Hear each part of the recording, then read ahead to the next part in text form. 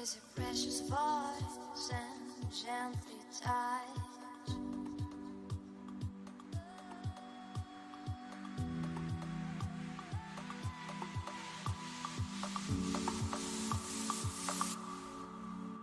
Is a precious voice and gently touch. I am here to show you.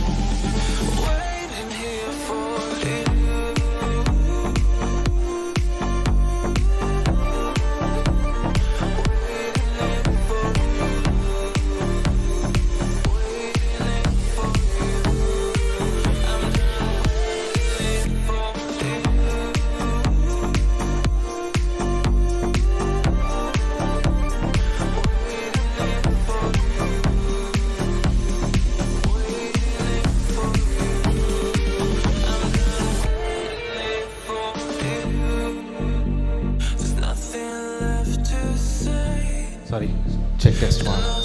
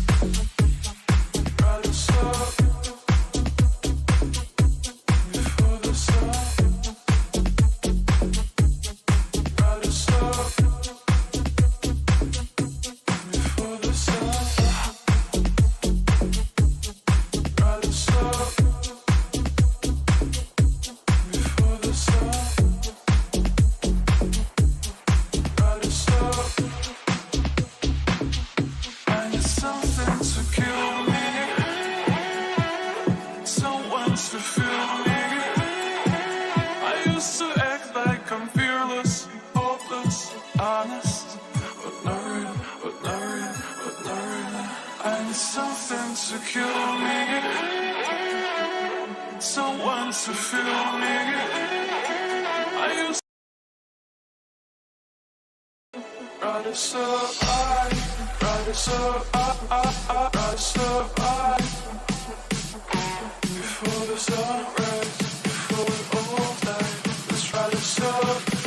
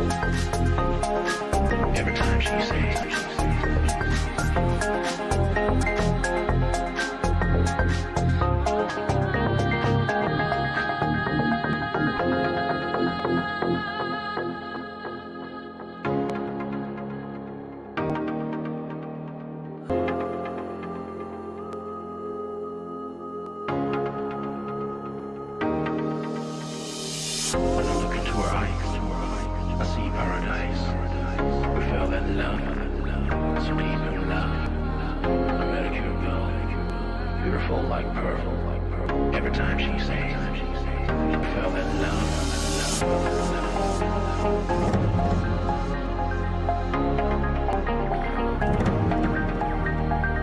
When I look into her eyes, I see paradise. So deep in love. We felt that love. Every time she sang, so deep in love. I met a beautiful like we felt that love.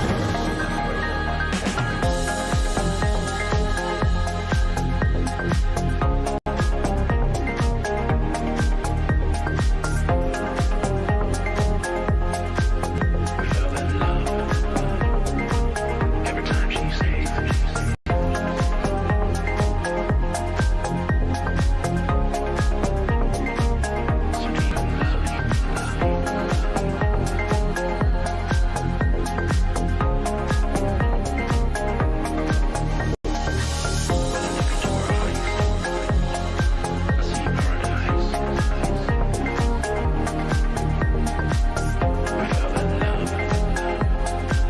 Every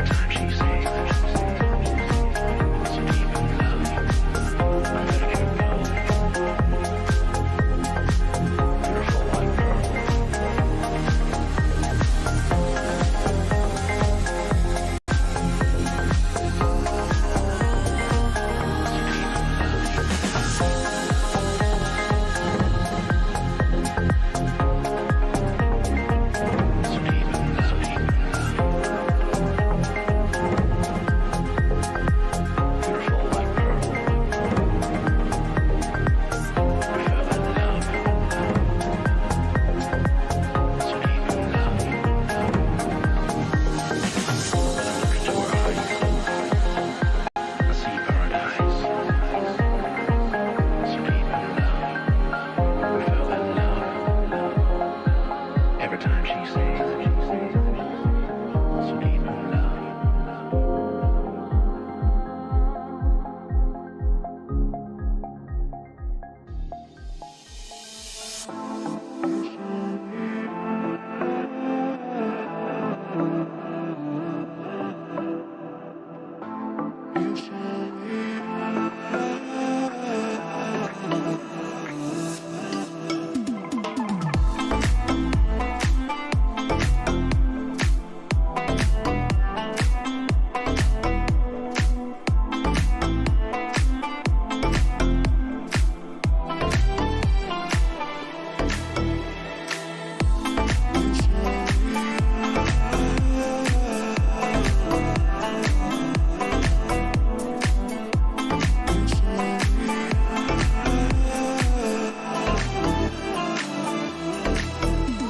You're my only sin, you're my ecstasy.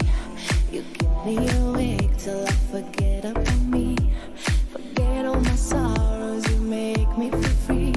In a million tomorrows you spend with me. When I'm with you, you're not insomnia. You stole my basic nights and my whole life. When I'm with you, you're not insomnia. Insomnia. Insomnia.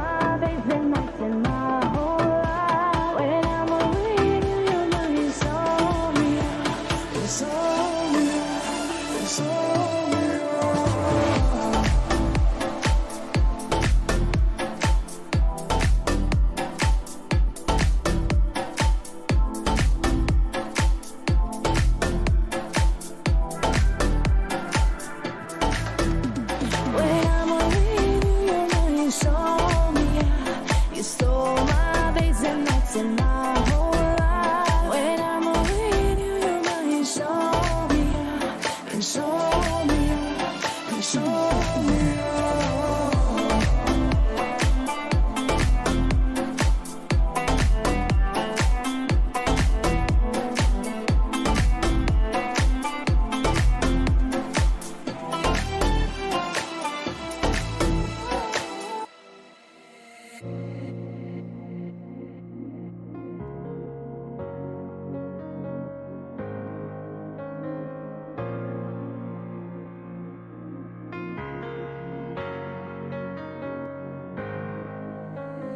who are you? Singing as I stare from afar. I once knew someone who would sing where you are. Now your melodies calling my name. It's a similar sensation, similar sensation. Now your melodies stuck in my brain. It's a typical sensation. Feeling this sensational.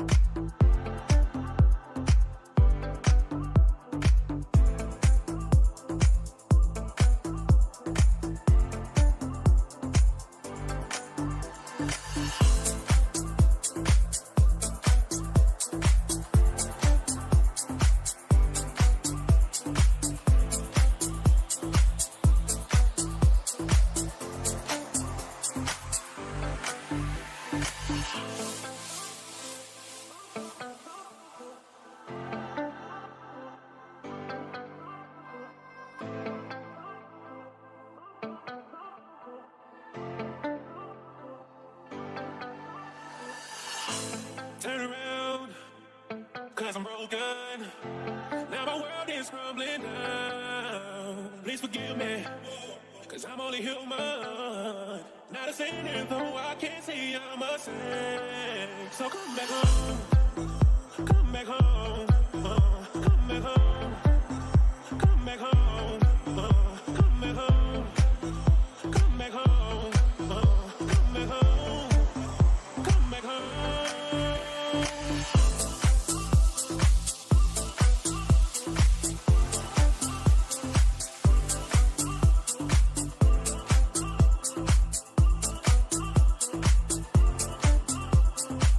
So come back home.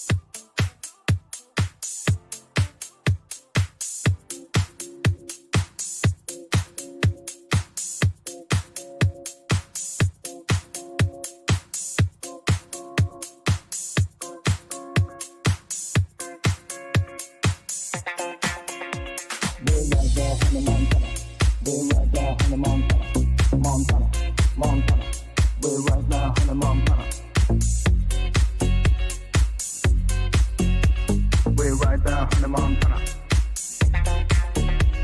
We're right down in the Montana. We're right down in the Montana.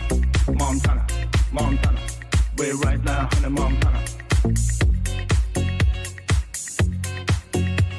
We're right down in the Montana. I am so deep.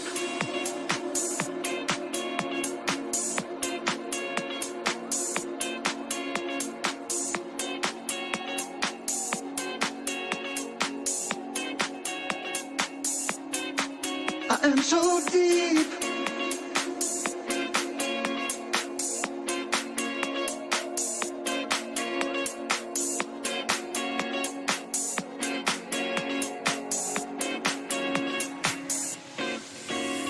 I'll tell you what, you can't deny my love tonight. The way you touch, the way you kiss, we both know how to cope with this. We both know how to cope with this.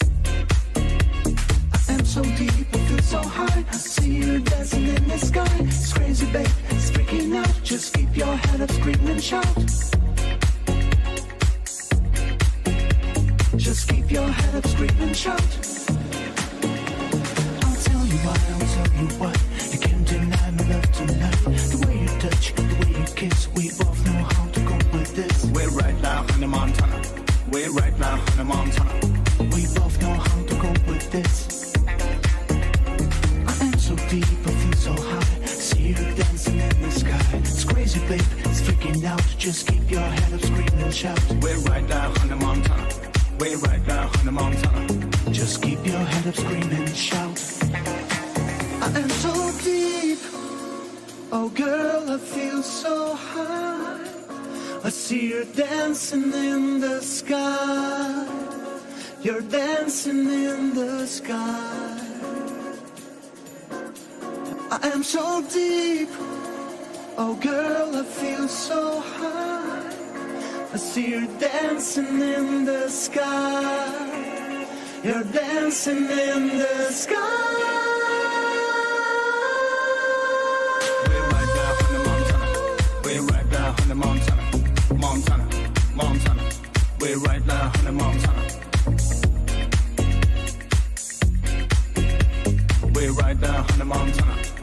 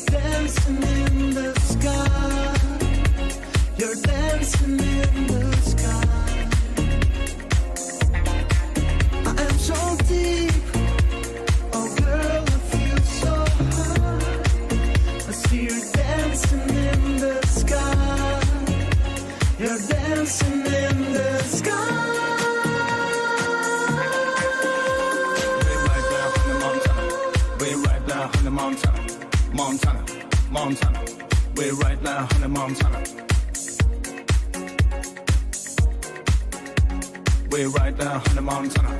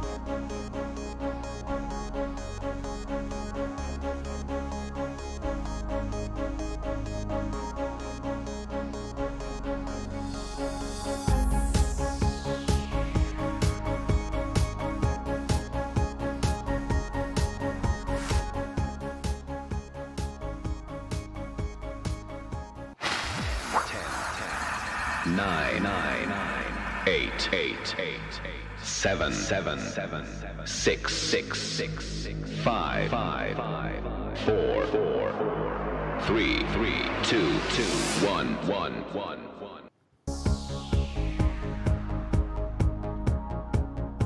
Hello everyone, my name is Zuhair Abbas and I will be your host for this absolutely incredible day. Well, a very warm welcome to the jury members, leaders, finalists and our audience to the grand finale of the Accenture B School Challenge Season 4. Well, this year's challenge in its own new virtual avatar. Well, it's going to be an action-packed day for sure, engaging, insightful, and as we gear up to hear from our leaders and watch our stellar presentations by our top 10 finalists.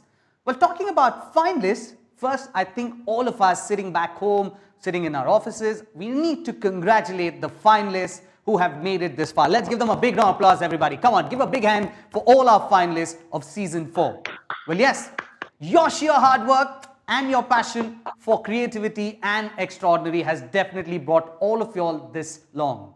The prestigious Accenture B School Challenge is celebrating and is here to celebrate of the novel ideas by prestigious young minds and brilliant young minds that we have in us, the power to radically change the company. Well, yes, radically change the way companies think about the future.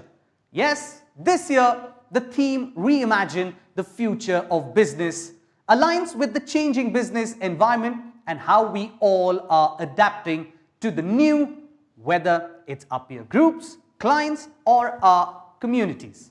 Well, I'm sure each one of us have reinvented the way we work, interact, embrace the new technology. To all the viewers who've joined us this wonderful afternoon, thank you for taking our time and being a part of the grand finale. We also be a part of this event, but yes, make sure today let the whole wide world know what you are doing, what you're watching by using the hashtag, which is hashtag B School Challenge and hashtag Future of Business. Let the world know, go on to your social media, make sure you use these hashtags. I repeat again, that's hashtag B School Challenge and hashtag Future of Business. Well, share your thoughts, cheer for your teammates, or share your thoughts and make sure everything out there, the thoughts on reimagining the future of business. Ladies and gentlemen, boys and girls, without any further ado, it's time as I invite someone very special who you're eagerly waiting to hear his thoughts, to share his thoughts on the entire event. And he is here to kickstart the event for all of us. Ladies and gentlemen, please join me welcoming none other than Sanjay Davar, Managing Director and Lead Capability Network, Global Network and Strategy. Let's give a big hand, everybody.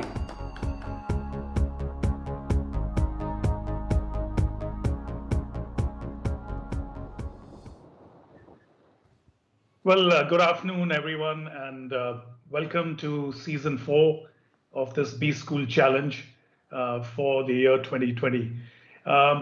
When we started this 4 years back, we knew that it's going to become a good platform for us to reach out to all the students at the MBA campuses that we visit. And it's more than lived up to our reputation, over the course of the last 4 years. Today's topic is reimagining the future of business. And I think this is the most appropriate time to be reimagining business because we are in the never normal future of business going forward. As we've entered and seem to be, to some extent, exiting the COVID curve, we are seeing our clients struggling with a number of issues. And I'll just take a couple of examples to talk about some of the things which our clients are experiencing. The first is, obviously, there's a boom when it comes to online business. So we are seeing more and more of our clients coming to us and asking us for multi-channel options to be able to reach out to the consumers online.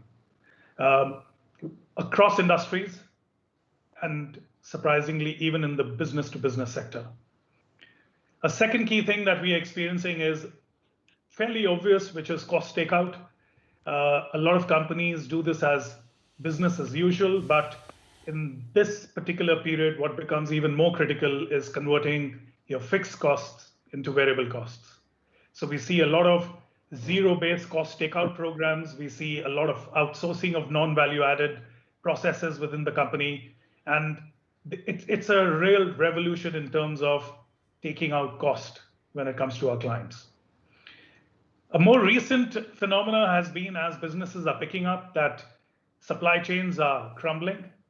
To give you one example, one of my clients in the automotive sector, they are seeing tremendous demand, but they are not able to provide their products because guess what? The tier one suppliers are not able to provide them with fuel injection pumps. Because everybody's business is booming at the same time, there are supply challenges, and therefore supply chains need to be more resilient going forward in this post-COVID era. And finally, very interestingly, and we were just talking about it as a panel before we went live, with the onset of work from home, a lot of our clients are now wanting to journey to cloud. So they want to move away from their on-premise servers and they want to go and work in the cloud. And just to give you one example, one of our infrastructure clients is struggling with their engineering folks dialing into their on-premise servers, and they are suffering when it comes to actual response times. And therefore, we are helping them actually think through what does it take to actually move from on-premise servers to the cloud. So these are just some examples of the kind of challenges our clients are facing. I'm hoping that as we hear the readouts from most of the teams today, the top 10 teams, what we will see also is an element of responsible and sustainable business. And I think it's important to spend a couple of minutes on this because during this period of COVID, what's also happened is that the gap between the haves and the have-nots has increased even more. We've got hundreds of millions of people who've gone into poverty. And there is a new wave that we are experiencing globally, which is more and more companies are committing to not only looking after their shareholders, but all their stakeholders, including clients, their people, and also communities and governments. So as you're thinking about the B School Challenge readouts back to us, I'm hoping you'll also bring some elements of sustainable and responsible business in your thinking. We as Accenture have rethought our purpose. It's all about being able to promise delivery of technology, but with human ingenuity. And the way we are going about doing this is measuring value in a 360-degree fashion, which involves not just financials, but also inclusion and diversity, sustainability, talent, of course, and then some custom aspects depending on which client we are serving. So we use this 360-degree value meter to measure how we are adding value to our clients. But we also use the flip part of it to measure how Accenture is adding value to all its stakeholders. So this is going to become more and more a theme for businesses going forward. And I hope to hear some thoughts around this as the teams are playing back to us. So with that, let me introduce you to the panel today. We have a very eminent panel with us today. I'm going to start with Ms. Sangeeta Pindulkar, who's the CEO for Pantaloons in Jaipur at Aditya Birla Fashion and Retail Limited. She has over 30 years of experience across diverse sectors in the fast-moving consumer goods, pharmaceuticals, financial services, and retail industry. So welcome, Sangeeta, and thank you for joining us today. We also have Etzel Pereira, who's the Group Vice President for Information Technology at Glenmark Pharmaceuticals. Etzel too has over 30 years of experience across pharma and IT in India. And as Group IT lead for Glenmark, he's responsible for enabling the IT to achieve objectives of high system availability, process improvements, and of course, increased levels of automation. Thank you, Etzel, for joining us today. We also have Abhay Johri, who's the head of digital strategy for ICICI Bank. Abhay leads the digital strategy function at ICICI Bank, and once again has more than 30 years of experience across industries, including auto, banking, insurance, and telecom. From Accenture, we have Sonali Kulkarni, who's the managing director with us and leads our financial services business. We have Piyush Singh, who's the senior managing director and lead for our Accenture India market business. In addition, he also leads all our growth and strategic relationships in Asia Pacific, Africa, Middle East, and Latin America. And finally, we have Anurag Gupta, who's the managing director and lead for our strategy and consulting business in India. So welcome everybody, and I look forward to a very, very participative and interesting session going forward. So it's back to the MC.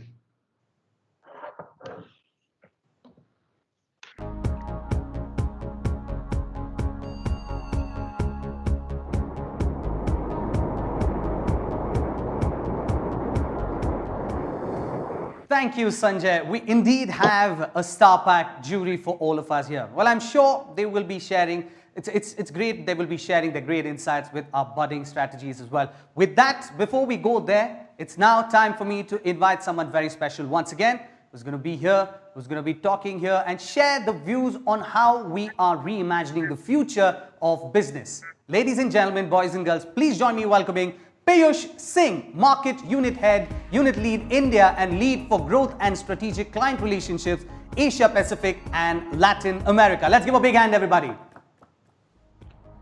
Hey guys, thank you, and thank you Sanjay for introducing the jury as well.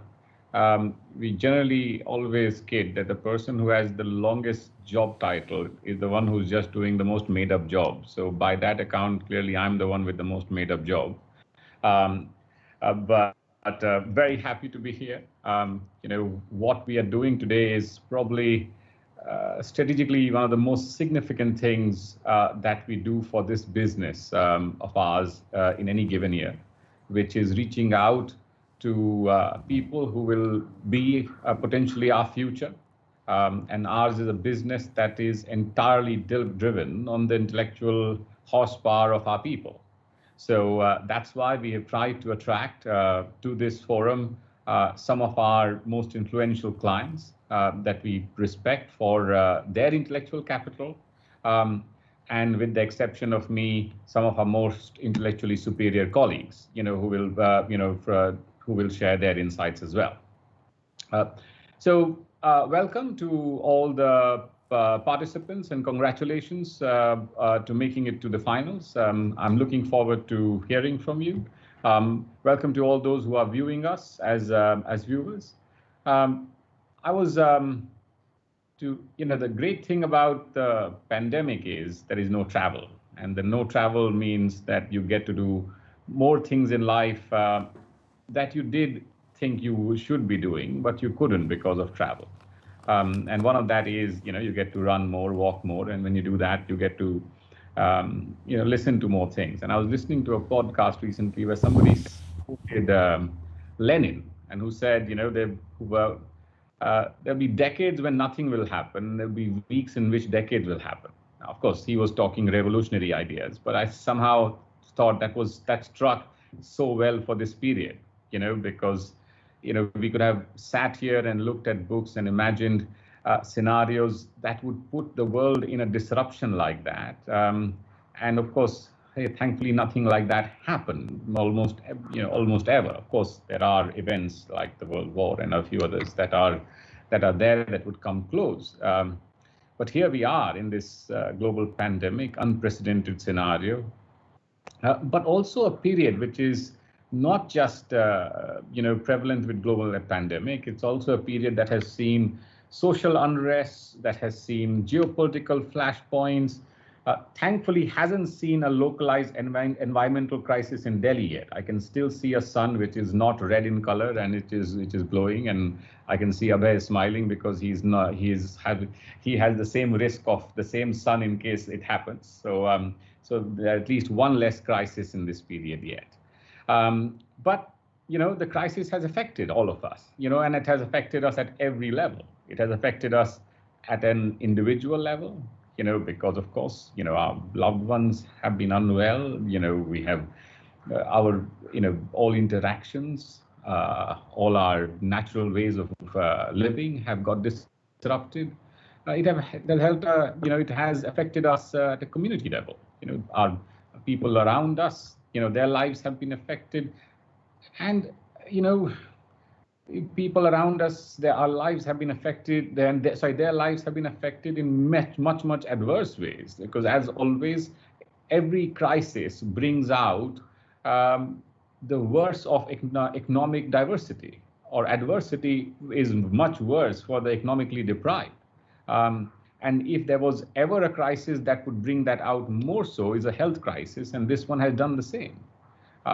It has helped us at a provider level. We do live in a commercial world, so I can't not mention that point, because as providers, and Sanjay alluded to some examples earlier, every provider has been affected.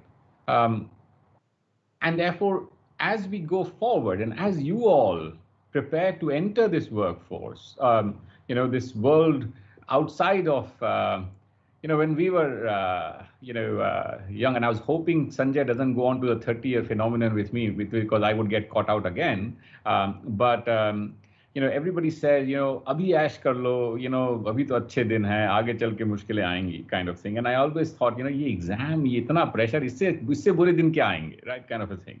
So I'm sure you are in that phenomenon as well right now. But I will use the cliche and say these are the good days. And when you enter the bad days of the workforce, you are entering at a point of an unprecedented disruption. But hopefully, an era of unprecedented opportunities. An era where you can start with a very different level of significance and importance to compassion. Compassion towards society, compassion towards environment, compassion towards, customers. So that's the first and foremost, message that I'd like to give you. Because if we do not take that away from this pandemic, then we would have certainly wasted a crisis.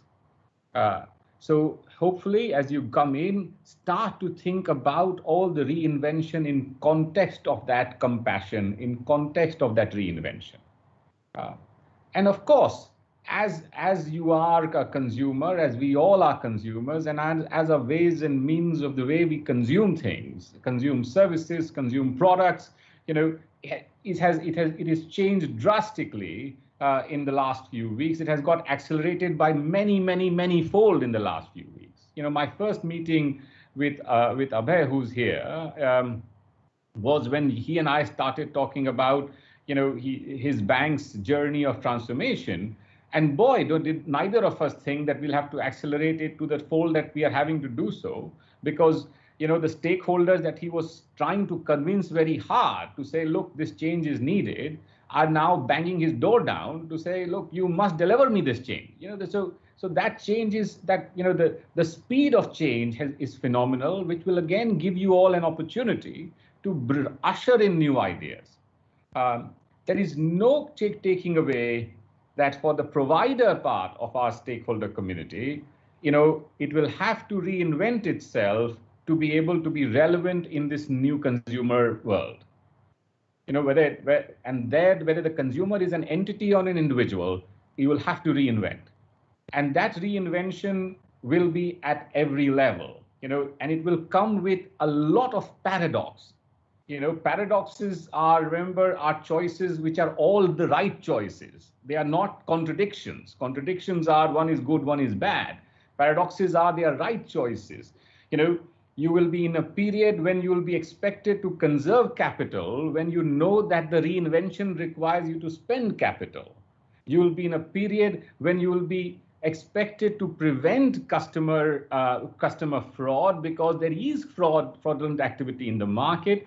But at the same time, make sure that you are not turning away a customer that needs compassion. The behavioral attributes of both of them will be similar.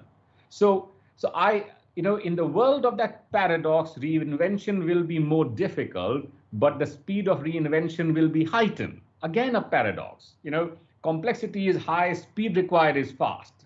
So, I shall not spend too much more time on these topics, but leave you with that message. You are entering a period, hopefully at the end of a crisis, towards the end of a crisis, a period that will demand a level of prioritization of compassion in a way that it has never existed, but at the same time, a reinvention of businesses to cater to that compassion while dealing with some very difficult paradoxes. So with that, I shall hand over back, to the stage, and I look forward to hearing from all of you.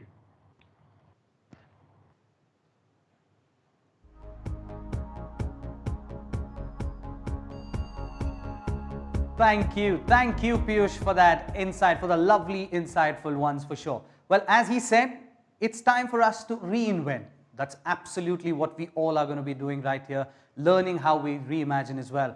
With that, we're going to take you to a very, very special segment. Today, for this grand finale stage, for the grand finale day, which we all have been eagerly waiting for, we have with us a very special guest. Well, who is joined us to be a part, and just to give you a little heads up, a little introduction about this person, holds a graduate degree in pharmaceutical sciences and management degree in marketing. While she brings over 25 years of marketing, sales and general management experience spanning across sectors of packaged foods, beverages, financial services and pharmaceuticals. Well, now I'm sure you all are eager after you hear those ample amount of experience, 25 years. Well, I can't wait, and I'm sure you all can't wait as well. Ladies and gentlemen, please join me in welcoming our special guest. It's none other than Sangeeta Pendurkar, CEO, Pantaloons. Let's give a big hand, everybody.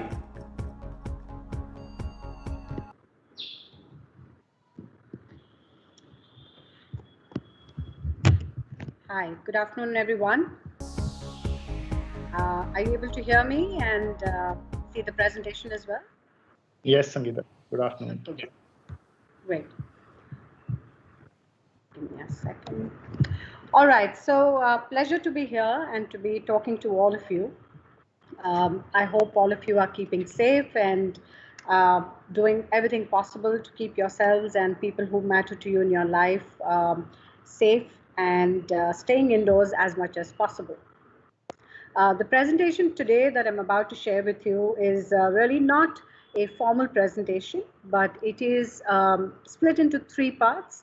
One is about the journey of Pantaloons as we saw it, I saw it in the last 2 years and 9 months when I joined this company. This is a brand which is, about 2 decades old, and it's a brand that was acquired by the Aditya Birla Group about 7 years ago. And a little introduction first on the brand. That's what we're going to do, the journey of Pantaloons. The second part is going to be about COVID and what has COVID really done for us. And the third part is really some leadership lessons out of my own experience. So that's what I intend to cover today. So who are we? Pantaloons is India's leading lifestyle and fast fashion brand. We are present across close to now 175 cities with 340 plus stores. We have a very large base of consumers who stay loyal to us, about 1.7 million. And this brand was amongst the first brands that brought fashion to India. Even today, when you talk to consumers, they remember Pantaloons as being one of the first department stores that came into India and that brought fashion into India. Now, I'm just going to cover the journey so far, as like I said, as I've seen it over the last close to 3 years, just in 2 charts in the interest of time.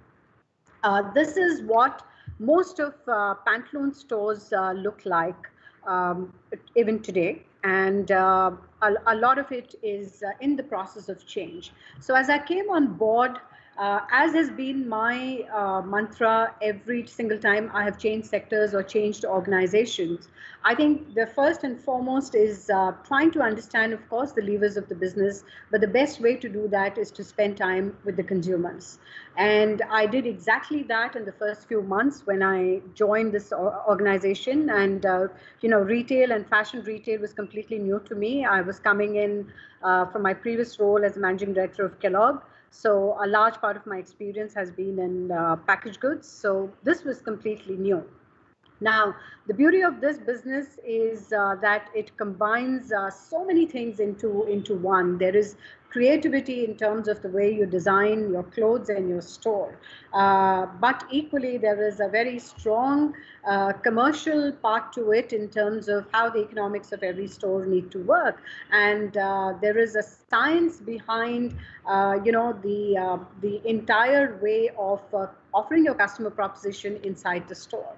And that's the beauty of this business. And in case of pantaloons, I think what's even more exciting is the fact that unlike the industry that I came from, the channel also here belongs to us. So everything that happens or doesn't happen is because of you.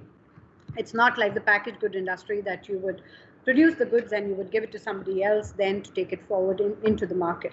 Everything resides with us here, and therefore you are accountable completely for the way you shape your business and the way you shape your brand.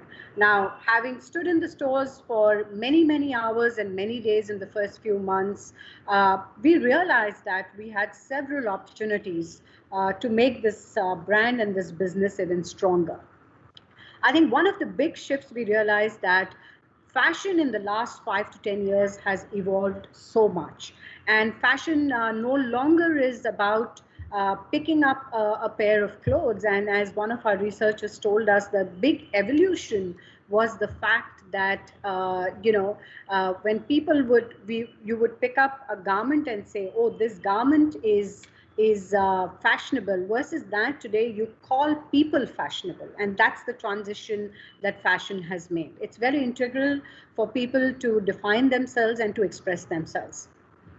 When we looked at our stores, there were several opportunities because, as I said, the definition of fashion and the relevance of fashion in people's lives had changed so much. Therefore, the kind of experience that we were offering and that the consumer was looking for, we realized that there was a gap there, and we needed to fix various things. We took on this journey to start our transformation agenda, and this involved really revisiting every single element of the business that came together to provide a differentiated or a superior consumer experience. We relooked at our clothes, the price value equation of our clothes. What consumer wanted was something that was more trendier and keeping pace with changing times, something that was relevant for her. It was for that target audience. We had to look at the freshness in our store because people want clothes. Every time they come, they want something new and they want the most trendiest clothes. And therefore, each of the changes that I'm talking about required a significant change at the back end in terms of how we designed, how we ordered our inventory, how we managed our inventory, what our models were, what our platforms were. So versus earlier, when you would perhaps in the month of February, if you went into a store in February and in the month of May, you would see very similar looking clothes. Today, if you went to our stores, you would literally see everything new. Every time you went, even if you went once a fortnight, you would end up seeing something new in our stores, thereby giving the shopper an opportunity to pick up something relevant each time she was there. But of course, like I said, first the definition and the assortment of the clothes itself changed. The brand, we needed to really redefine our brand in terms of making it more relevant to our customers today, but also being seen as a brand that is far more progressive and keeping pace with changing times, and a brand that understood fashion. And one of my learnings, having come from outside the industry, is that in this sector, while advertising plays a very important role, your brand is actually built inside the store. Every square foot that you have inside your store gives you an opportunity to actually define your brand. So that was a big aha moment for me. And we said, how do we create the right ambience? And again, but within the store, there are, I think, 10 or 12 different elements which define what is the experience inside the store, whether it's your store staff, it's your service proposition, it's the way you display your clothes, the store design, and many more. And we revisited each one of those. Our distribution strategy, how do we expand, which are the right markets, we revisited all of that. And finally, at the end of it, what is the kind of customer experience that we want to provide? We defined that with a completely new vision for the business. And this is how we have traversed this path, and I think I've been very blessed to have a great team that has really led this agenda for me and been by my side in driving this change. And I'm very pleased to share with you that over these 2.5 years, we've seen some great business results come through. What we look like today, and these are just some new stores we have opened literally in the last few weeks, the store looks like this, right? And as I said, it's quite different, as you would see from the previous picture. We've brought in new categories. What you see at the bottom right is the kids section. What you see on the bottom left is, a new category, saris. Again, understanding the consumer, that the consumer is looking for, looking for products for all different occasions. And again, going back to the roots is one of the strong consumer trends, and therefore we've introduced saris and many other such new categories, keeping in mind what our strategy is and keeping in mind from what is our source of growth in the future likely to be. So this is just a very quick snapshot in 3 minutes of the last 3 years, and perhaps it doesn't do justice, but that's a snapshot for you that this is a brand that's trying to really stay relevant, be seen as a younger, more relevant brand, a more fashion relevant brand, and at the same time elements of sustainability. That's something you will see over a period of time that was alluded to by Sanjay in his talk earlier. So that's Pantaloons. Now, while we have been on this journey of transformation, all of us have seen a complete disruption in our lives with this unprecedented event, which has really impacted every single person, every single business. It has impacted every fabric of society across the globe. And I remember in the month of March, where as things were closing down, we were amongst the first ones to take cognizance of this and shut our offices and start shutting our stores even before the government asked us to do so. And since then, I think the last 8 months, the lessons that we have learned over the last 8 months is like a crash course in leadership. And the kind of experiences that we've had, the way we've had to develop new muscles, both in terms of managing business and in terms of leadership, it's been a true test of our character and our leadership. And I'm again going to very simply, in one chart, tell you some of the big shifts, the way we have seen them. This world, the new world, as people call it, whether it's the new normal, the new abnormal, whatever we choose to call it, it is perhaps never going to be the same again. And there have been significant shifts in the consumer's mind and therefore in the consumer's behavior as we see them. We have seen several shifts across several parameters, and we talk to consumers quite often. One of the most important shifts is the shift in terms of health and hygiene, and I think that will outlast the pandemic. It will also impact many other categories, including fashion, and you're seeing, the kind of clothes that fashion retailers are launching today with a health benefit, whether it's the antiviral finishes or the protective gears. A lot of that would come into being, but it's going to be one of the filters the consumers will use both to decide what to buy, where to buy, and how often to buy. So that, to my mind, is the first and the most important thing. And the obvious impact of that in the way organizations will run their businesses is safety first. As we reopened our stores in the month of May, June, I think putting in place very, very strong protocols to make sure first our teams, our frontline staff who've been the true warriors and who've been in the stores right from the day we opened, welcoming consumers with a smile and serving them with their passion as they always have, without really thinking about their safety. We needed to create that environment for them. So therefore, today, organizations have to embed safety in their operations. That's the most important thing, be it our offices, be it our stores, or be it our warehouses across the value chain. This has been our first, second, and third priority. So that's an important aspect for us to think of.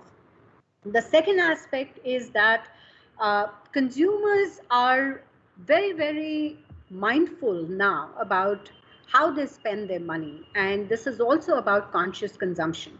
And therefore, one has to really think about how do you change your proposition? How do you alter your proposition to stay relevant for the consumer? And this is in terms of, in terms of whether it is changing your assortment. Very often it is also about changing your business model.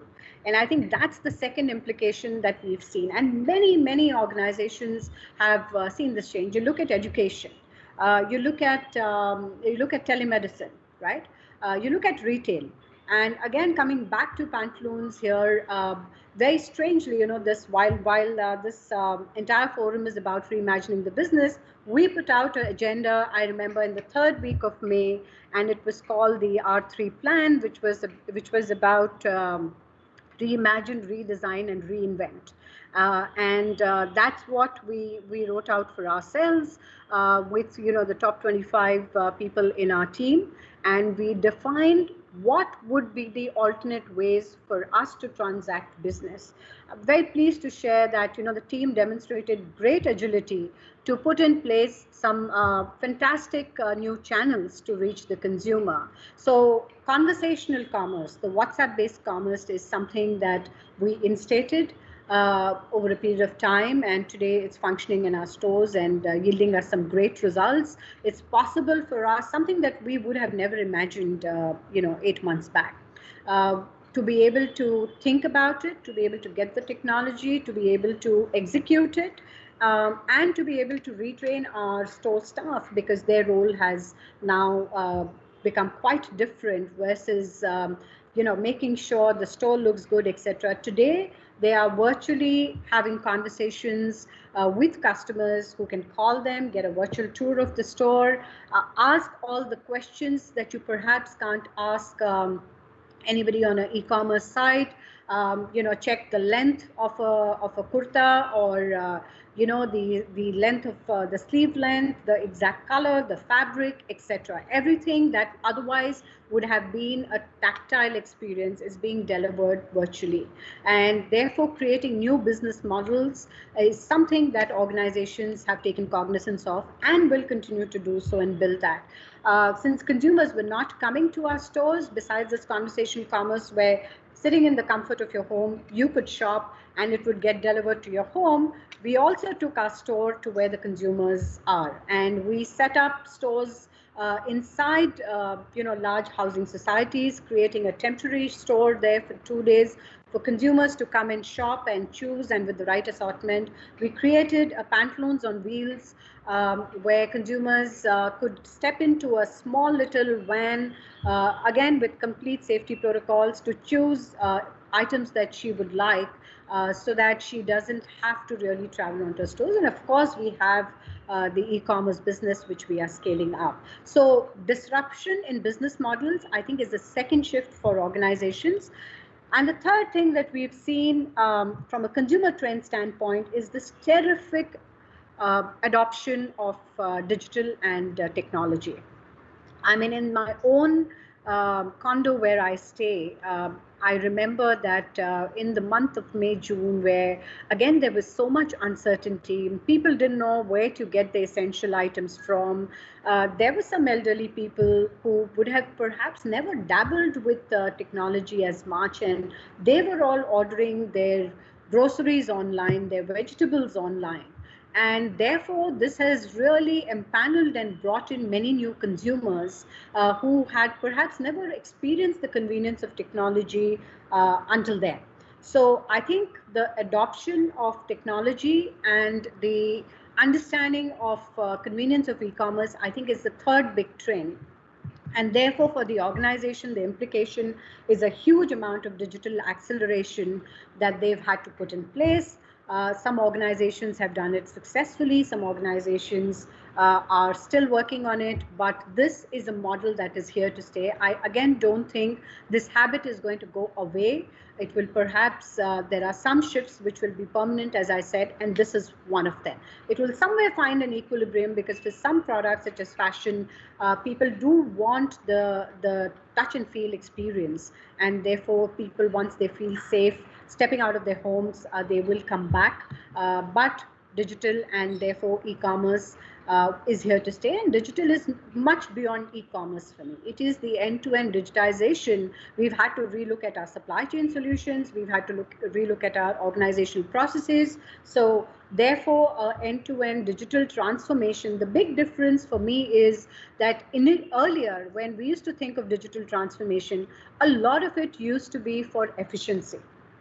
It was a question of making your processes more efficient. It was to facilitate collaboration. You would think of technology in those terms. But today, technology is fundamental because the consumer is living a digital life, and therefore today technology is for revenue and not just for efficiency. So these are the three big organizational shifts I think that we've experienced. The second lens, this is all from the consumer lens. The second lens I want to view this from is the employee lens. It's been a very, very tough time for all of us as human beings. We have been all locked in, cooped up, for the last 7 to 8 months. And many of us have gone through tremendous amount of anxiety and stress. Many people have lost their near and dear ones. And with kids at home, with spouses at home, I think it has been an extremely trying time for people. What this has also done, I think it has fundamentally done two things. It has, one, changed the equation of the employees with the organization, right? And therefore, it is because people are not in that social environment of seeing each other, organizations have had to think different ways of engaging.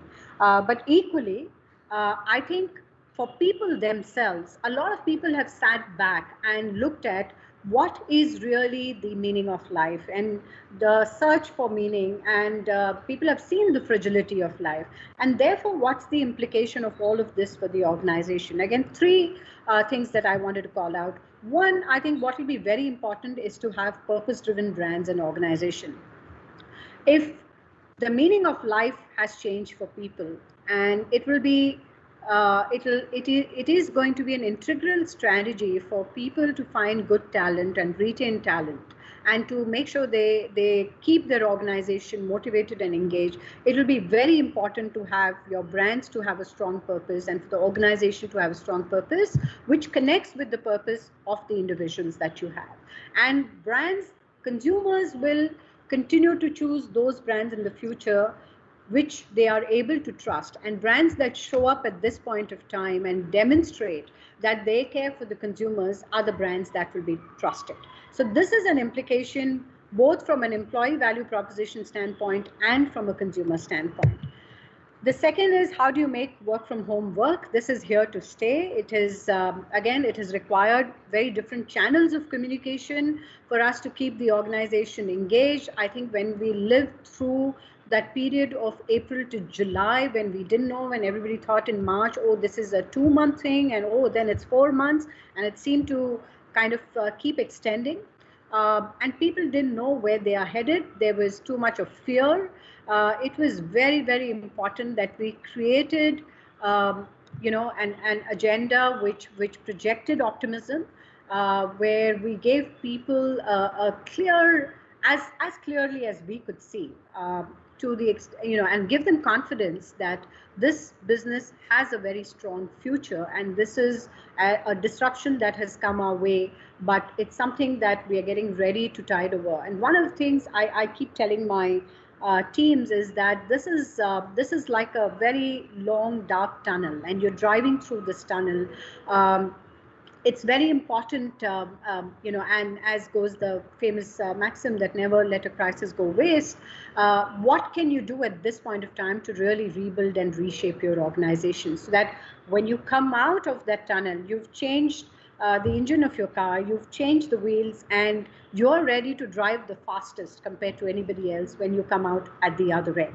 So I think on engagement and how do you really create this virtual environment to be more engaging? How do you, people are not comfortable sometimes turning on their cameras because they feel vulnerable, and not everybody has large homes, not everybody feels comfortable if a child walks in.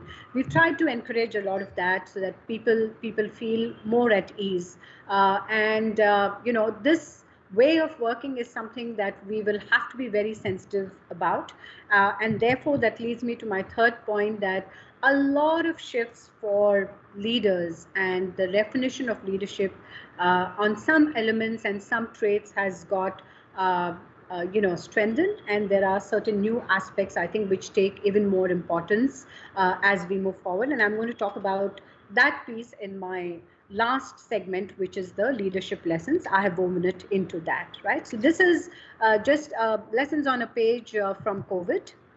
Moving on to what are some of the leadership lessons, both out of COVID and out of my 30 odd years of working life. So the first one is more for all of you who are just about to start your careers. And I do talk to and mentor a lot of youngsters. A lot of people who worked with me in the past do reach out for advice from time to time. And I sometimes feel that, the youngsters, of course, today, all of you have lot more clarity than what people of my age. I'm certainly speaking here for myself, and I definitely didn't have the clarity at your age or when I was your age. But today, I think you have a great sense of purpose, and you have a tremendous amount of clarity in terms of where you want to go. Sometimes I feel that youngsters like yourselves are in a bit of a hurry, and therefore my first advice to you is don't try and be a honeybee. A lot of youngsters think that if they changed jobs quite often, they will go up the ladder faster. So it's almost like it's a line at 45 degrees, that if you move from one data point to the next and one job to the other, the line will go up in a linear fashion. Not the case. If I look at my own career, I have spent about, like I said, 32 years now across 6 different organizations with an average tenure of about 6 to 7 years, and therefore width versus depth. Right? And I would, at any given point of time, prioritize depth. It takes you a year to understand any particular industry, any particular job. By the time your contributions are visible, it's year 3, year 4. And for your own learning to be able to go deep, I think is more important than trying to get more titles and trying to, move up either for a title or for a designation or for monetary reasons. So I would just say that try and make sure that you get the juice out of one flower before you try and get to another one and get lured by another one.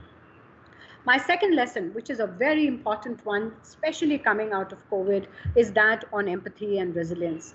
Extremely critical. And again, Piyush talked about it in terms of compassion.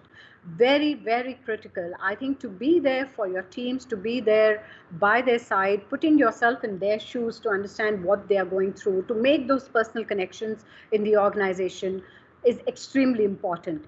And as a leader, to have resilience of mind, to be able to stay calm through a crisis, because this is not the last crisis that we are going to see. These are going to be far, far, more frequent, and therefore we got to be ready for this. Equally build resilient organizations, and by that I mean resilient processes, resilient systems, and build a very strong team, encourage them to stay resilient. So that's my lesson number 2.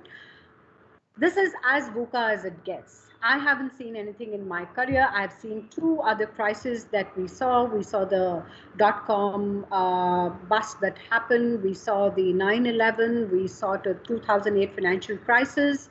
But this is different because 1, it's open-ended. 2, this poses a life risk across the globe to every single. It's been a great leveler. It doesn't differentiate between straight up. You've realized that ultimately we are all alone. It's true for individual households. It's true for countries.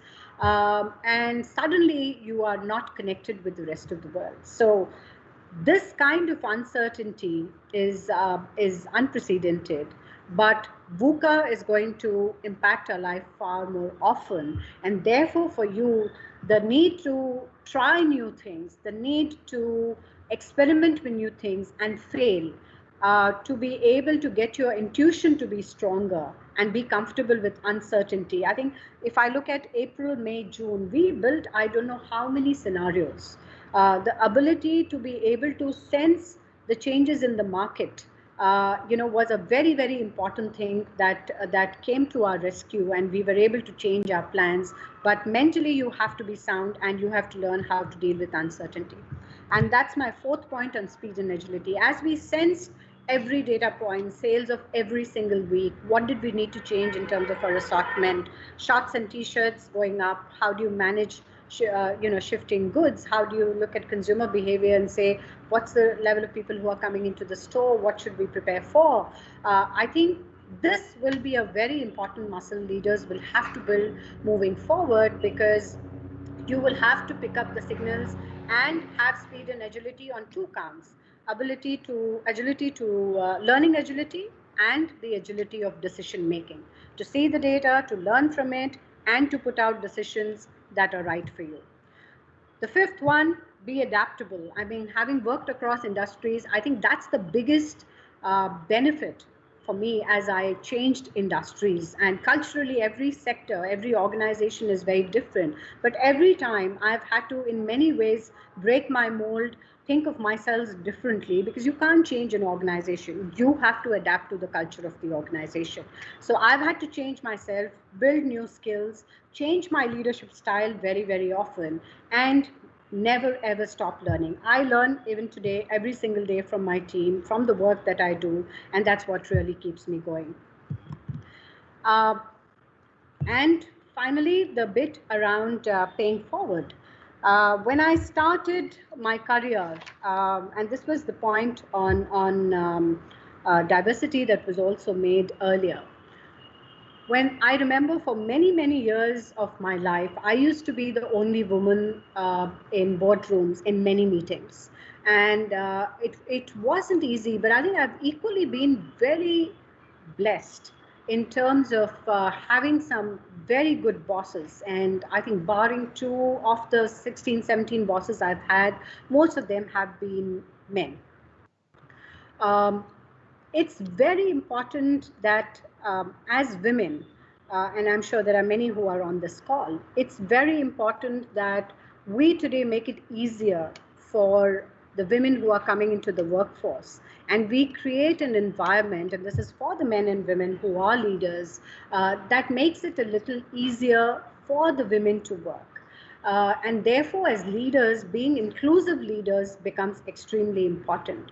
And therefore, I think the responsibility is on all of us, for the men to create environments that, and this is not about bias. I'm the last person to recommend a diversity agenda because I'm a woman or because I think diversity is just good to have. No, there's a business case for diversity. And this is diversity, I'm talking here gender, but diversity is, as all of us know, has many other dimensions. But how do you become an inclusive leader becomes even more important, because in a crisis like this, again, what one has learned is that you need minds with different perspectives to come together and solve for it.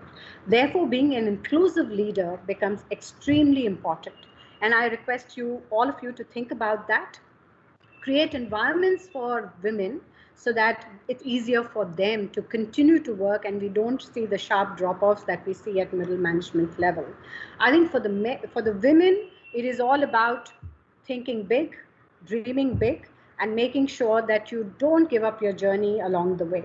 It's very easy. I very often quote this. I wonder, why do women think that they have an option of not working, but the men never think about that?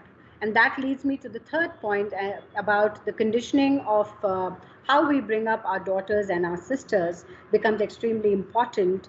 Do we treat them the same way as you would treat a young girl is treated the same way as a young boy is? And how do you create that sense of ambition in a young girl so that she has the freedom to dream big and she gets a chance to really live her dream? So those are really my few lessons. The Pantaloon story is not finished. We are in our journey moving from good to great. We still have miles to go before we sleep. So, and I'm sure at some point of time our paths will cross again and we'll meet again where I'll be able to tell you the next version of the story. But until then, as we say, keep styling yourself. Definitely visit a Pantaloon store to get the latest in fashion. And I wish you very, very safe times ahead. And to all you youngsters, I wish you the very best for a very successful career ahead. Thank you.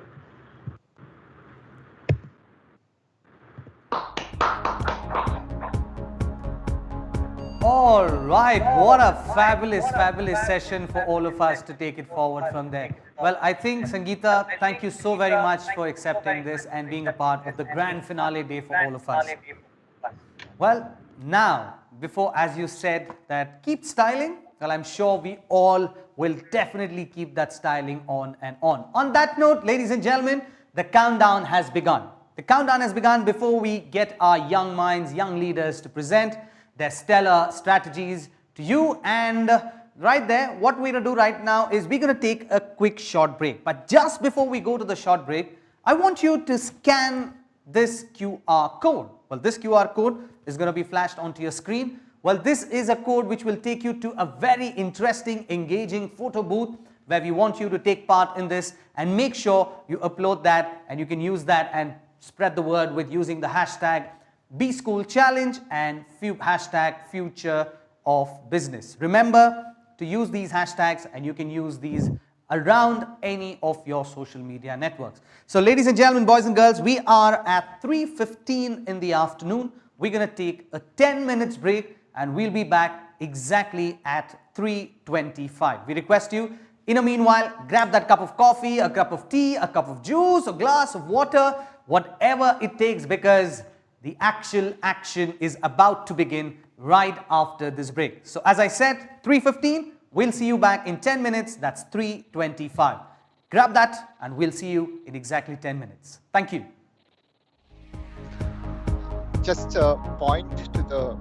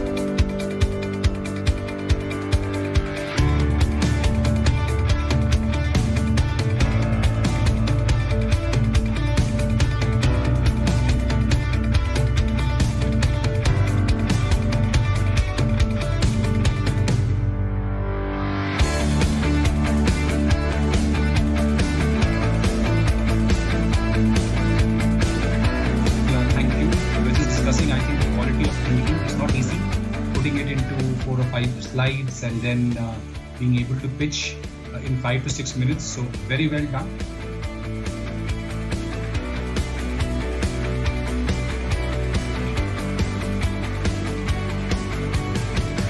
And finally, the winner. Any guesses? Well, the winner is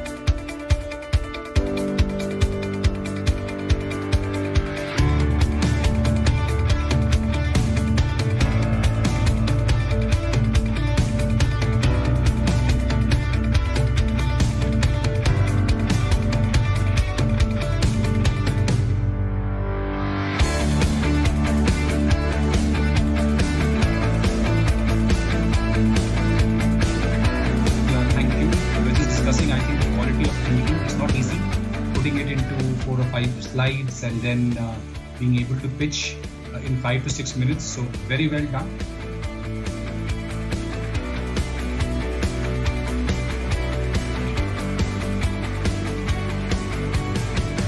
And finally, the winner. Any guesses? Well, the winner is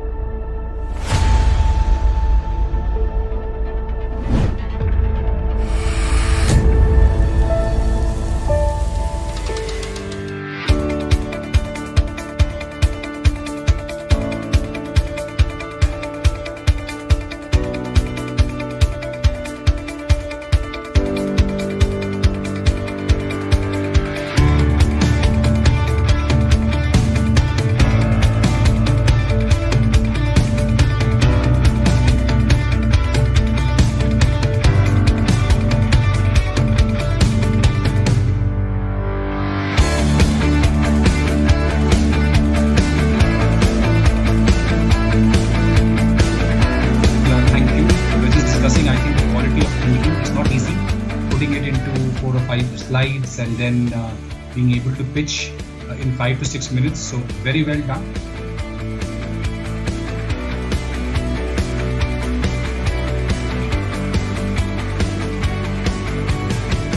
and finally the winner. Any guesses? Well, the winner is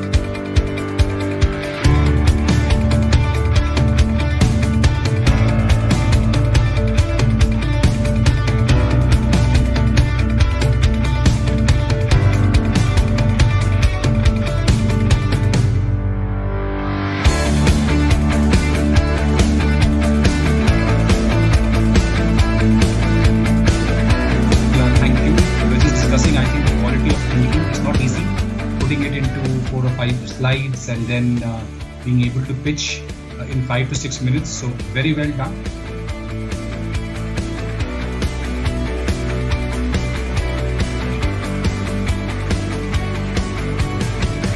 And finally, the winner.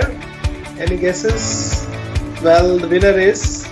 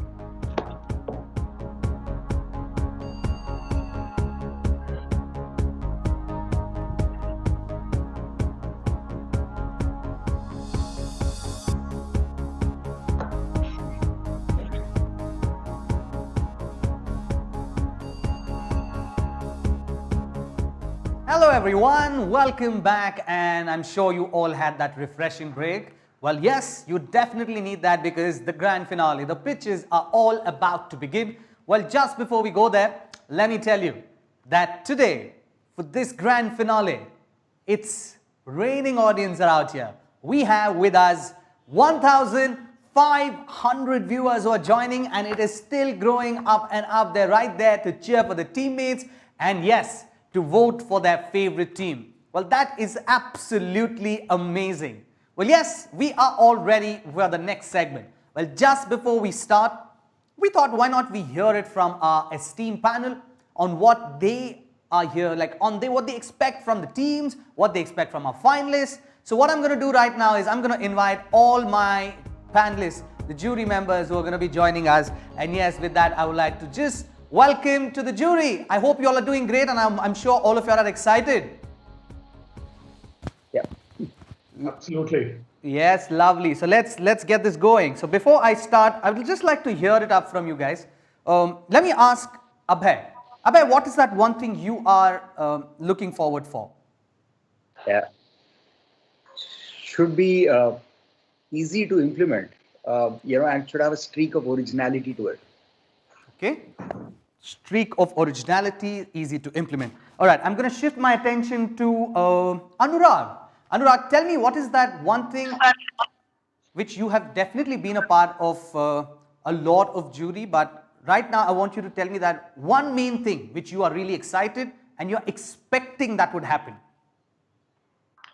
I mean, we all in business are expecting new ideas from this young, bright, group of budding leaders. So I would want to see out-of-box thinking, how some of these young minds are thinking about reinventing the industry. So that's what I would say: lateral thinking, out-of-box thinking.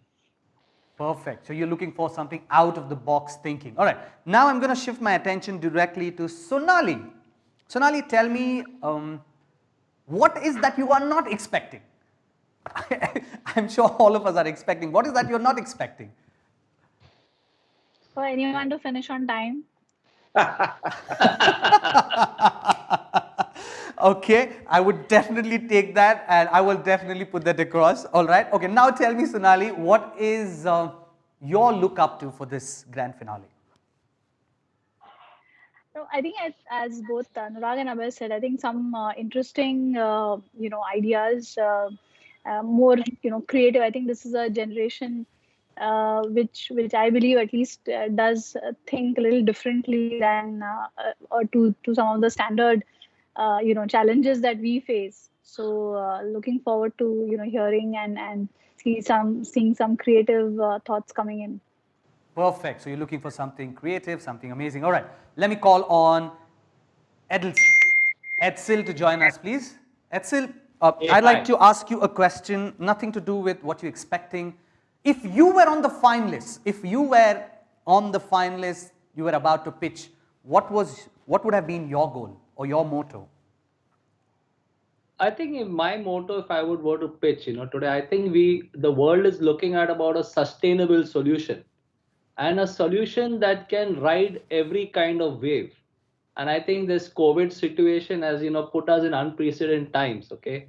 Of course, I'm from an industry which has benefited from this COVID situation, but in no way would we want to see our fellow human beings and our mankind in this situation. Okay. It has brought a lot of lessons for us. It has brought a lot of benefits. And I think one small instruction is also given mankind. I think at some point of time, mankind became quite arrogant to think, what, they have science on their side, they have technology on their side, they have medicine on their side. And I think nature has, put us, into our level where we should be and has taught us a simple, small thing which we call a pandemic. I don't really think today the world knows exactly what's happening.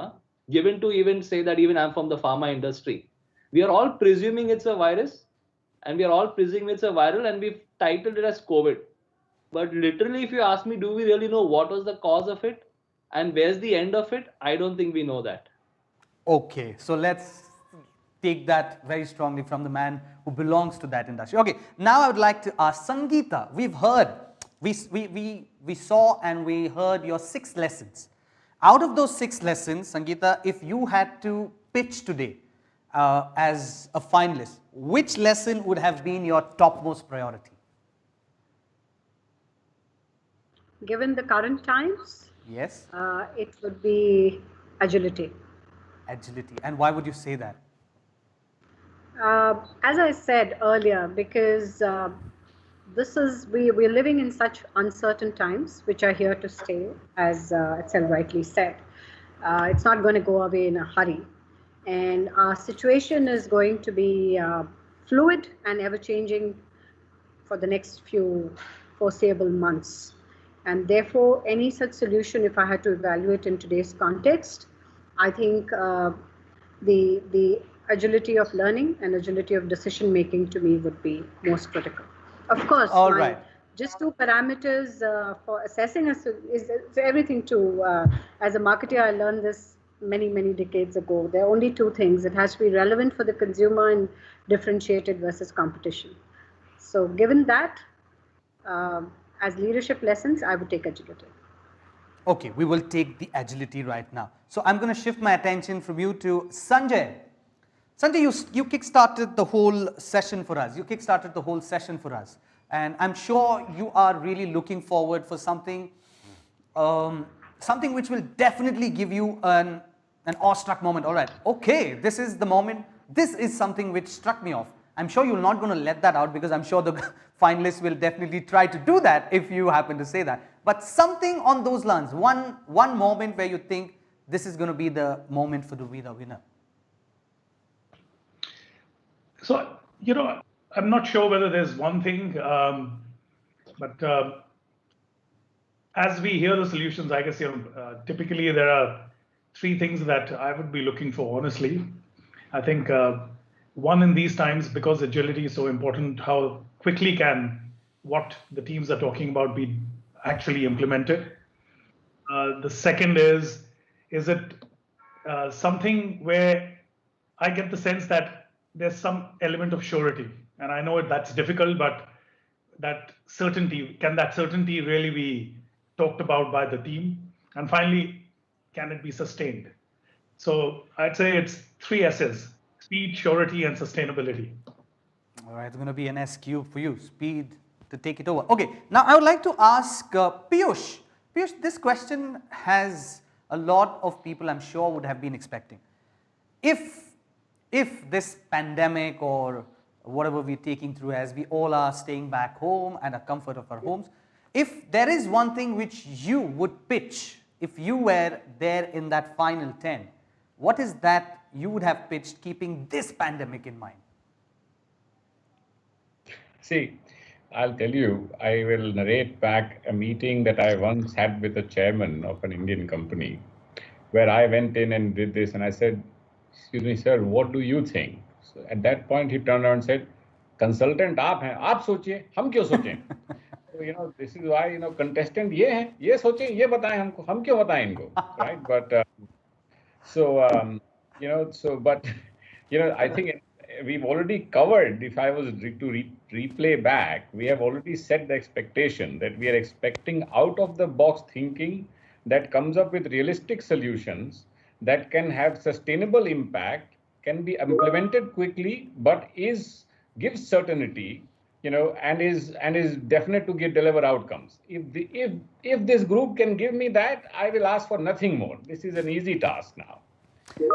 Perfect, perfect, perfect. So, jury, all I would like to say is thank you, but I would also like to say all the very best. I am definitely sure you will have a great time, but also a tough time to shortlist who is going to be the winner, the second runner-up, and the first runner-up of our season 4. With that, thank you, jury. Thank you so much. I'm going to leave you. You're going to take it over from here, and I hope that those points of all the jury members who said what all will definitely make a difference, I'm sure the teams have made a note out of that. All right, now it's time for us to call on stage the teams. Well, just before I call the teams, there are few instructions which I want all the team members to note down and to remember. Each team gets 10 minutes to present. In that, 6 minutes for your presentation and 4 minutes for your Q&A. Yes, 10 minutes is divided into 6 minutes for you to present and 4 minutes for you to have a Q&A. And right after that, you will hear a buzzer at the time of 5 minutes, something like this. Yes, that's the buzzer. At the minute clock on 5 minutes, you will get a buzzer. That is for you to get a heads up that you need to start rapping because you just have 1 more minute. That's about it.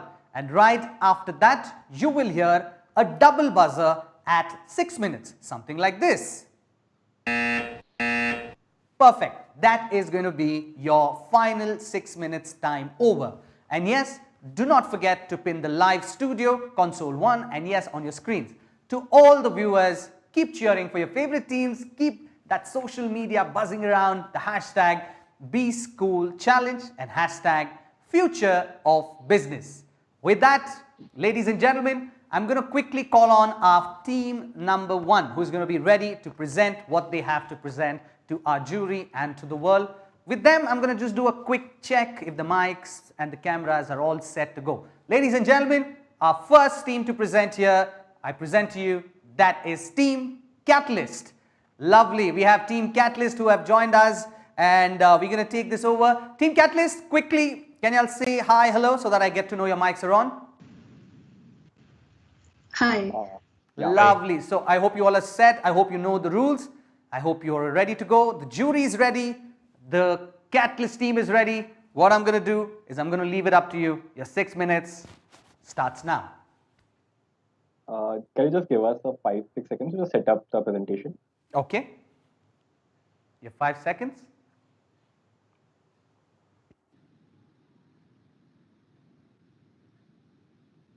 So just let me give you a heads up once again for all the teams if you've not heard it. You have 10 minutes, you have 6 minutes to present, and you have 4 minutes of Q&A, and you will hear a buzzer at 5 minutes, and you will hear a double buzzer at 6 minutes. These two are for you to remember that your time's up. Over to you, Catalyst.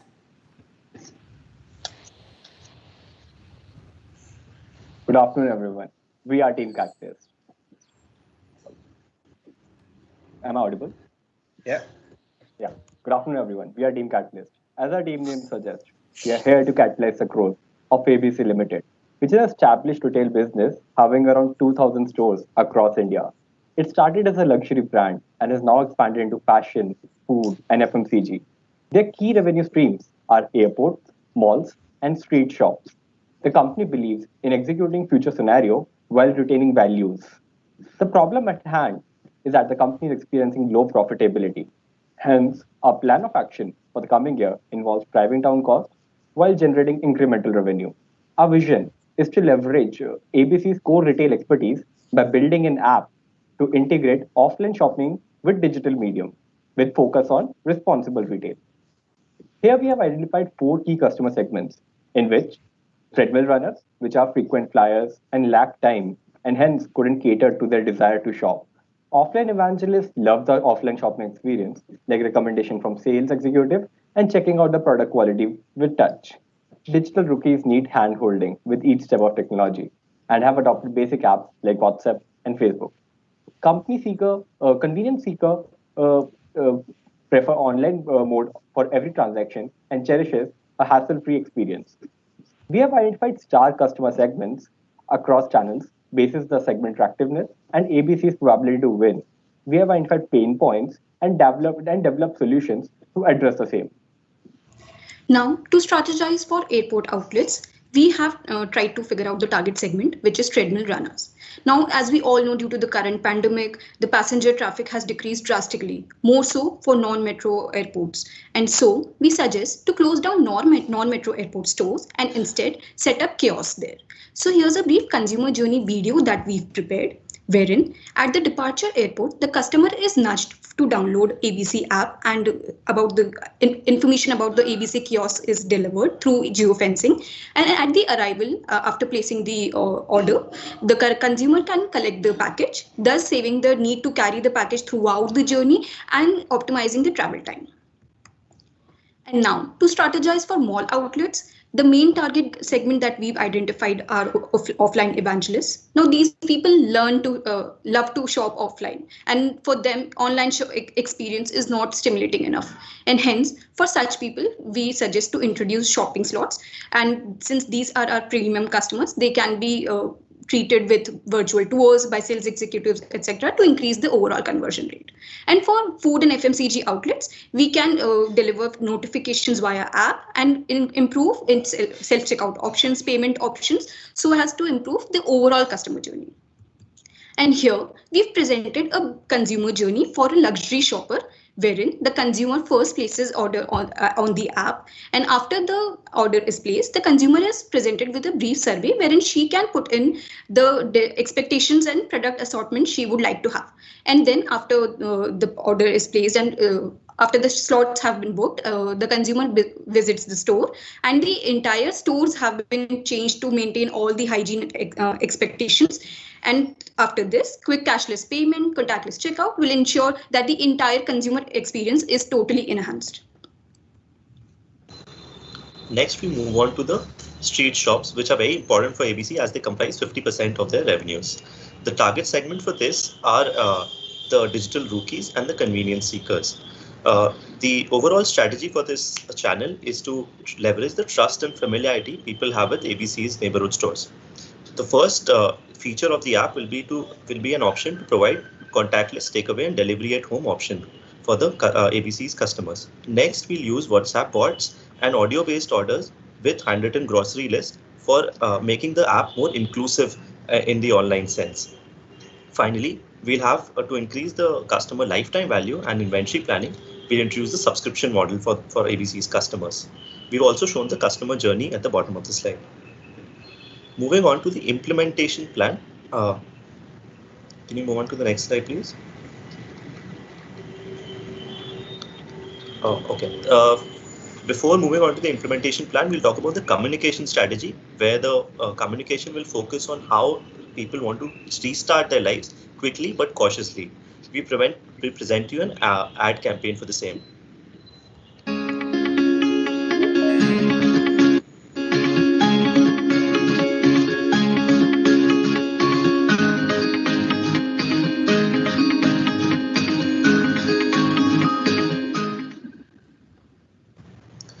Furthermore, it is very interesting to observe that the media mix will change significantly compared as per alignment with the different segments. Towards society, the communication strategy will focus on the 3 pillars of responsible retail, which is sourcing sustainably, encouraging local employment, and to build an online inclusive world.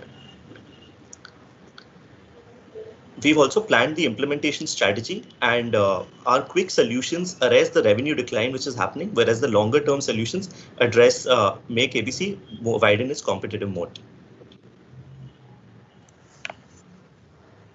Finally, moving on to the financials of this proposed business model, we've divided into 3 parts, which is cost savings, incremental costs, and incremental revenue. We'll show you a financial dashboard which is customizable and can present an in-depth analysis of the same.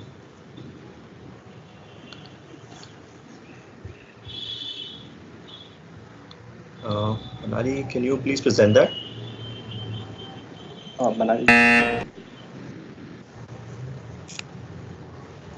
If there is an issue, we also have that in the appendix. So I've tried to. It's okay, just show it in the appendix. I think we are out of time, so. So essentially, if you talk about the three headers, the cost savings are 108 crores, the incremental cost is 138 crores, and the incremental revenue is 1680 crores, which net result in a 53 crores of net operating profit as the 5% margin is maintained in this industry. Yeah, thank you so much. Thank you everybody, thank you so much. And now I'm going to request our jury members to take over.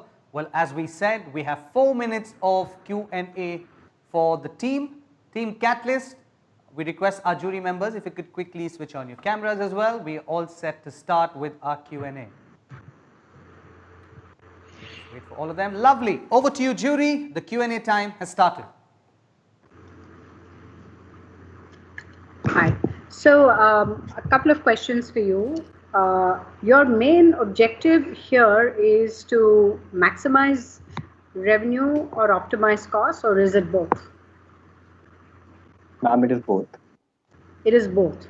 And your problem definition was that you don't have enough people, you're hit by costs and you're not getting enough revenues, but you showed an incremental revenue of 1680 crores, right? And that you expect your main reason to get incremental revenues.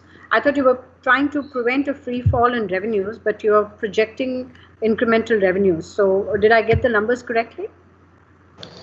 Yes, if I could take that up, ma'am. So it was essentially that, so we had a graph as well, which showed that, so let's say the revenue has declined by 50% overall. So we are saying that with this intervention, that 50% can become your 60%. So that 10% is the intervention which is helping with the app. So that is the increment we were talking about. Okay. And just one last question. Is your segmentation that you put up in terms of the treadmill runners and the offline evangelists, etc.? A quick question and something for you to ponder about is, can a convenience seeker be an offline evangelist? Are they around? Is it one model of segmentation, or have you used different ways to segment the consumer? And why is one segment attributable to one channel or to one type of store, a mall store or a street store or an airport store? So overall, we've tried to understand which channel we can utilize, the current channels ABC has. So what we can utilize to address the customer segment, which can, help us gain more revenues per se. So as we know that the model that we've introduced in street shops, it does not only include the curbside delivery, wherein say person has to go to the store, but we also plan to introduce subscription models in the longer term for these street shops. And hence, at this point, convenience seeker can come at play, wherein they can simply go for the subscription model and the order can be delivered at their homes.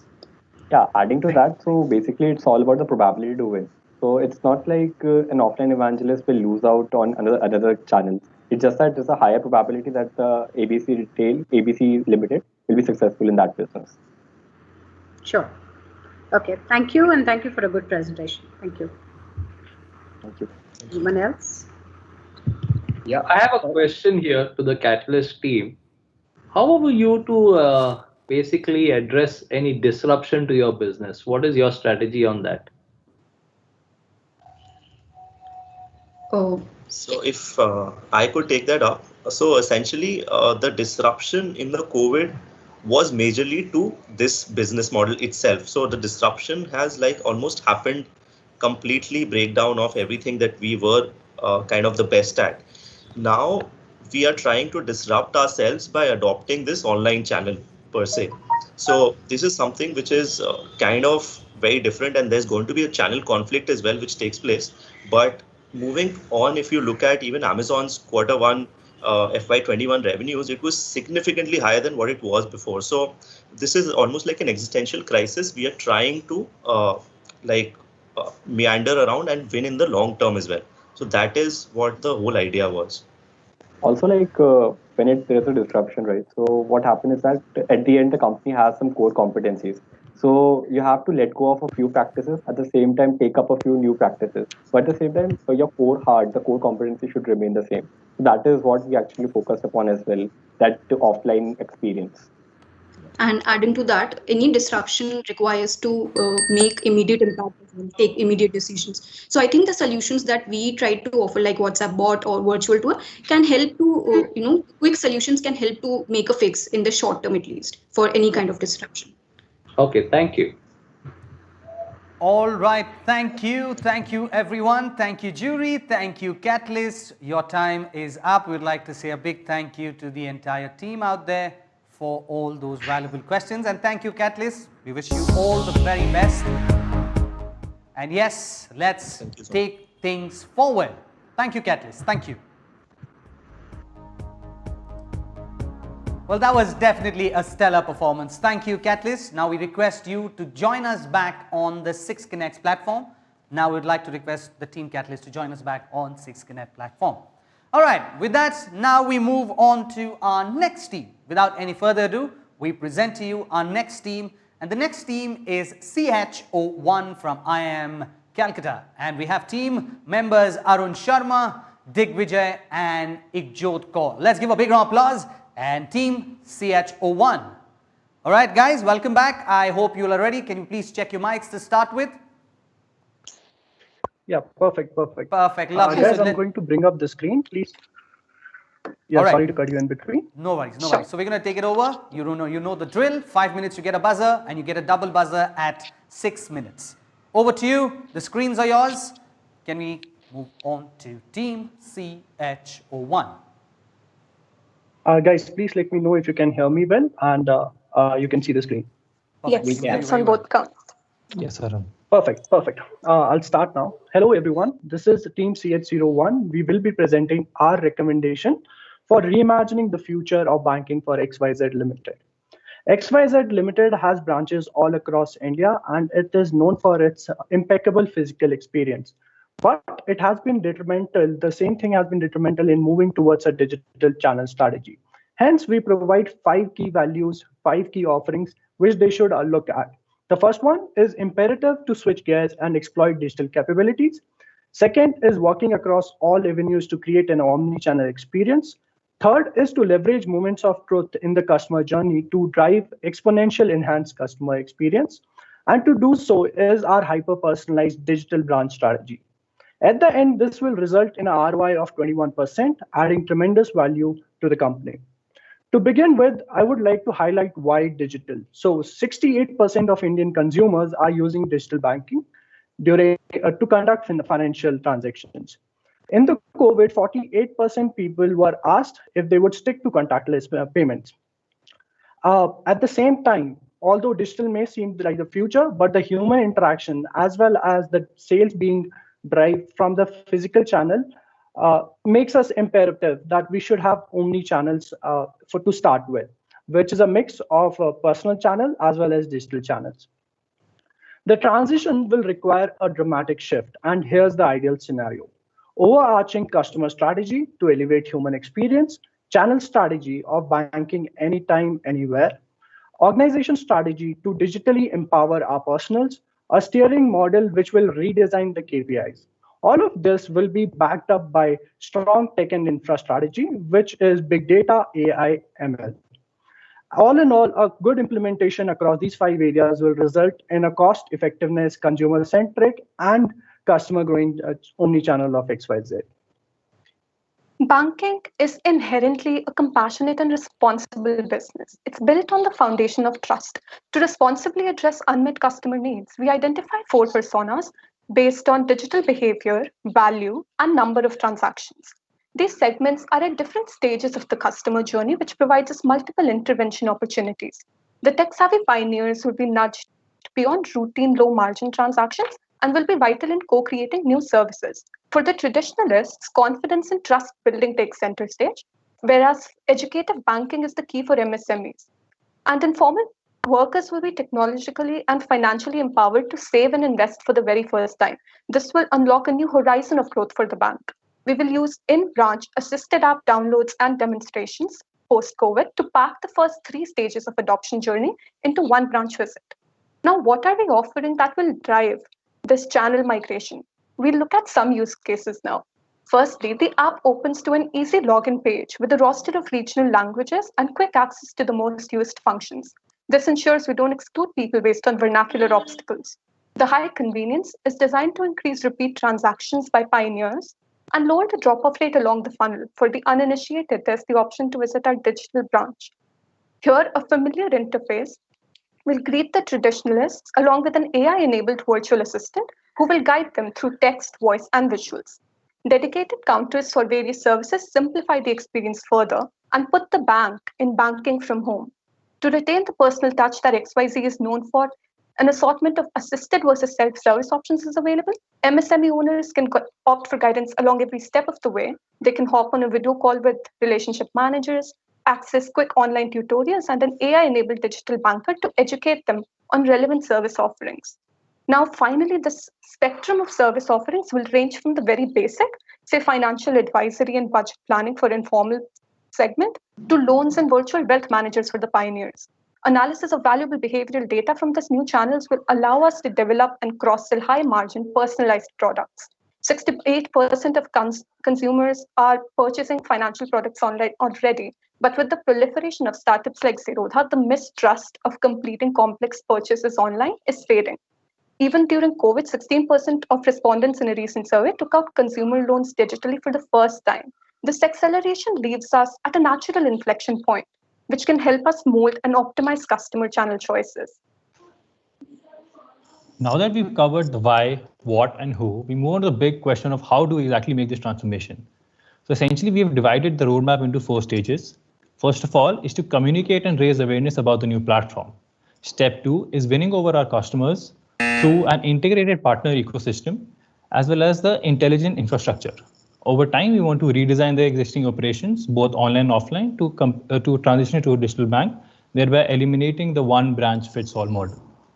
Looking at the financials of our strategy, essentially we've looked at 2 drivers. One is the incremental revenue that will be generated from the transformation. Second is cost optimization. From revenue, we're expecting that we'll get from the influx of customers as well as the additional revenue per customer that we're getting through this digital channel. From with respect to cost, we expect that cost of servicing per customer will also go down. Looking at finally the investments that we'll have to make, it will be in the upscaling of our personnel, it'll be in promotional, and finally adding on to the existing digital infrastructure. So effectively, this will give us a net ROI of 21% over the next 5 years. We believe that reimagining the operations in the form of this digital channel will allow XYZ to retain the focus on customer and race towards an exciting future. Thank you so much.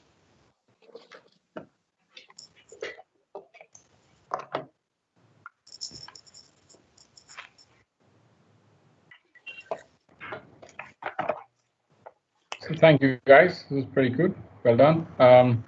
So in your transformation journey, which is the most complex part of the pillars that you put out? So if I could take this up, I believe the infrastructure, like the pillar of the technology, is the easy part. But to build on top of that and to communicate to the consumers that this is not something that will subtract the personal experience, but something that will elevate their experience and add additional value to them. That's what we have to convince the customers about, because as the case facts mention, even the customers who currently are aware of the digital banking facilities don't want to use it because the XYZ bank is known for this personal touch. So throughout our solution, we have tried to create these touch points to create confidence in the consumers so that they take on and adopt these new platforms and see the value that it provides them through these highly personalized offerings. Just to add to this, I think आप सब easiest bit पे आप इतना time लगा रहे हैं, थोड़ा जल्दी करिए. Yeah. Right? Yeah, sure. No, I'm sorry. That was to Abhay, our jury panel member. I was saying. No. I was, again, there is. What is it that we are solving for, guys? I mean, you could have said the same thing 5 years back, right?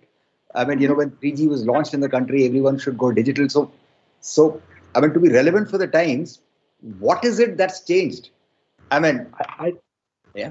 Yeah, I think it's the trust building which is key to digital banking over here. So the customer experience we intend to have because of the video call is to increase that customer trust in the digital channel altogether. The assisted service in the physical channel altogether is to make sure you meet your relationship manager once and realize this is a person, if he comes on a video call with me, I could trust him with my loan or with my investments altogether. So I think the trust building is the main problem we would want to solve with the whole thing. And another thing is the familiarity, the whole way the Accenture, the rooms are there, that if you want to present, you go to a different room. If you want to see, you are in a different auditorium. That's what we try to solve through the trust and familiarity over here. So that people who are new to the thing. Yeah, I'm so ahead. sorry. Just to answer specifically what's changed now, we would say with COVID, it's been like there's an additional tailwind, right? So there are a lot of customers, like the value of cash should slowly go down. And what we want to do is build on this momentum and wean people off of this and use this to kind of condense this customer journey of being aware about digital versus using them. So now, because this need is there where maybe you can't visit the branches as frequently, that's why we're trying to use this time to have this mass adoption and trials of digital channels. Just to add to that, I think another thing that's changed over the last 5 years is the accessibility of internet. With the advent of Geo and 4G, and the cheap rates that India has. So almost everybody has smartphones and 4G. So the potential demand base that we have is much higher than the last, say, 5 years. Okay. Oh, just two recus. I mean, if really the problem that you're wanting to solve is trust, then there is a lot of focus on folks who never transacted before, and therefore UX UI is one part, vernacular is another, which is decent. But how do you do your first transaction, and how do you guarantee that nothing will go wrong? Those I was actually looking for those kind of things. How do you just get folks to cross the threshold? Yeah, but otherwise, yeah, I mean, well thought through. I mean, good amount of detail as well. Thank you. Just to answer that, essentially, just give me 5 seconds. So what we have in mind is that for the first transaction, when the customers who don't have an app, don't have that access, when they come to the bank, when they open an account, we have them do that on themselves on the app. So in the future, when they have to transition to the digital app, they're well versed with it. So their first transactions, instead of the simple pen and paper transaction, we instill that app sort of transition into them. That's essentially the idea behind it. Okay. Yeah. One last question from my side. Great presentation, guys. I mean, this is obviously rapid transformation that you're proposing in the bank. There will be massive organizational challenges to really implement this in a short span of time. So what are the key challenges do you see within the bank, for them to really get all their employees to pivot towards being able to service customers with the proposition that you have? Of course. Please go ahead, Accho. Sure. So so the main issue will be the challenge of the employees and the behavior that they currently follow of how they work. So we would have to support them and empower them again through technology. So making them also familiar with the digital platform, because they have also not been using it because of this personal connect with consumers. So this could be augmented by KPIs and incentives that we provide them, so that there's a positive reinforcement of them helping people technologically rather than filling a form up for them when they come to visit. So that added incentive has to be there. I think in short, it's a universal banker model, how it's known in the industry. So I think that's where it's heading towards. Where a person could be upskilled to a different level altogether with technology. Thank you. Thank you. Yeah, thank you. Thank you.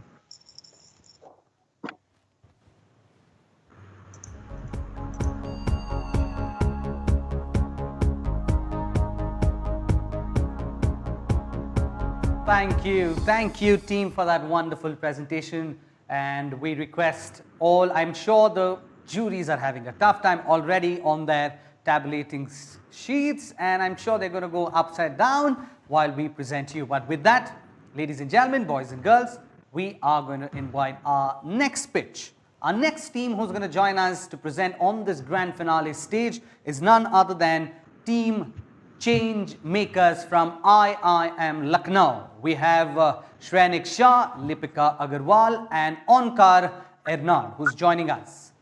Lovely. Well, as I said, we have these team who's joining us right here. And they are going to be joining at any moment. There you go. We have our team members. We have the presentation up. Everybody together. I hope your mics are working. Hi, hello. Hi, is it working? Hi. Lovely. Can Onkar, we would love to see you as well. Onkar, could you switch on your camera? We are joined from the same screen. We are joining from the same screen, so. Acha, you guys are together. Yes. All right, lovely. So, you know the drill. 5 minutes, you get to hear the first buzzer. That's going to be 1 more minute left. 6 minutes is your time up. Your time is up and you're ready to go. Good evening. My name is Lipika and I, along with my teammates Onkar and Shrenik, would take you through our presentation on reimagining the future of energy sector. Next slide. The case in discussion is about a renowned oil and gas company, ABC Limited, that contributes to 75% of domestic production and also owns petrol pumps pan-India, but has been suffering huge losses due to the crisis in the oil industry and the pandemic situation. We look at the future outlook, exit options in case of losses and way ahead for the team. We accordingly suggest for a strategy and execution roadmap for ABC Limited, which aligns with the target positioning and goals of the company. Next slide, please. According to industry reports, oil and gas industry and automotive manufacturing, a major contributor in driving demand of oil and gas, are facing headwinds and are degrowing. Also, ONG prices are at their lows. Due to these reasons, the ONG automobile fuel segment has suffered a huge loss impact on their revenue and EBITDA.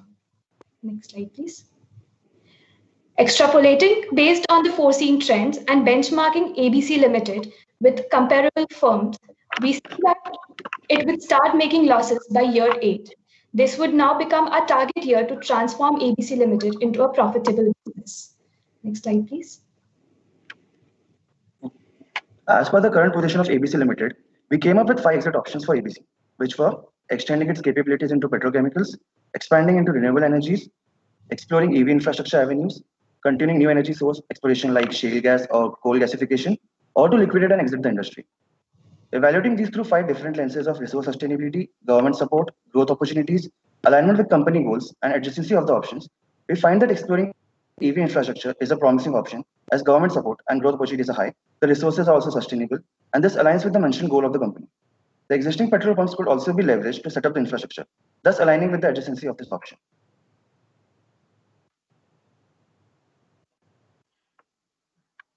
When we look at the EV industry, we can see that it has a huge growth potential, with the number of charging stations expected to grow at 50% CAGR over the next 5 years.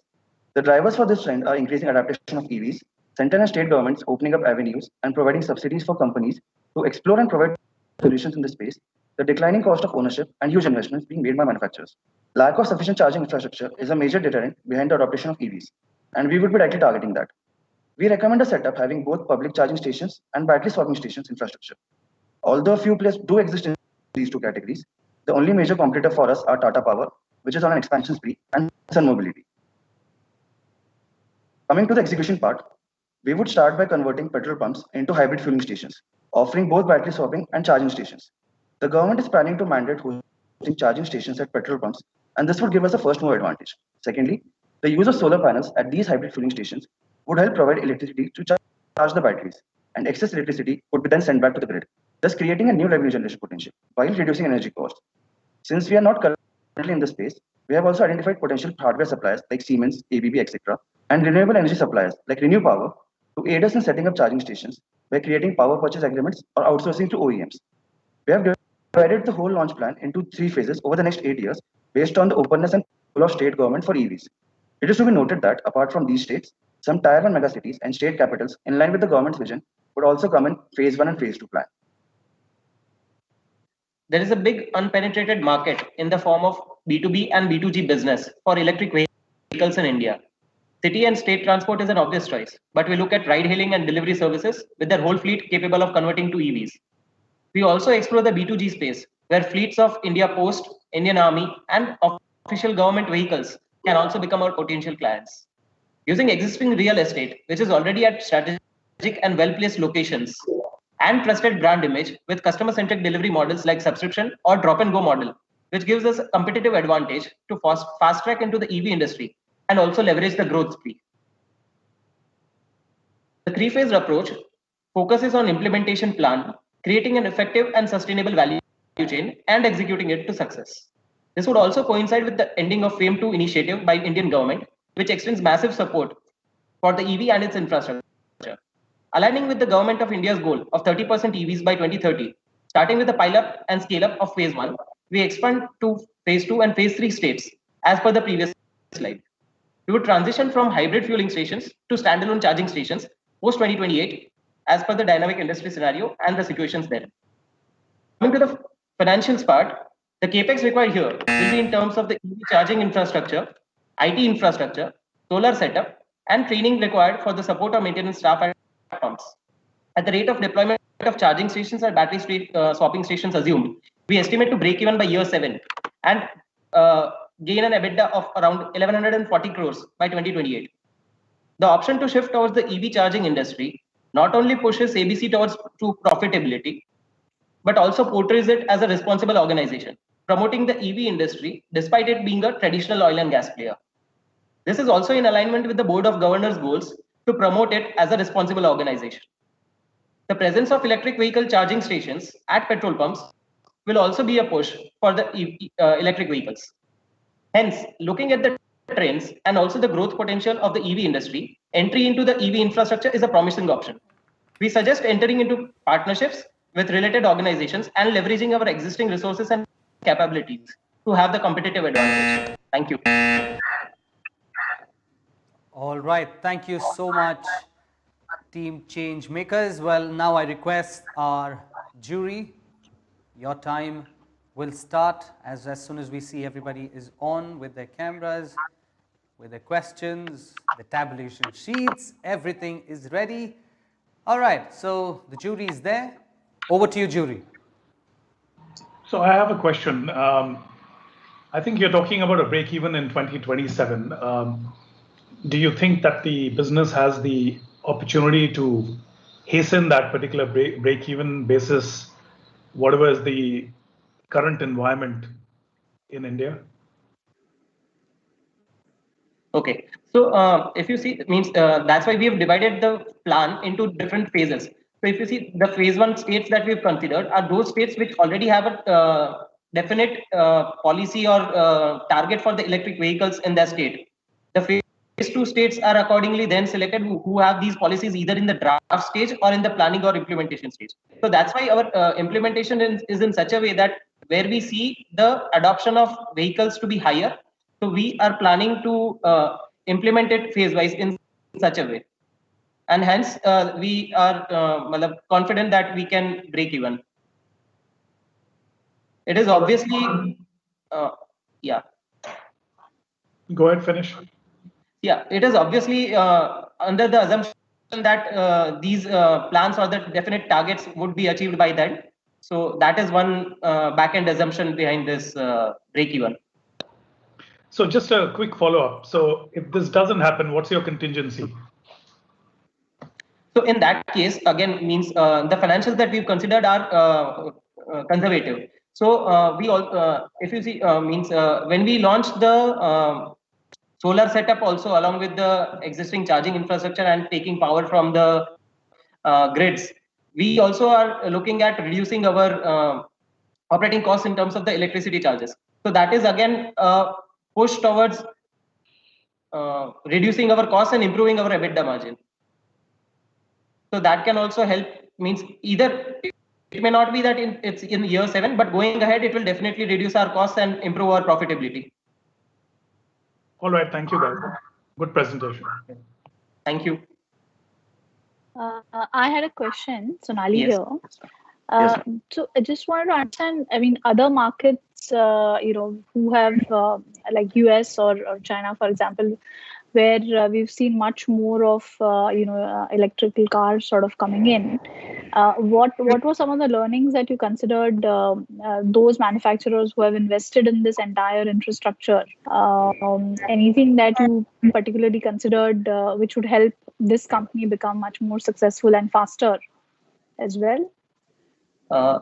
Okay, so let me take that. So if because in case of China and all, the major share of vehicles are in the form of two-wheelers or three-wheelers.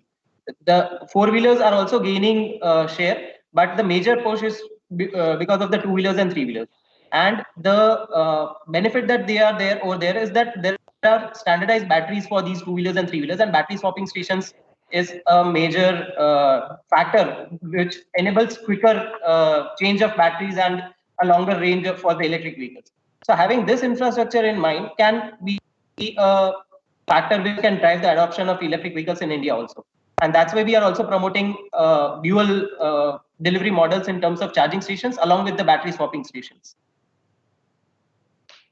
Okay, thank you. Hi, team Manurag here. Have you also explored getting into the renewables energy space as a business model?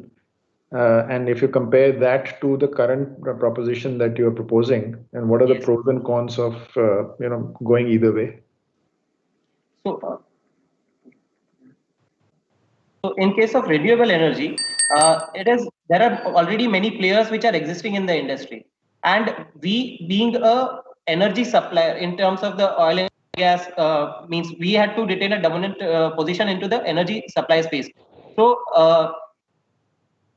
as per that, as we had many competitors, and also India is a power surplus state in energy generation, we thought of going into the electric vehicle space where we can kind of generate our own electricity required for the charging infrastructure through our solar panels, and also contribute to the adoption or going greener towards the energy consumption.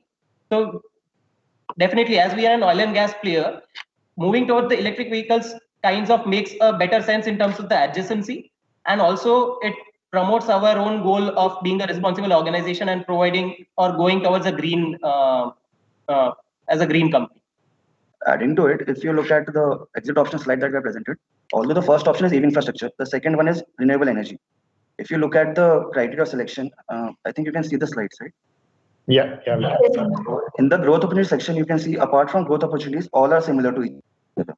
So that is where the saturation of that industry versus EV industries in its growth stage kind of overpowers the criteria of selection. That's why we have selected EV as first.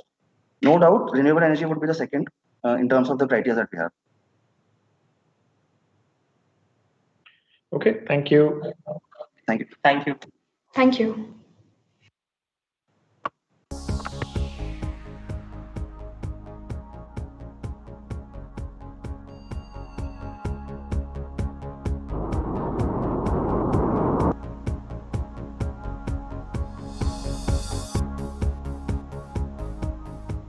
Thank you, change makers. Well, that was interesting. Well, the questions were interesting. With that, without wasting much time, I'm going to call upon our next finalists who are going to be presenting to our jury. Our next finalists are go-getters from IIM Bangalore, and the team which is with Aishwarya Nair, Dasarthi Shrikant and Dhruv Palejwala. They are here to present. They are here to give us what they have to present to our jury. So what we're going to do is we're going to quickly get the team going live on screen, and so will we have their presentation. Just a reminder one more time, 5 minutes is going to be your time where you heard the first buzzer, and the double buzzer is for our time up. That's what the whole protocol is all about. All right, welcome go-getters. I hope you're ready. Your mics are on? Yes. Perfect. So without wasting much time, your time starts now. Yeah. So good afternoon all. We are Team Go-Getters and we will present our solution for building a credible brand as an ethical supplier of mica. Mica is a mineral that has properties suitable for application in cosmetic, electronics and paint industries. Our client is an established player in mining industry and has recently acquired 20 mica mines. Due to minerals association with illegal practices and child labor, the company faced a backlash of this decision, and as a result, the company's share plunged by 18%. The challenge here is how to transform the end-to-end process of supplying mica from mine to the cosmetic companies for XYZ Limited. The task doesn't end here. We have to communicate this process effectively to suppliers and other shareholders to rebuild the trust. To understand the problem, let us look at the supply chain of mica. There are two routes. First is illegal and shown on the top part. Discrete miners in the states of Bihar and Jharkhand mine mica at family level and sell to the intermediate trader at the village level. The prices paid to these laborers are in the range of rupees 20 to 25 per kg. Thus, they have to mine more to make the ends meet. And hence, children also work to contribute to the family wage. The mineral then flows through multiple intermediaries to the trader. These traders have a license to export. The same traders also receive mica mined through legal sources, which is the second part of our supply chain. This is where the problem occurs, and both legally and illegally sourced mica gets mixed. We also looked at the problem from the buyer's perspective. There are two categories of buyers. First are inactive buyers whose main focus is to buy cheap mica, and as a result, they end up buying illegally mined mica. However, the more interesting case here is of active firms. These are the firms actively trying to make their supply chains clean and are willing to pay high for mica. In fact, many of them are already paying the premium price, but because of lack of transparency and corruption, they end up buying illegally sourced mica as a part of their total purchase. Next, Dashrathi will take over. Thank you, Dhruv. Talking about the 3-year strategic plan, following is a 2x2, having the short-term versus long-term benefits in the y-axis and the stakeholders on the x-axis. Here, the long-term refers more to the emotional gains than the monetary gains, and the stakeholders include the miners and the cosmetic companies. For workers' safety, we propose protective equipment and robotic automation. And to prevent exploitation, we have concrete agreements in place and remove traders from the supply chain by disintermediation. In the next quadrant, for the short-term benefits with cosmetic companies, we can do co-marketing and also focus on paid media to reach out to more customers and propagate a mantra of sustainable mining. For the long-term benefits with miners primarily, we can do community building and mandate minimum wage. And with cosmetic companies, create monthly audits to build trust and also remove illegal miners. Also collaborate with them on CSR activities to the key takeaways here would be to focus on ethical mica, co-marketing and branding, automation, and also to undertake a community building with localites. Next, due to the influence of goons and cartels and to ensure uninterrupted operations, these are the three strategies that we want to outline. Firstly, we would want to improve wages and rehabilitate localites, establish strict protocols and security measures to reduce the influence of goons, and also thirdly, engage in CSR activities. In terms of feasibility, we would recommend to follow the first strategy in the new areas and the other two strategies in the old as well as the new areas to smoothen the operations. Next, talking about the SOPs, we're focused on three aspects here: the operational, accreditations, and guiding principles. For the operational aspects, we would mandate the use of protective equipments for everyone and introduce permit to work, impart training for operation of robotic machines, and also strengthen security to ensure compliance with all guidelines. For accreditations, the few important ones are SA 8000, Responsible Mining Index, and OECD Supply Chain Standards. All these would help demonstrate a sustainable and ethical approach to mining. And for guiding principles, exposure assessments should be conducted for all those who are involved in the mining, and unannounced and announced audits should be conducted, and also a bagging and tagging system should be used for the increased transparency of supply chain. From an implementation standpoint, a 5-member cross-functional team can be created to make SOP guidelines. Workers should be trained on operating procedures and audits, and awareness about these accreditations should be increased across teams. Next, Aishwarya will take over. Thank you, Dashrathi. Now, moving on to our B2B marketing, our strategy would be to enhance the perception of mica among our stakeholders and become a preferred supplier, for which we will take the route of a collaborative exchange with our partners. Focus would be on providing complete supply chain transparency through digital tracking. We'll also allocate 2% of our net profit for community infrastructure building, where we will onboard our buyer partners to increase the pool of resources. Next, moving on to our B2C communication strategy, we will leverage campaigns depicting community initiatives, where we will partner with the third party Refinery 29 to produce an on-site documentary to highlight transformation. To build an emotional connect, we'll carry out CSR initiatives such as family outing funding for schools, and also partner with NGOs such as Bachpan Bachao Andolan, Bal Mitra Gram, etc., and also closely work with the local leaders. Our fourfold implementation plan includes transformation communication, building trust, proposal designing, and personal selling. Now, moving on to the financial viability of these plans, we estimate that the company could break even after 2 years. The increase of 30% in revenue is based on the premise that an ethical MICA tag along with an SA 8000 accreditation will increase buyers' willingness to pay and allow entry into international markets. The additional cost to implement these strategies would arise for supply chain tracking, employee wages in terms of higher compensation to encourage them to send their children to school, and for infrastructure costs for playgrounds, vocational trainings, etc. Thus, we expect the ROI of XYZ Limited to be positive after 2 years. That's all. Thank you so much.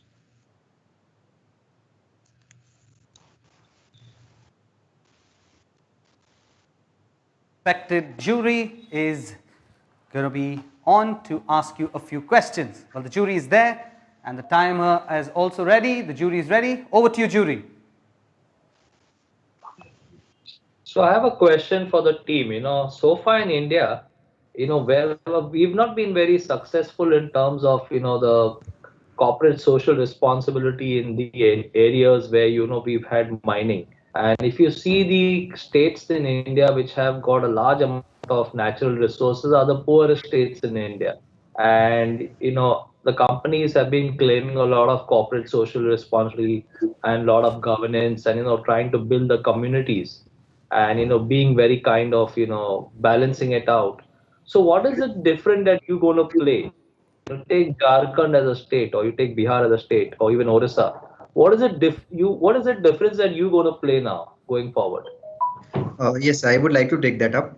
So after 2017, when the whole issue about exploitation of labor and inclusion of child labor in the mica mining, the whole issue blown out of proportion, and now all the major players in the cosmetic industries are taking active interest in this aspect. So that's why we are also suggesting collaborative exchanges partnership with our buyers, which are the large cosmetic firms like Lush and L'Oreal's of the world. So we understand that your point that it will not be possible to do everything on our own. That's why we are suggesting that we will do collaborative exchanges. Thus, they can also leverage the benefit of sourcing the ethical mica in their end product, and we will also be able to help the communities on ground. Okay, thank you. But I at least have to say you've thought through this point, I think, which is very important about the social responsibility, especially in the mining. And unfortunately, all the natural resources are only available in the forests in this country. Yes, sir. Thank you. So I've got a question. Hi, team. Go ahead, Sorry, Sonali. Sanjay. I'll let you go. No, go ahead. I'll go next. So, okay. No, so just one question. I did get a sense of that. You spoke about robotics somewhere, but what about using technology more intensively to to do sort of exercise ethical mining? Around using IoT or more GIS tracking to actually really enable or facilitate the ethical part of it. Yes, ma'am. Okay, very good. Yeah, so we thought through this point and we agree that there is a lot of scope for inclusion of this latest technology.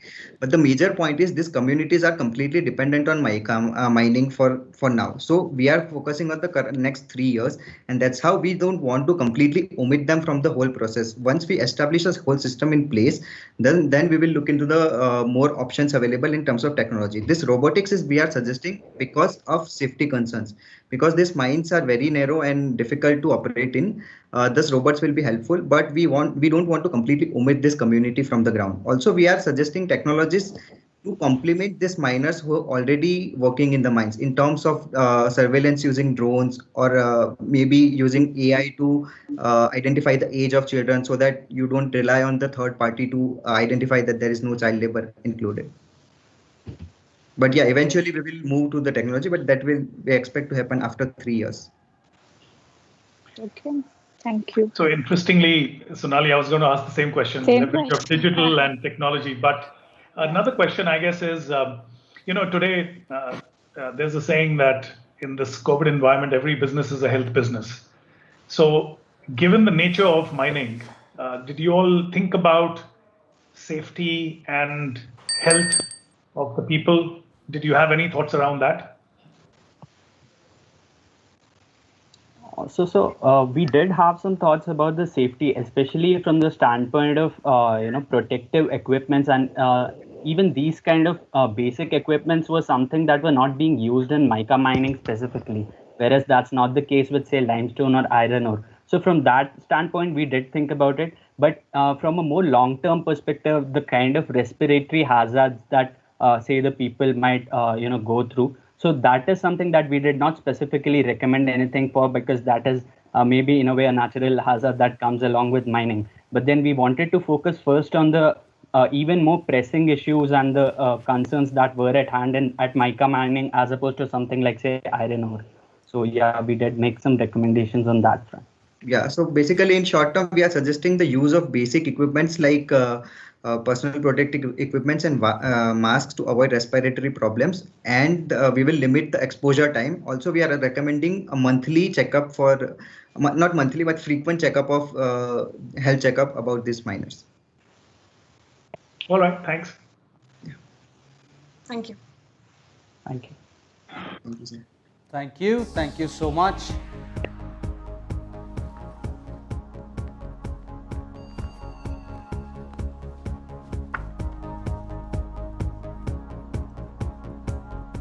Thank you so very much, team go-getters from IIM Bangalore. From IIM Bangalore, it's time for us to present to you our next team, our next finalists joining us. Ladies and gentlemen, please join me in welcoming Team C from SP Jain. And the team members are Ekta Dubey, Sagar Gupta and Antara Gosal.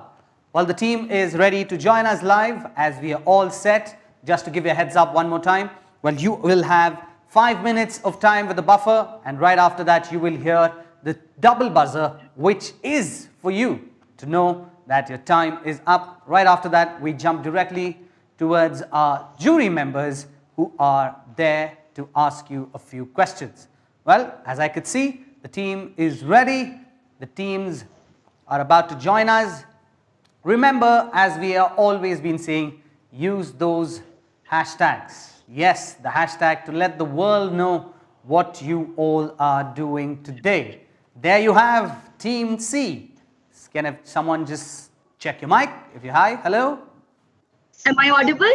Hi, am I audible? Absolutely audible. You all are audible. So what we're going to do right now is we're going to jump straight into your presentation. Let's go. Your time starts now. Amidst an unprecedented uncertainty, only planning won't be enough. A search for different answers and a new kind of normal has to quickly take shape. The world needs to redefine and rethink existing business structures. Good afternoon. We are Team C and we are here to talk about the Indian retail market with a special emphasis on the luxury segment. With a roaring digitization in the backdrop, the modern Indian consumer is looking for a wow factor, an offer beyond the product. Online luxury shopping is gaining prominence. COVID has added a new dimension to the entire scenario. Digital adoption and shifting trends in consumer behavior has led to an active e-commerce penetration of 74%. With the expected 50 to 70% drop in sales, rationalizing costs and revenue maximization ought to be the top priority of firms. We understand today's rigidity is tomorrow's stupidity, and hence recommend a two-pronged approach to decrease costs by approximately 15 to 20% and increase revenue by close to 20 to 30%. We suggest using a zero-based organization design which helps focus on the activities that fuel competitive advantage and eliminate many that don't. Rationalizing the number of brick-and-mortar stores, reducing inventory levels can help reduce overall costs. Next, we would utilize a 3D configuration technology along with virtual fitting rooms, a glimpse of which you can see on your screen. This will help create product variations with ease, give consumers an almost real-life shopping experience. Along with this, streamlining production, ensuring safe delivery of quality products directly to customers can help increase revenue. Based on all of this understanding, Ekta will walk us through the proposed business model. Thank you, Antara. Well, to achieve the objective defined for ABC Limited, the business model we propose is the hybrid phygital model. Why phygital, you ask? Well, we believe that in the 21st century, no company, no retail company can survive by just being in the physical or digital market. The business model has to be a hybrid. So let's look at the hybrid phygital model from strategy and implementation perspective. So starting with the product portfolio on the left, in order to gain a competitive advantage and adapt to the shifting consumer buying trends, we propose to focus on selling of sustainable and environmental friendly products. Moving on to the omni-channel strategy, to take an advantage of the sudden short-term demand, the company should collaborate with existing e-commerce platforms, which would be a stopgap arrangement, while for a long-run competence, we recommend to increase the digital reach by developing an application along with operational physical stores. Our primary focus here is on metro and tier 1 cities. However, we can expand the market base in the tier 2 cities in the coming years. In a hyper-digitalized world, let us look at the proposed implementation strategy on the right. So starting with collaborations, we propose to partner with airlines to increase revenues at the airport stores. Since we are developing an application, we propose to tie up with established delivery partners to fulfill the demand. Features like data analytics, 3D configuration, virtual tour of the showroom will give an in-store experience and become a point of differentiation for the brand. Our key objective is to have a high recall value of the brand. So moving on to the next slide, here is a sample of how future of ABC Limited will look like.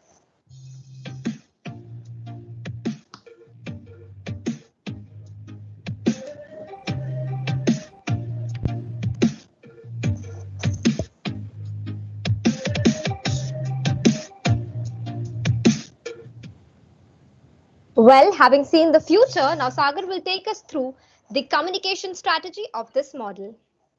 Thank you, Ekta. With the business model in place, it becomes extremely important to communicate the brand message to all stakeholders, which includes consumers, employees, and partners. We have a unique strategy for each and every identified stakeholder. So let's have a look at the strategy for consumers. For the first consumer group, that is the tech-savvy consumers, we plan to launch virtual runway shows that will help onboard new customers. We could also leverage existing social media platforms to organize large-scale campaigns to increase the digital presence. However, for non-tech savvy customers, taking the personalized route will help update the regular over calls and messages. Also, we recommend to create a brand story to have an intimate and emotional connection with the brand. This, along with the membership program and loyalty offers, will help retain old customers. Now moving on to the second stakeholders, the employees. We do not recommend layoff in such difficult times. Instead, we should focus on upgrading existing technical skills. We also plan to conduct virtual connects emphasizing on the firm's value and creating a safe workspace. Having addressed the stakeholders, it is important to focus on sustainable and eco-friendly practices, such as reduction in carbon footprint and water wastage. In a nutshell, the emphasis would be to initiate one-to-one interaction with customers, bringing diversity in overall recruitment process, and become a socially aware brand. Now, moving on to the financials, for the business model proposed, we expect a payback period of 3.6 years with an IRR of 44%. We have arrived to these figures by estimating the cost for various initiatives, including the app development cost and the collaboration with e-commerce giants that will enable the firm to make a digital presence. This, along with the cost-saving drive, will increase the sales by approximately 40%. Well, in the end, with Atmanirbharta as the backbone, we put forward the proposal of hybrid phygital model for ABC Limited. And now we open up for Q&A. Thank you.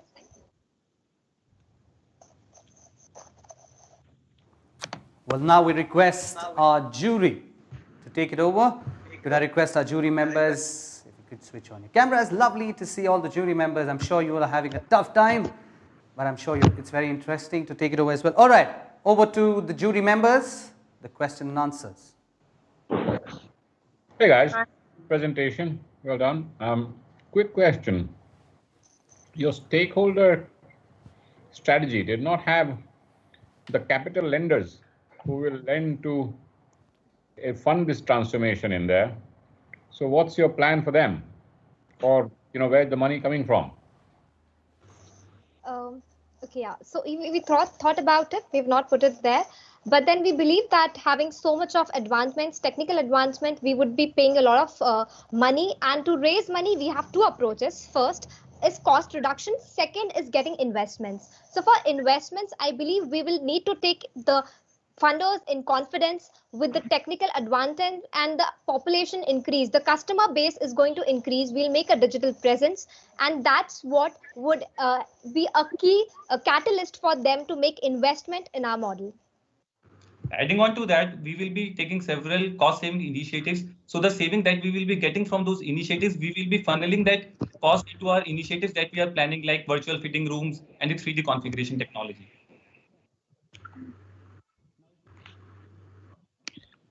Hi guys. Sorry, Sangeeta, you're saying something? Go ahead, Anurag. When in the current environment, would you prioritize time, which means rolling out your new phygital model upfront, or would you emphasize and focus on getting it right first? Which among the two, rolling it out faster or getting it right and then rolling it out, would you prioritize as you go forward? Okay, so we believe that we are going to get it right and roll it faster. But meanwhile, we do have a stopgap arrangement wherein we are trying to list our products on various e-commerce platforms through which we can get revenue. I believe the hybrid phygital model which we are suggesting to create a brand.com or application is going to take a longer duration, more than 6 months, with all of these technologies, security, privacy in place. So hence, we propose to go with e-commerce platforms in a short run, and then in a longer run, go with the hybrid phygital model. So just a couple of questions. Thank you for a good presentation. The first one, I think, is from the perspective of looking at the shifts that you're recommending. Anything on the organizational capability that you will need to build to create such a big shift? Because the company today is, has a very different model, and you're recommending a different model, which is the right direction. But in terms of execution, what organization capabilities will you need to put up to execute this? Okay. I'll take the question. So we'll start with internal and external training of the employees. As we are moving towards digitalization, we need to upskill the existing employees, and hence we'll start with trainings. And of course, we are moving from an offline street shows to online digitalization. We would have to build a space safe. That's why we are going to conduct various town halls with our employees. We're going to have various virtual one-on-one connects. We're going to let them know that the salary negotiations are temporary, salary cuts are temporary. We're going to bounce back. And that's how I believe we would be able to create a safe organization with all the employees being a part of it. And apart from that, we are also looking for hiring new employees who are technically sound so that we will be able to launch our brand.com. And as a backup, we are also planning to give trainings to the existing employees. Right. I'd just like to add one more thing, ma'am. Sure. I think one thing we are very clear of is that we don't want to leave anybody behind in these unprecedented times. We want to take our employees forward with us, and each of our stakeholders should get their dues. So that is going to be a key focus for a company. We just don't want to go forward alone. So we're going to take together everybody. That's the point. All right, great. I'll stop here in the interest of time. Thank you so much. Thank you for a great presentation. Thank you so much, ma'am.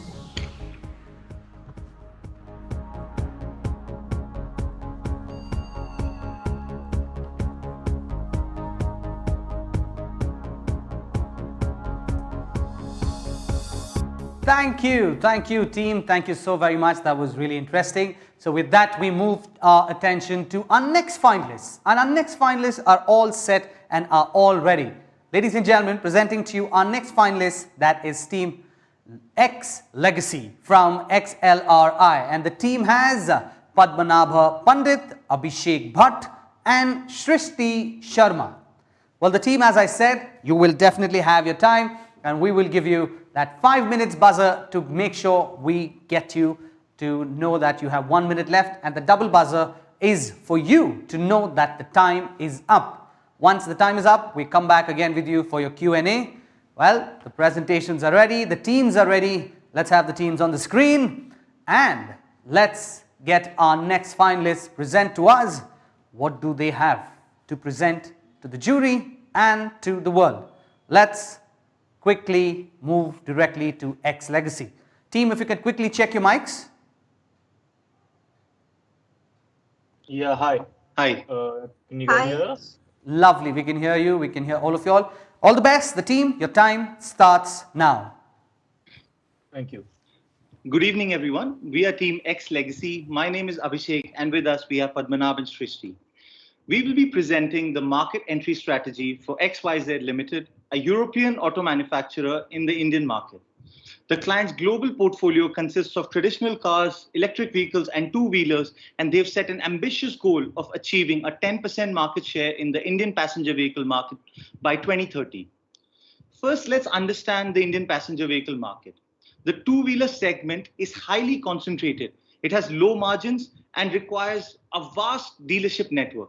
Therefore, we recommend steering clear of the two-wheeler segment.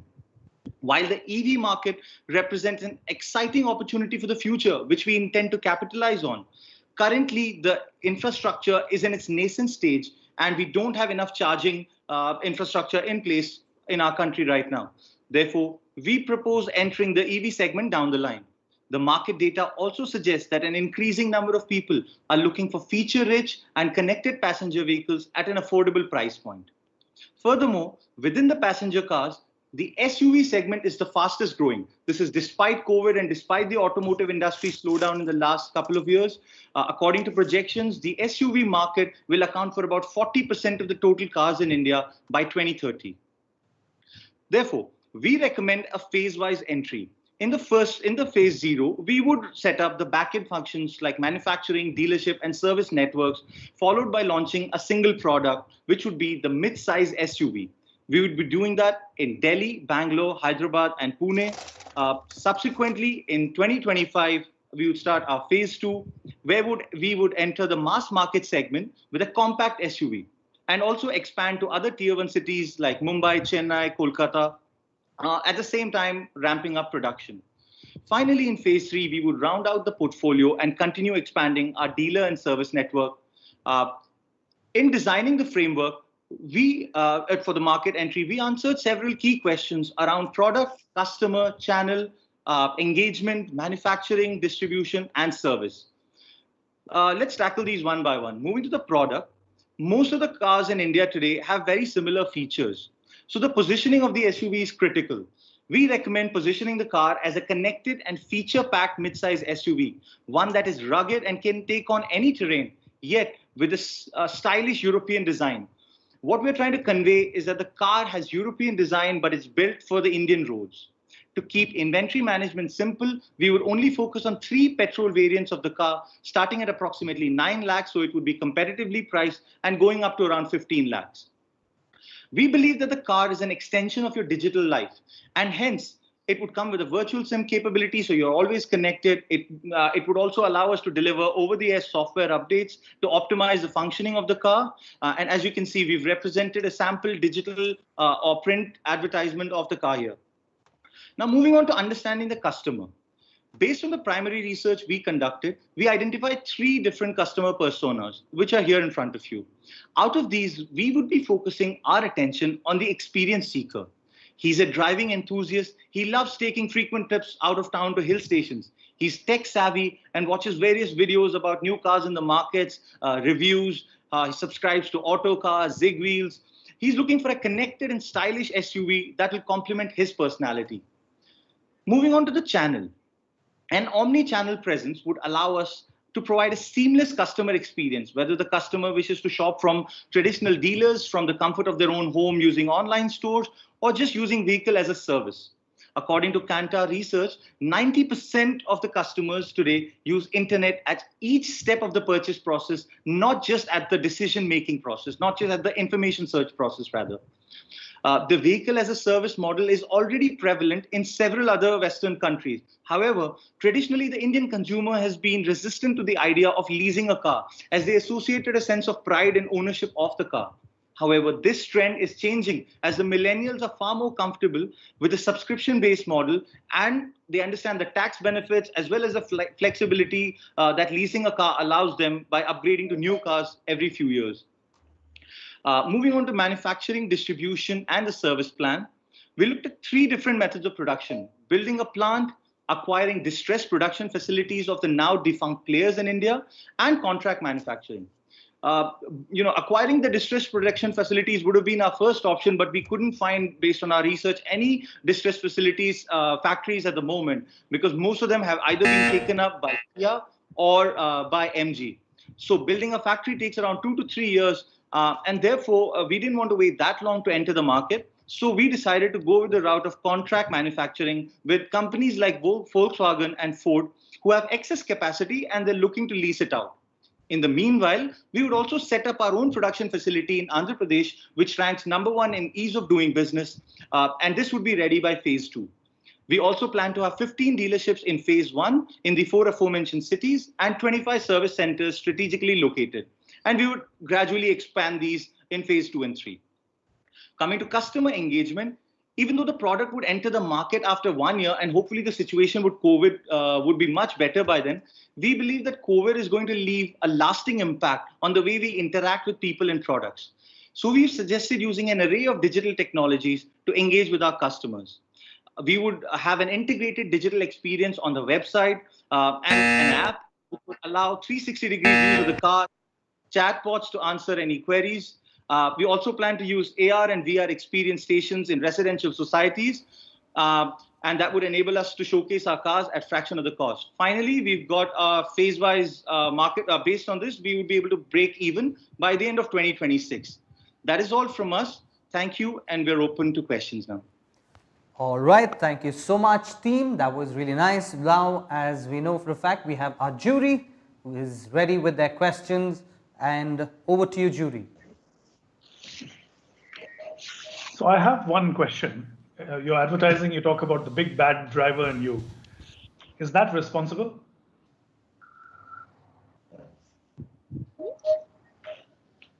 Could you please read? I'm so sorry.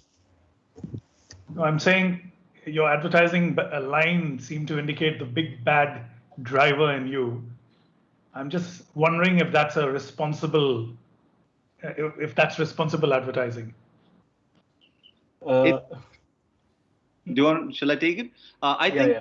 Right. I think it's just it's a marketing ploy. So it doesn't. I don't think the positioning of the car as a big bad driver makes it a negative in the eyes of the people, or makes us look like a company that doesn't care about traditional Indian values. What we are trying to say is that what we are trying to represent rather is independence, a ruggedness, a bravado, a machismo about the customer, and that's what we meant by the big bad driver. I don't think it's meant to be taken in a negative way. Okay. Why you suggested going down contract route for manufacturing, and you suggested 2 brands, both of whom have either considered the sell-off of their manufacturing in India already or in the process of it. So is that a factual anomaly or not? No, so I'll take that question. So Volkswagen and Skoda combined their assets to become Volkswagen Skoda last year. And yes, they were looking to sell off their assets. But as of now, they are in talks with MG. They are in talks with Hector. They are in talks with other market competitors to lease out capacity. So as we speak, MG is looking to collaborate with either the Mahindra and Ford JV or with the Volkswagen Skoda group. So one of the 2 goes to MG, and if this goes through, then maybe we take the other one. So we can also be in talks with those people. So these are based on what is happening. We've consulted a couple of auto journalists. We have consulted a couple of people in the industry. So this is where we have got our information from. And also, just adding to that, we also tried. Even though originally, as you mentioned, they had plans of selling it off, but then they put that on hold. And right now, they've just got excess capacity, and they're actually actively looking to lease it out. Okay. Hi guys. I think Indian auto market is highly competitive. And if we look at Ford, General Motors, you mentioned Volkswagen, Skoda, there are multiple foreign players which have struggled to really build a strong foothold. So where do you think, your European player would be able to differentiate and really win in the market? So, if that's okay, I'll take this one as well. See, the problem with something like a Ford or something like a Volkswagen, especially European cars, otherwise, is the service network. When you buy a Volkswagen, let's say a Volkswagen Passat, or let's say something of of a Skoda Superb, the DSG clutch or the Megatronic transmission, these are the things that fail often and need to be replaced directly imported from the place of origin. So the service network, the parts, that is what makes these cars a little difficult to drive. The people who love driving would take a Skoda over, let's say, a Hyundai any day. But it's the cost of repairs, cost of maintenance that becomes the barrier of entry or the barrier of being in the market. Same with Ford. Okay, sorry. Yeah, Same just with a Ford. brief addition to that. Not only that, that's why we chose that connected aspect, because we see the market heading that way. We see the consumer demanding connected vehicles, and that's something that some of the players who've been successful in the market have tried to implement as well. And that's our positioning. But no one's positioned or no one's taken the spot where your car is rugged and it can handle any terrain, but is at the same time connected and stylish.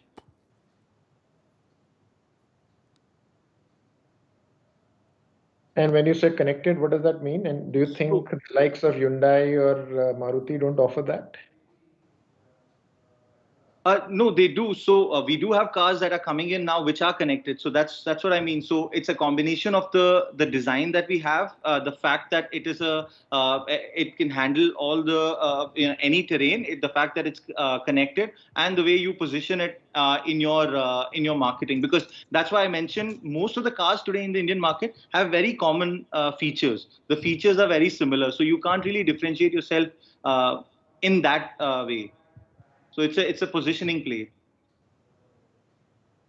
Okay, thank you. Thank you so much. Thank you. All right, Thank you so much.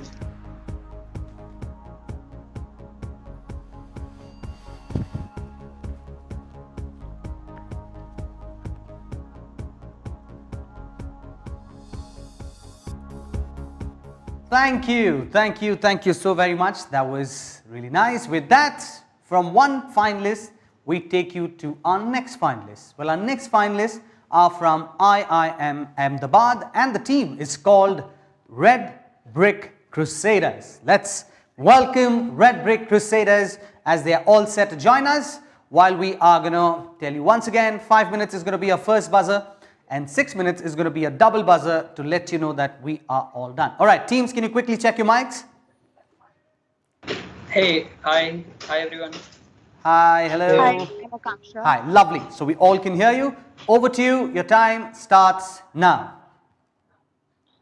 Good evening, everyone. We are Team Red Brick Crusaders, and we will be presenting our recommendations for the luxury retail company ABC Limited. To start with, we did a market evaluation by assessing the industry, competition, and consumer behavior. We have also assumed that the core product of ABC is apparels, with other categories like FMCG and food. We find that though the industry is facing decline in revenues currently due to COVID, it is expected to rebound in 2022, due to which brands like LVMH and Lermil are now adopting digital technologies to enhance the online as well as physical store experience. Though the impact of COVID might be short term on sales, it has brought about a shift in the consumer behavior to digital and experiential luxury. Using this evaluation, we plotted the strategy for ABC to help it overcome its bottom line issues. Following the path defined by the purple boxes, ABC should focus on existing and new customers and pivot its strategy. In the short term, it should focus on changing fixed cost to variable cost, as also mentioned by Sanjay sir in the beginning, followed by increasing additional revenue in medium term, and finally maximizing revenue by working on enhancing customer experience by following the omni-channel strategy in the long term. For what the company should do within the short term, we looked at measures focused on reducing operating leverage and repurposing assets across the three major overheads we have and measured their short-term and long-term impact. Out of these, we felt that franchising, downsizing, and marketing via traditional channels have disproportionately adverse impact, and we ruled them out. We applied the other alternatives we generated to the three channels that we have currently. For reviving sales across channels, we need to front load future revenues via vouchers and loyalty programs. With respect to rental lease, street shops can be sublet due to the feasibility of creating partitions, while with malls, we can negotiate higher variable rent. Airport stores can be closed because sales recovery there is far-fetched. For employees, the ones employed at airports can be utilized for opening a direct-to-consumer channel and variable component can be provided to others. For selling, we shift the portfolio towards digital. After surviving the short term by reducing cost, in the medium term, ABC needs to focus on leveraging opportunities provided by shifting consumer behavior and creating new revenue generating activities. We see that the reduction in global luxury sales is not due to a change in buying power of consumers, but primarily due to the reduction in the number of events where such apparel could be worn and because of access restriction to the various channels where these items could have been sold. For looking at events, we are cautiously optimistic that there will be an increase in work from home for 2021 and 2022. The opportunity for ABC is that consumers want products by their favorite brands, which they can wear at home and feel comfortable in, but are also good to show on camera. Let's be honest, we all just want to change back into our comfortable pajamas, even if most of us are wearing formals. So we feel that there is a gap that ABC can address with a new product line that is appropriate for work from home and loungewear in general. It is critical, however, that the ABC brand remains separate from XYZ to prevent the risk of brand dilution occurring from casual wear. We will subcontract this initially. So implementation stage 1 is an investment, stage 2 is consumer acceptability, and stage 3 is one exercises the option to expand in case the line does well. Secondly, it is imperative that we open new digital distribution channels as soon as possible, and we have such types of channels. Direct to consumer channels are the company's own website, WhatsApp account, which can be used majorly for apparels and also for the other two categories. Restricted channels are sites where select luxury goods are sold and can be used for apparels and FMCG. And finally, mass online e-tailers, Flipkart and Amazon must be avoided for apparels as they cannot control the experience there. While trying to sustain the short term and medium term, ABC should parallelly define its long term strategy to increase its revenue. We propose an omni channel strategy where there would be various digital as well as physical touchpoints between the consumer and the company, providing a seamless purchase experience. Given ABC is a luxury brand, it is very important to maintain the luxury experience of connoisseurs who focus on quality and are picky about consumption, basically to retain them because they influence amateur who further influences flaunters who want to signal their status, for which we have plotted this consumer journey chart and its various elements would be explained in detail through the video in the next slide.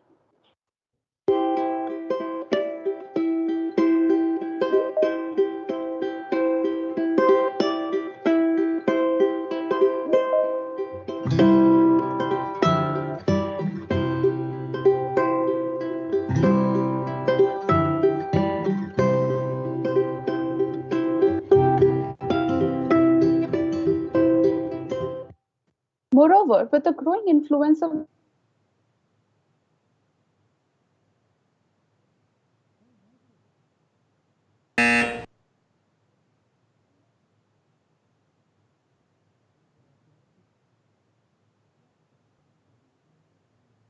in the short run, the brand needs to maintain their brand value in front of the consumers. In the medium term, marketing efforts should be restricted with focus on connoisseur and distribution through restricted channels, as explained before.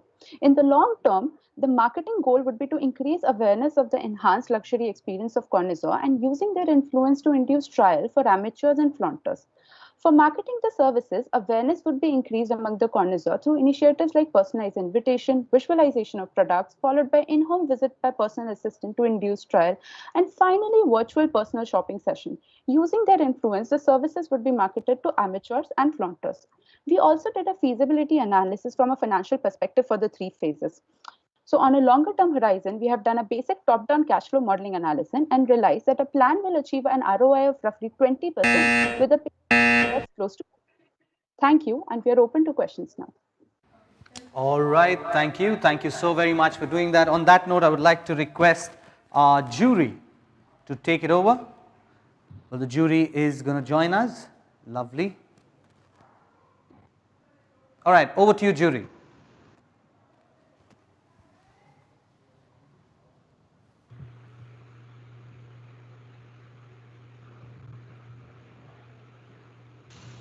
Sir, unmute. Could I request you to unmute your mic, sir? Oh, sorry. Yeah, thank damn you. it. Well, I was saying, well done. Good quality presentation. So unlike some of the other teams who had multiple handoffs in the 10-minute session, you guys chose one speaker to speak. How did you come to that conclusion? What deliberation went on? Can I take that? Yeah, sure. Yeah. So actually, we were deliberating about this also previously, and honestly, this worked for us in the campus round where Akansha was the one who was presenting, and and we thought that the changeover would take a bit of time, and we had a lot of content to present. So that's why we took the decision to have only one speaker, and others could answer the questions. Basically, the bottom line was to save up on that 10 seconds or 20 seconds of changeover time that we would have lost. So, yeah. Okay. Good. Fair strategy. What's the... Go ahead, Sangeeta. No, after you. Go ahead. What's the kind of retail companies that you researched when you were sort of preparing for this? And which of those did you think, you found their transformation to be something that caught your attention, something that you sort of got inspired by, and when you sort of put together your case response? Right, sir. I'm sorry I couldn't hear you properly in the middle, but if I got your question right, it was where did we get inspiration to make our slides? Like which companies did we look at, and what were the game-changing strategies that they followed? So as we explained in our first slide as well, so some of the companies like L'Oreal and LVMH and other very good big brands as well, like Gucci, Armani, all of them are moving toward digital experience. While LVMH, we saw that they're only moving toward e-commerce. With L'Oreal, which is like a very big luxury brand, we saw that like the strategy that we suggested, they are also moving into enhancing their store experience while also enhancing their e-commerce platform experience. So they're kind of bringing the retail shopping experience to the online platform, but they're not sidelining the retail experience that customers can get while going to offline shopping. Also, just to add to that, from a financial perspective, also while we were looking at margins and just to make the common size statement from a short-term perspective, we looked at companies like, as Akansha mentioned, LVMH, which has brands like Louis Vuitton, Fendi, Bulgari. We also looked at Kering, which has its brand of Gucci, Saint Laurent, Brioni, and also we also looked at PVH, which has like noble brands like Calvin Klein and Tommy. So yeah. Right, great compliments on a good comprehensive presentation. Quick question for you. You recommended launching a new brand for loungewear, etc. Would you consider it as a new brand or an extension of the existing brand is my first question. And the second bit, you mentioned that in the short term, you felt there was no need to communicate to the shoppers, to the consumers, right? Why would you take that route? So 2 questions. Sure. So I'll just start and maybe Aditya can take over that. So to answer your first question, so the loungewear and the work from home wear that we are considering, we are assuming that the brand is not into that line currently, and then we form it as an extension of the brand, as said in the presentation as well, XYZ from the house of ABC, so that there is no impact on the brand value that ABC has created, because in the long term we need to focus on our existing customers and create that luxury experience, because once that brand value has gone, then the connoisseur would go away, and as soon as the connoisseur go away, the amateurs and the flaunters would also go away because they're influenced by them. So that's why we will initially, in the medium term, we will see whether the XYZ extension that we have brought for loungewear, if that is working. If that works, then maybe we can integrate into our main core product line as well. But it would be like a temporary experimental phase in the medium term strategy to see whether it is working or not. So the overall idea for the brand extension was that it needs to borrow from the good name of ABC, but I mean, we should not let it.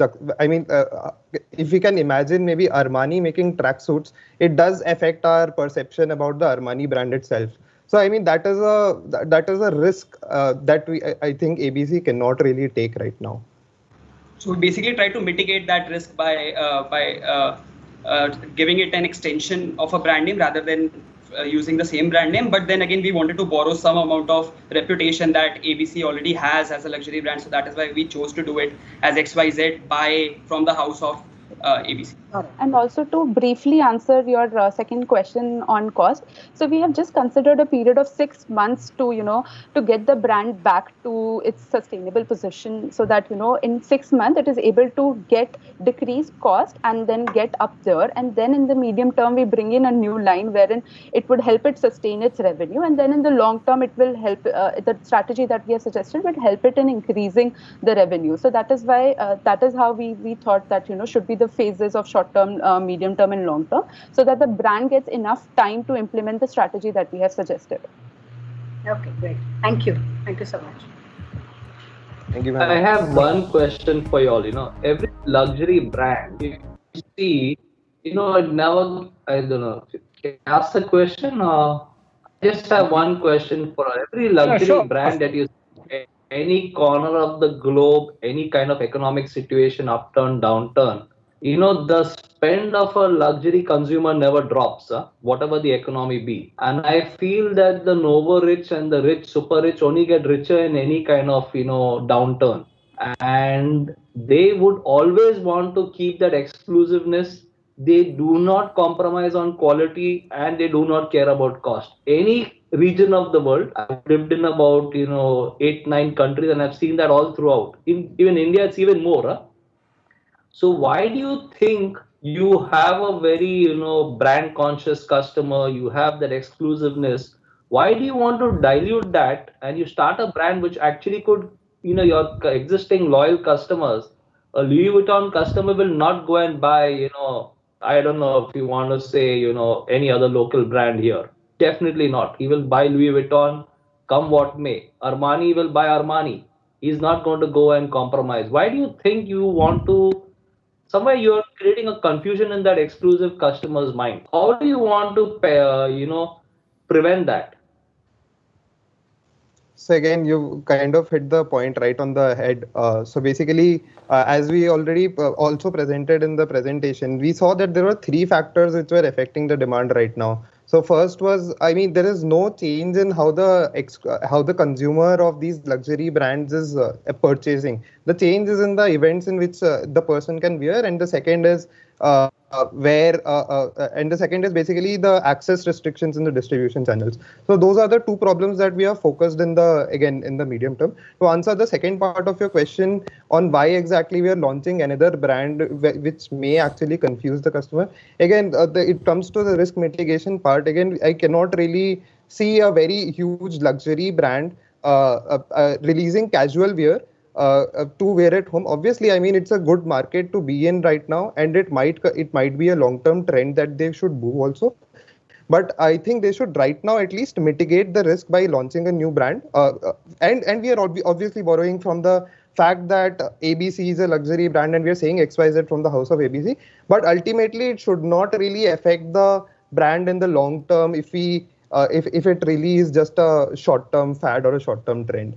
Right? I mean, that risk mitigation is why we said XYZ from ABC and not ABC releases new launchwear. I mean, brand is like the biggest asset for this luxury customer. So sorry, sir. Hello.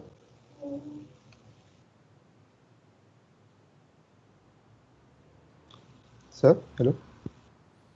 Okay, I think we are done with the questions. Thank you, team. Thank you, jury, for doing the honors. Thank you so very much. Thank you. Thanks a lot. Thanks a lot, sir. Thank you so Yeah, much. sorry, I think I lost you. That's fine. Thank you very much. Thank you so much. Thank you, sir.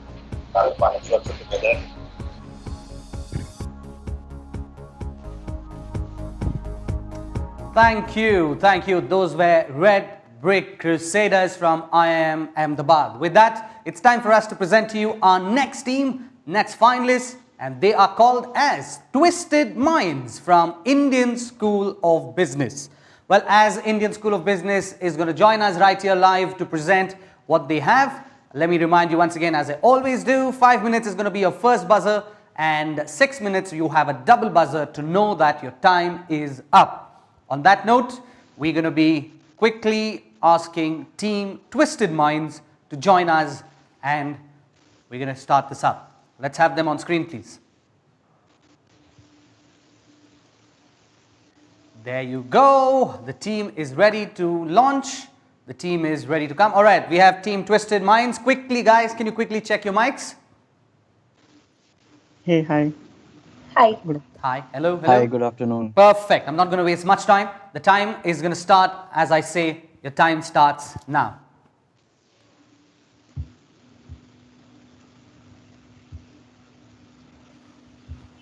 So, good afternoon, folks. We're here to talk about whether XYZ automobiles should enter the Indian passenger vehicle market.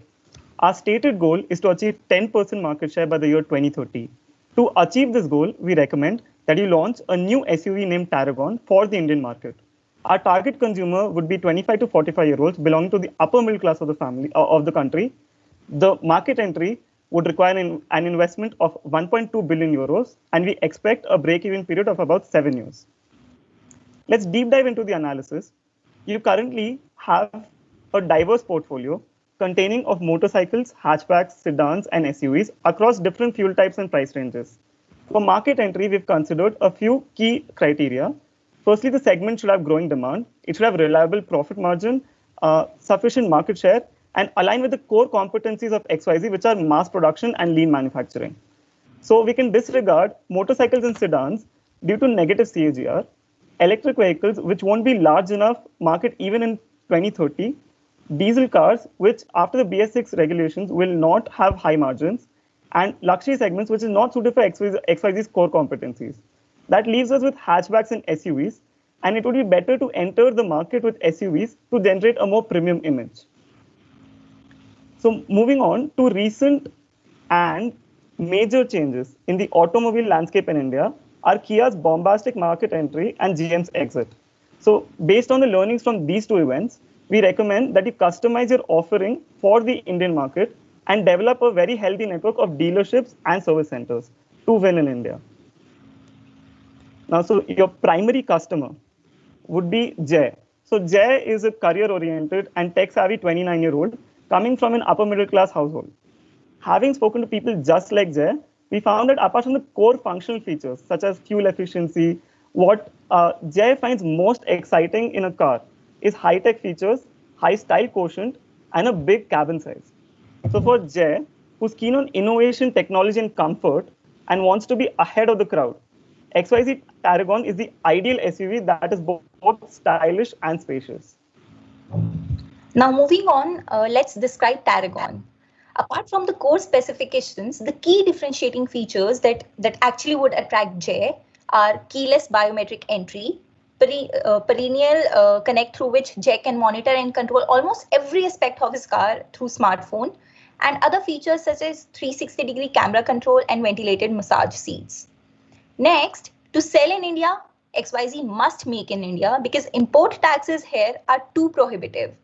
XYZ should also build a training facility to train and upskill the rural youth, which would firstly ensure inclusive development by addressing the social issue of unemployment in India, and add to the business sustainability by helping you get skilled labor. Now let's talk about the purchase journey of Jay. Considering the COVID context, XYZ would virtually bring the car to Jay either through immersive 360-degree showroom experience on XYZ's website or by sending the truck-mounted mobile 4D experience centers, or through VR kiosks in the malls. But if Jay insists for a test drive, we could also send a sanitized car to his home. Then Jay can also customize this car online. He can pick his car from one of the 60 dealerships spread across 23 cities. He can also pay using traditional EMI option or opt for VAS, vehicle as a service, or a subscription model. Post-purchase, Jay would also get 5 years warranty and free services for the year. Now, XYZ should also focus on building brand awareness in India. To reach customers like Jay, you should also title sponsor IPL, use European heritage to sell XYZ branded merchandise online, and you can also reach out to the customers through car influencers such as Musafir Joshi, Power Drift, and also create a cult community forum by organizing off-the-road trips to Himalayas. Now, moving on to the launch timeline, the key highlights are that you should start establishing the production facility by January 2021. You can expect to deliver your first car by January 2022. And we recommend that you subsequently enter the sub 4-meter SUV and hatchback segments by 2024. With all the new launches lined up every couple of years, XYZ is expected to sell at least 1 million cars and achieve 7% market share by 2027, and finally cross the 10% goal by the year 2030. Now, moving on to the numbers, the expected investment for the market entry is 1.2 billion euros, 800 million of which is going to be the biggest investment consumed for plant setup. For Tarragon, we project a sales of 175,000 units in the first 2 years and an overall break-even period for 7 years. In conclusion, India could prove to be a highly profitable market for XYZ, and we firmly believe that you can have a strong chance of achieving 10% market share by 2030. Thank you. Now we're happy to take any questions. All right, thank you so much, team, for that wonderful session. When I request our juries to please join us to start with the Q&A session. All right, the juries are about to join us. We're going to start this up. All right, over to you, jury. Yeah, this is Sanjay. I have a question. I think you referenced General Motors, and that's a very successful brand globally. What do you think are some of the things that you're doing which will prevent a GM-like situation for this company in India? Thank you for the question, Sanjay. That's a really interesting question. When GM was actually controlling 5% of the market share in 2015, and they ended up exiting the Indian market in 2019. Some of the key factors which they missed out on were, first of all, they launched 6 vehicles on 6 different platforms, and the sales were really low, which sent their dealerships into a death spiral. Second, they did not tweak their designs specifically for the Indian markets. That is, the Indian customer who seeks mileage and comfort as the primary objectives from a vehicle.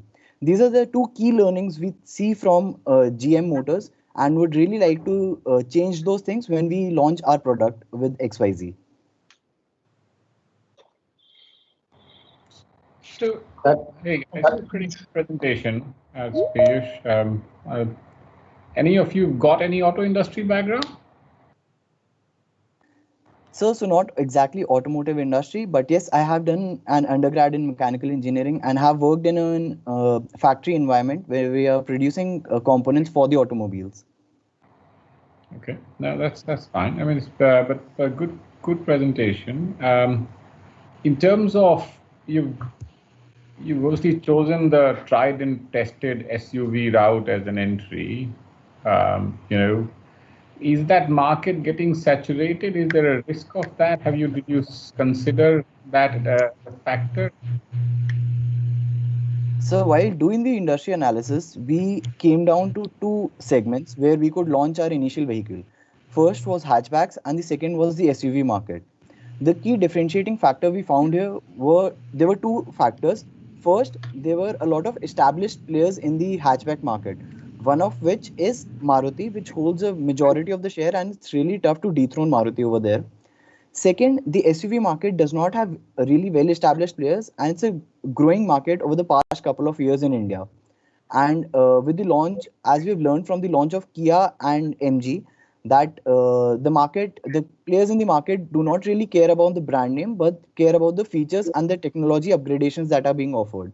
So that is why we plan to launch first an SUV, and then in our pipeline we do have hatchbacks and sub 4-meter SUV as well over the next couple of years.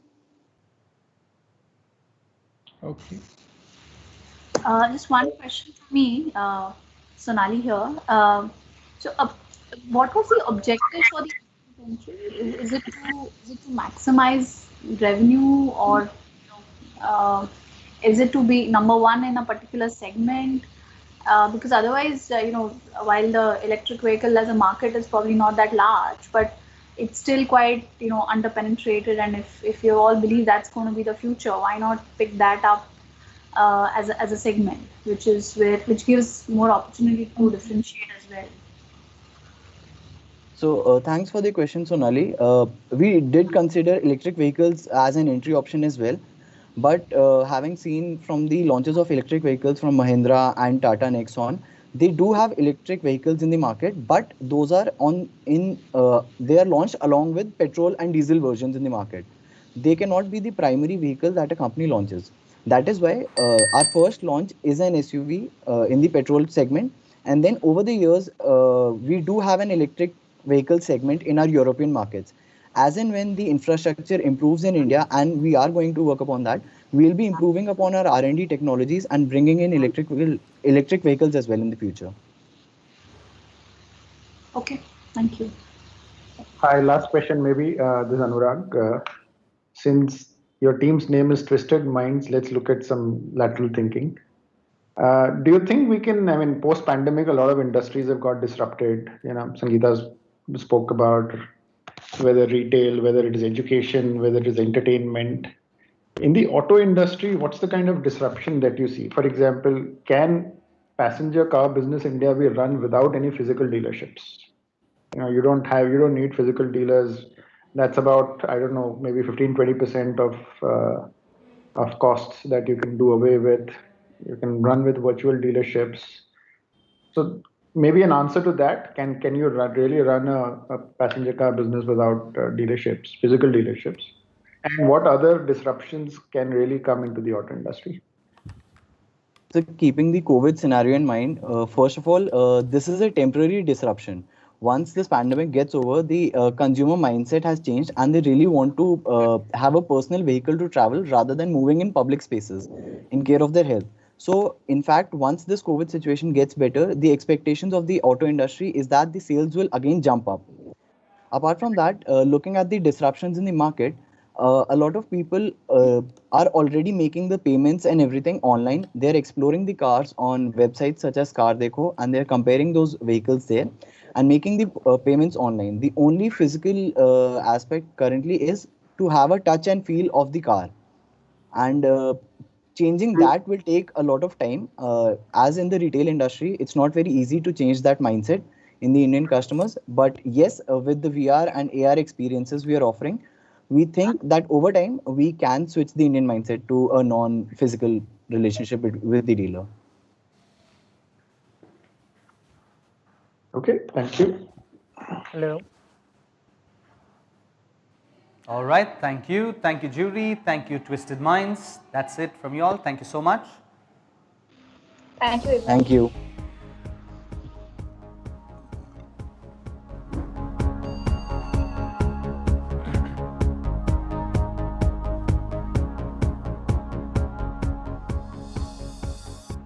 All right, well, that was Twisted Minds for all you people out there. Well, now, ladies and gentlemen, we move on to our next finalists, and they are ready to go and present. And that is Team MSD from JBIMS. So, as I say, always we'll have the team joining us.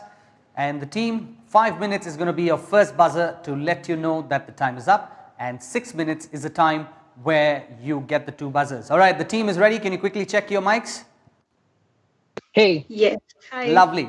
Before we start, I request you to kindly share your presentation and let's get this started. Is the presentation visible? Could you request you to share Yes, your we can see presentation? Yeah, lovely.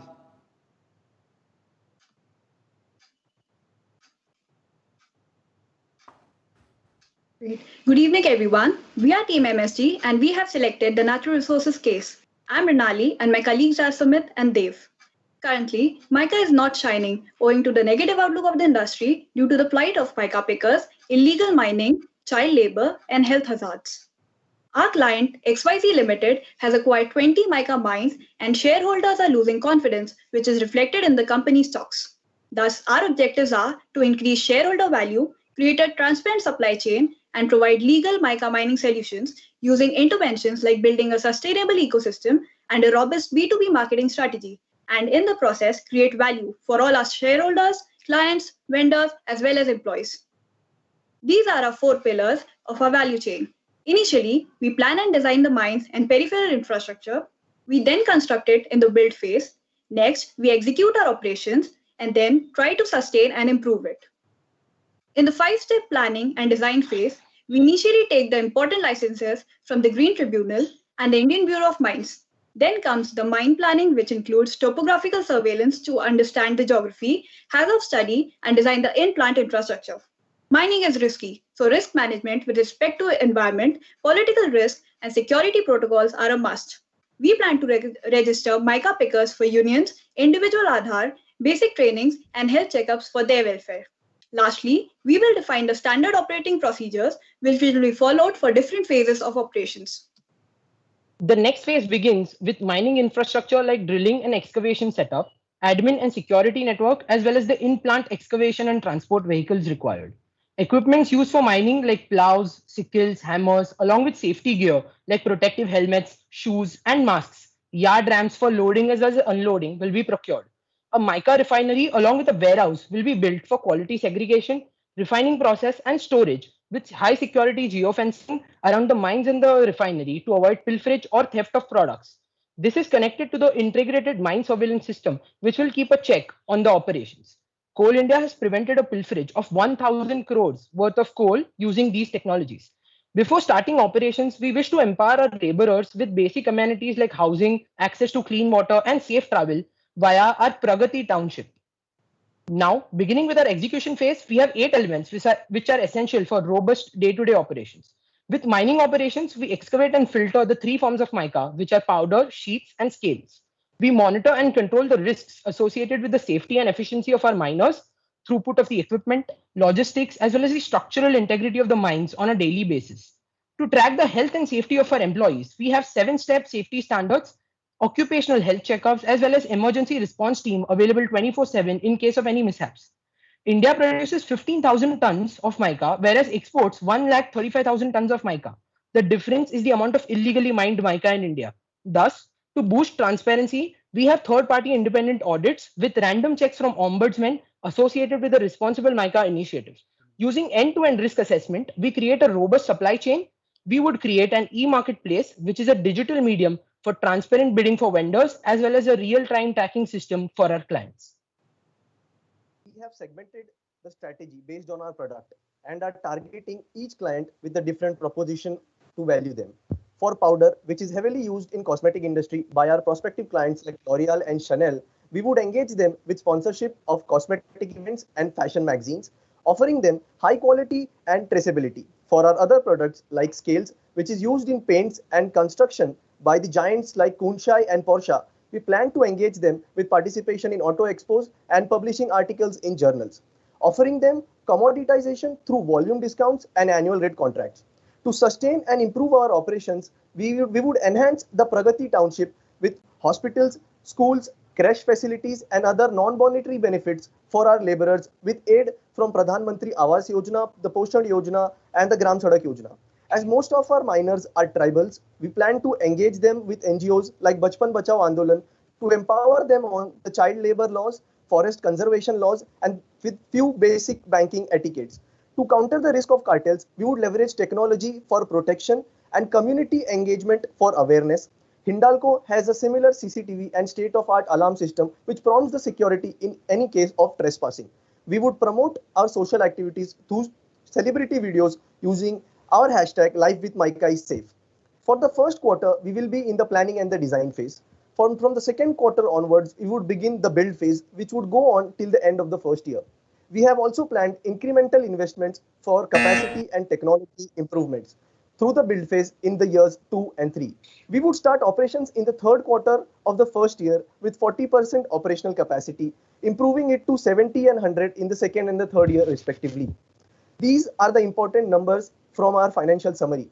Our majority revenue comes from the sale of high quality cosmetic grade mica powder, which is 81% of our revenue, followed by sheets and scales respectively. Our major expenses would be the capex infrastructure investment, marketing and employee expense.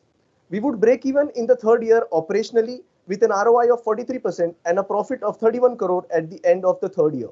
We plan to spend 36 crores on Pragati Township and thereby improve the social indicators of more than 7,000 miners. Thank you. All right, thank you so very much. Well, now as our jury is ready with their questions, I request the jury to join us.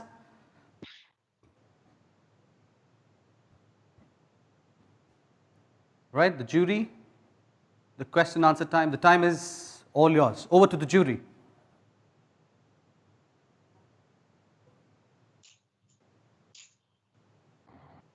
So, slightly different question, maybe not entirely related to your presentation, but related to the subject. You guys have come across the news of this mishap in Australia by Rio Tinto. Did you come across that in the mining industry? No, sir. Okay, then I'll keep my question back. I'll let others ask one.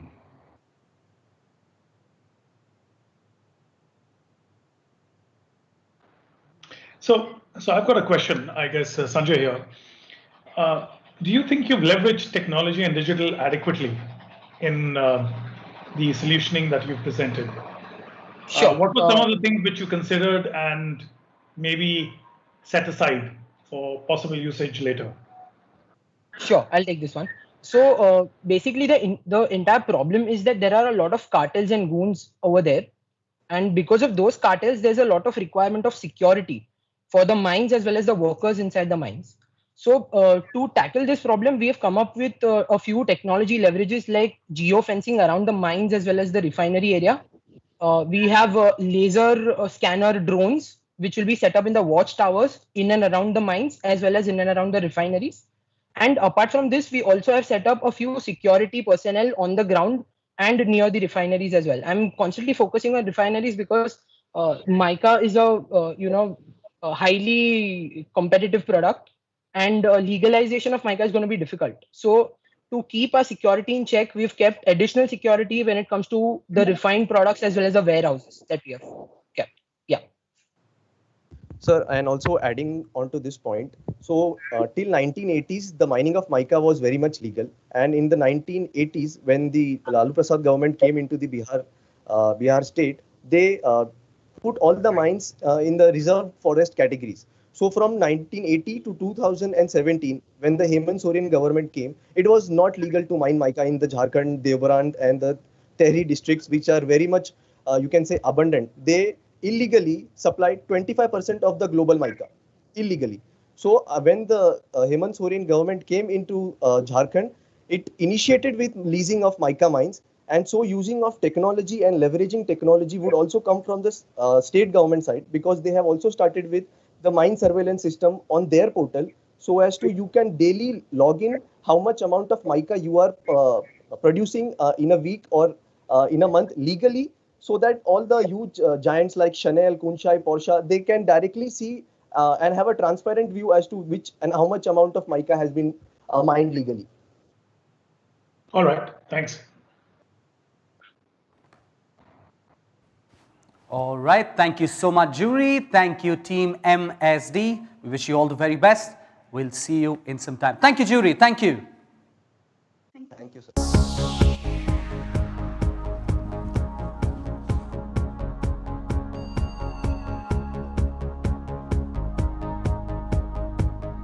All right, ladies and gentlemen, we've come to our next team. Well, one of our last finalists for the day, and let's see what do they have to say. Well, yes, we have the team Ubuntu joining us, and they are from IIM K, and they're here with the team members Abhay, Shankar, Naman Jain, and Swati Sachdev. Well, the team is about to join us, and let's see what the team. Once again, let me remind you, the first buzzer is for you to know that you have 1 minute left. The double buzzer is for you to know that your time is up. And on that note, let's have the teams quickly check your mics. Hi, how are you guys doing? Hey, I'm audible. Hello. Lovely. You're absolutely audible. I request you to kindly share your presentation. And as soon as you share, your time starts ticking. Lovely. Is my screen visible? Hi. Yes, it is. Okay, go on, Ali. So hi, we are Team Ubuntu from IIM Kozhikode. I'm Abhay and I have Swati and Naman as my team members. Our case is in the automotive industry, and a brief about the case before we begin. XYZ, an international automobile manufacturer, is considering entering the Indian market. It manufactures SUV, passenger vehicle, and two-wheel motorcycles, and has branched into electric vehicle. The company has innovative model and lean manufacturing system. It is ready to invest 1.2 billion euros and has a target of capturing 10% of the market by 2030. The first question that comes up is whether they should enter the market, especially in these challenging times. We tried to see this from three key stakeholder perspectives: customer, manufacturer, and government. With only 7% car penetration, rising income, strong government support, and sharp rebound after COVID, India is a growth market and represents an untapped opportunity. Next, we'll look at what segment should XYZ target for launch in India. Though the two-wheeler market is large, the motorcycle segment is undifferentiated. And given the constraints on investment, we do not recommend venturing into this. On the EV side, with the extensive government support, the market is poised to grow rapidly.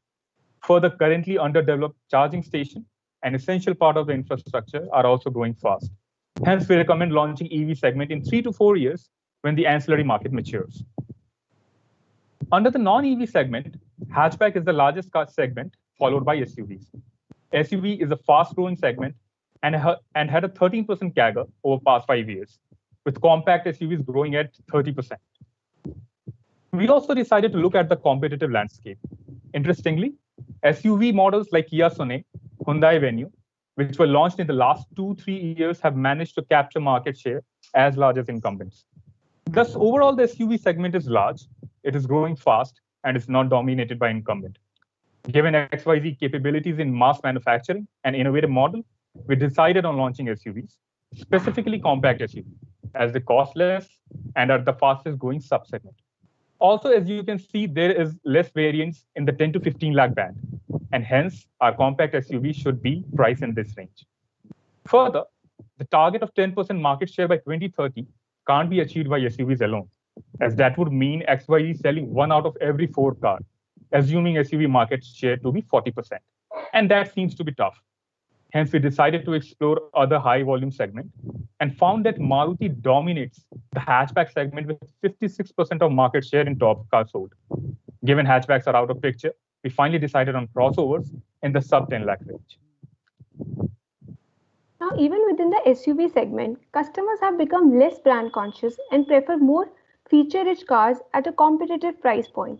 For example, we can look at China, where 64% of the surveyed respondents were willing to switch their car for better connectivity. The recent success stories of MG Hector and Kia Sonet further strengthens our point. Given XYZ has capabilities in innovative models and production systems, we believe it can leverage its capabilities to deliver feature-rich products at competitive prices. Now, talking about how XYZ should enter India, we evaluated 4 options: acquisition of a company, joint venture, greenfield, or acquisition of facility. We conducted an analysis considering 6 parameters and concluded that acquisition of facility is the most feasible option. We did a preliminary check and found a Honda facility in Greater Noida and Ford facility in Gujarat as prospective options. There could be some entry barriers like lack of surface infrastructure, high import duties, and low awareness of our brand. However, they can be mitigated through partnerships with Volkswagen or GM dealer service networks, local sourcing of components, and an integrated marketing communication strategy. Next, we look at who our target customers are. Our target customer segment is 25 to 39 years, upper middle and higher socioeconomic class, living in tier 1 and tier 2 cities. XYZ could come off as a socially responsible company by safety drives, green initiatives, and community outreach programs. Now we will look at how XYZ can engage with the consumers during their journey considering COVID. In the pre-purchase, we see increased online research by customers to finalize models before visiting dealerships. Thus, the need is to increase digital touch points via online car customization tools and AR streaming to show features. For example, Fiat Visby conversational marketing platform. In the purchase phase, customers are looking to minimize their physical contact. The dealership visit can be digitized through an omni-channel experience like at-home test drives and online scheduling. For example, Hyundai's click-to-buy feature. In the post-purchase phase, the need for remote services has arisen. XYZ can look to provide virtual after-sales support and develop loyalty through personalization. For example, Maruti's doorstep service pickup and drop. Multiple benchmarks like Kia Motors and Maruti for our financial analysis and estimated that given the investment of 1.2 billion euros, NPV is expected to be about 13,000 crores, yielding an IRR of 28% in a payback period of 5 years. This is in line with achieving their ambitious objective of 10% market share by 2030. Here's a quick summary of a presentation. XYZ should launch featured compact SUVs and crossover with competitive prices. They should not venture in motorcycles and launch EV segment in medium to long term. They should acquire a facility for its production. Target customer profile in 25 to 39 years, tier 1, tier 2 cities, upper middle and higher socioeconomic class. Given COVID, there are digital interventions required to enhance customer journey.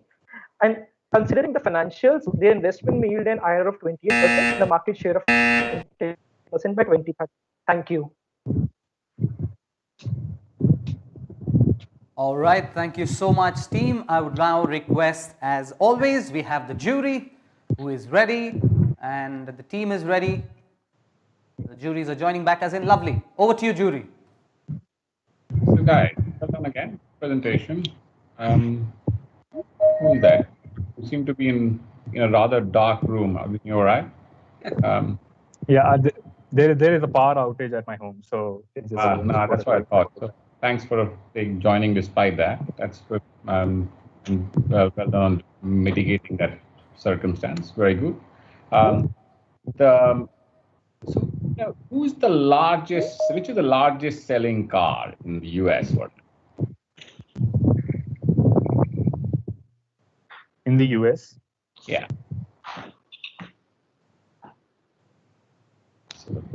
Okay, let me have Tesla.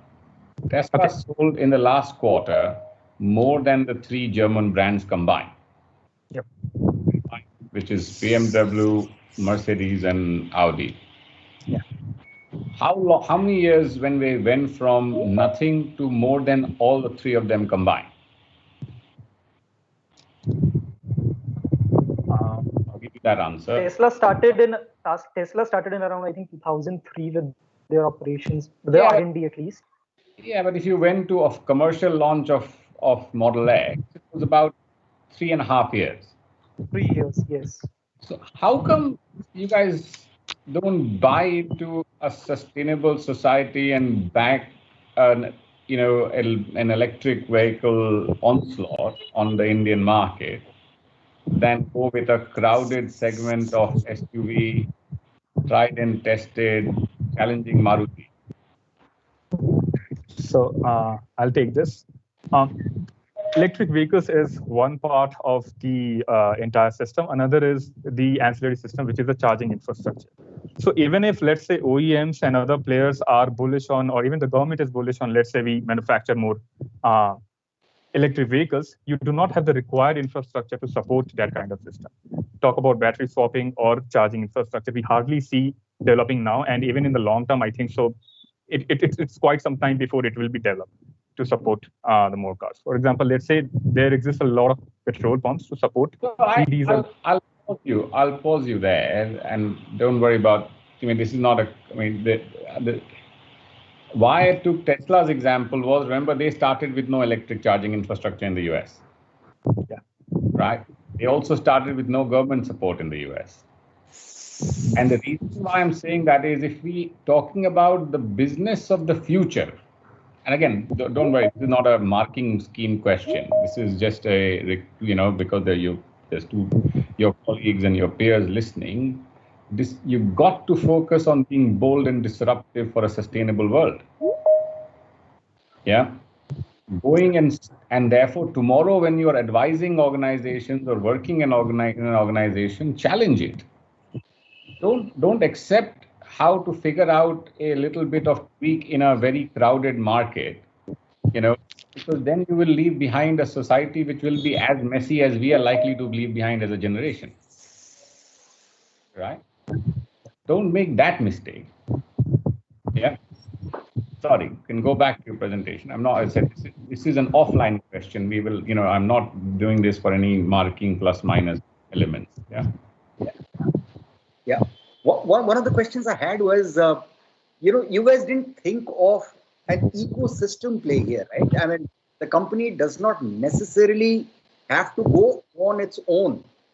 It could actually team up with a whole host of complementary players in a non-compete sense and create, because really the hurdle that has to be crossed here is the ecosystem, right? So was there any debate on that at all? So we discussed about the ecosystem on the dealer service part, since it's a new company and obviously you can't compete with Maruti, at least with the dealer service network, neither with Hyundai, because even Kia is backing on Hyundai for the dealer service network. Therefore, we had a thought that, and we even mentioned that they could partner with the soon to be defunct dealer service network. For example, of say Volkswagen or for example, say Fiat, which are soon to be exiting India, what will their dealers do? They'll be sitting idle. So why just not capture them?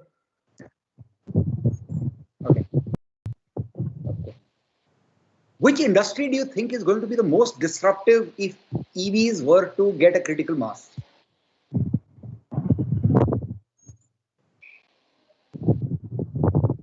Soft. Which industry?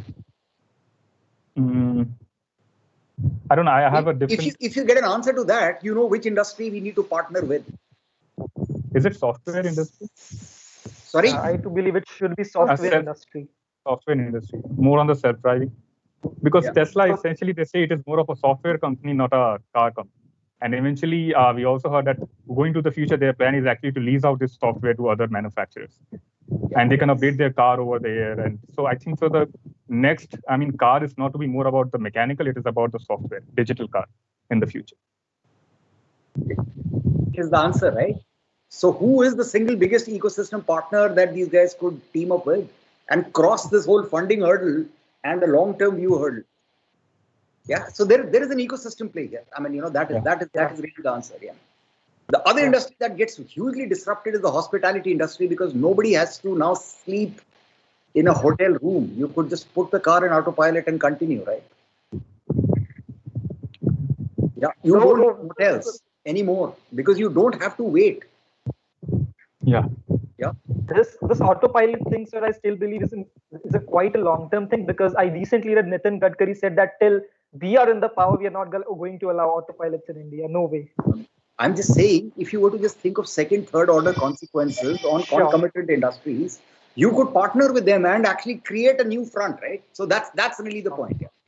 Yeah. Thanks. For a second, I thought I would say if Nitin Gadkari said till he's in power, that can be arranged. But Abhay, I have to say, if someone is going to sit in a driverless car in India, I will not go into it. But I think, look, if you talk about disruption, one of the biggest ethical dilemmas that comes out of auto-driving cars is insurance.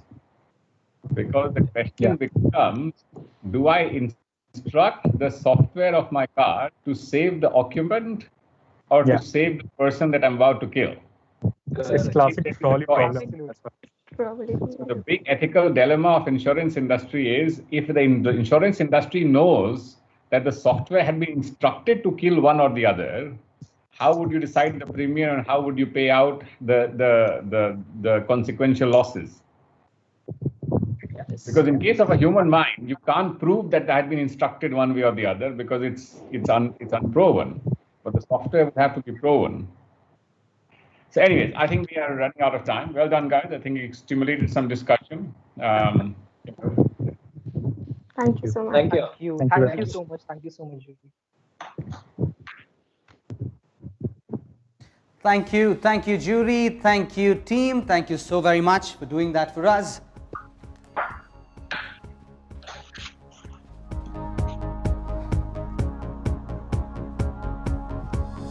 All right, the time for what we gotta say that it's been an absolutely productive session with every team presenting to us with something new, something creative, something innovative. On that note, let's give a big round of applause for all our 10 finalists. Thank you so very much. And a big round of applause for all our jury for doing what they've been doing the best. So here is what I'm going to request the jury members. You're going to log out of this link. And I request the jury to kindly join the deliberation room link. I repeat, I request all our jury members to kindly log out of this link, and I request you to kindly log into the deliberation room link, where the jury is going to decide who is going to be the second runner-up, who is going to be the first runner-up, and who is going to be the season 4 winner. So all is going to happen at the deliberation room link.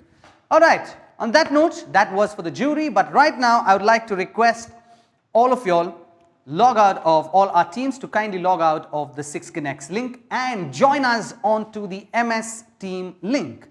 I repeat again, to all the finalists, log out of the 6Connects link and log on to the MS Teams link. Well, that is the place where we all are going to meet again. In the meanwhile, while the jury is doing all the math with who has done what has, I would say, impressed them, what do they say as a productive product in the future, well, that all is going to be left to our jury who's going to do that. I'm sure they've started their deliberation and we will have the winner in some time. All right, before I go there, it's time where we all join in together and do this together. All right, here is what we're going to do, simple and short. We're going to have a very interesting session where I'm going to throw a few questions towards you. We're going to have flashing few questions, and those questions are going to be onto the screen. And how can you be a part of this session? It's very simple. All you need to do is first log on to menti.com. Yes, menti.com, and as you see, this is the link which you all have to just punch in. Log on to menti.com, and menti.com is going to ask you for a code, and that code is what you see right behind me. Yes, this is the code. I'll just read that out once again. It's 2724362. I repeat, 2724362. That is the Menti.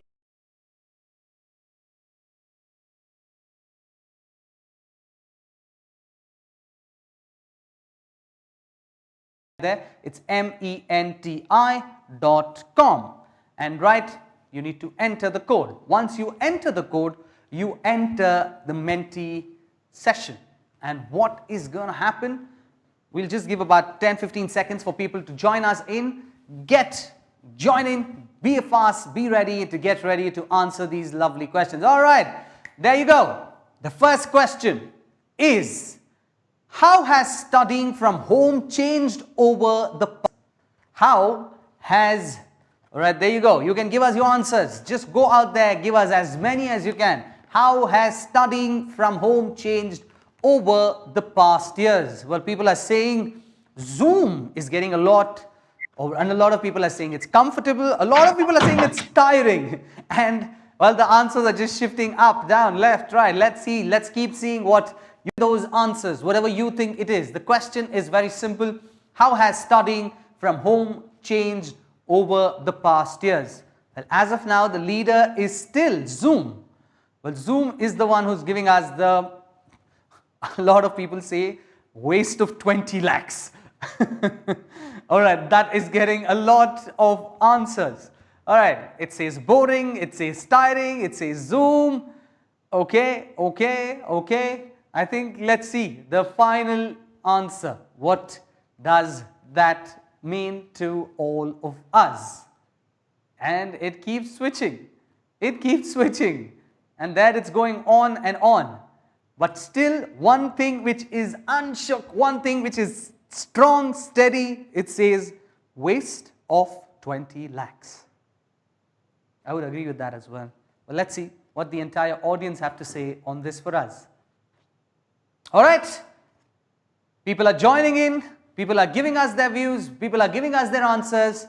Before we go to our next question, I think it's very important to know what exactly do the audience, the Janta, says and what do they believe in. Our backend team is going to tell us the accurate answers of what you all have given us.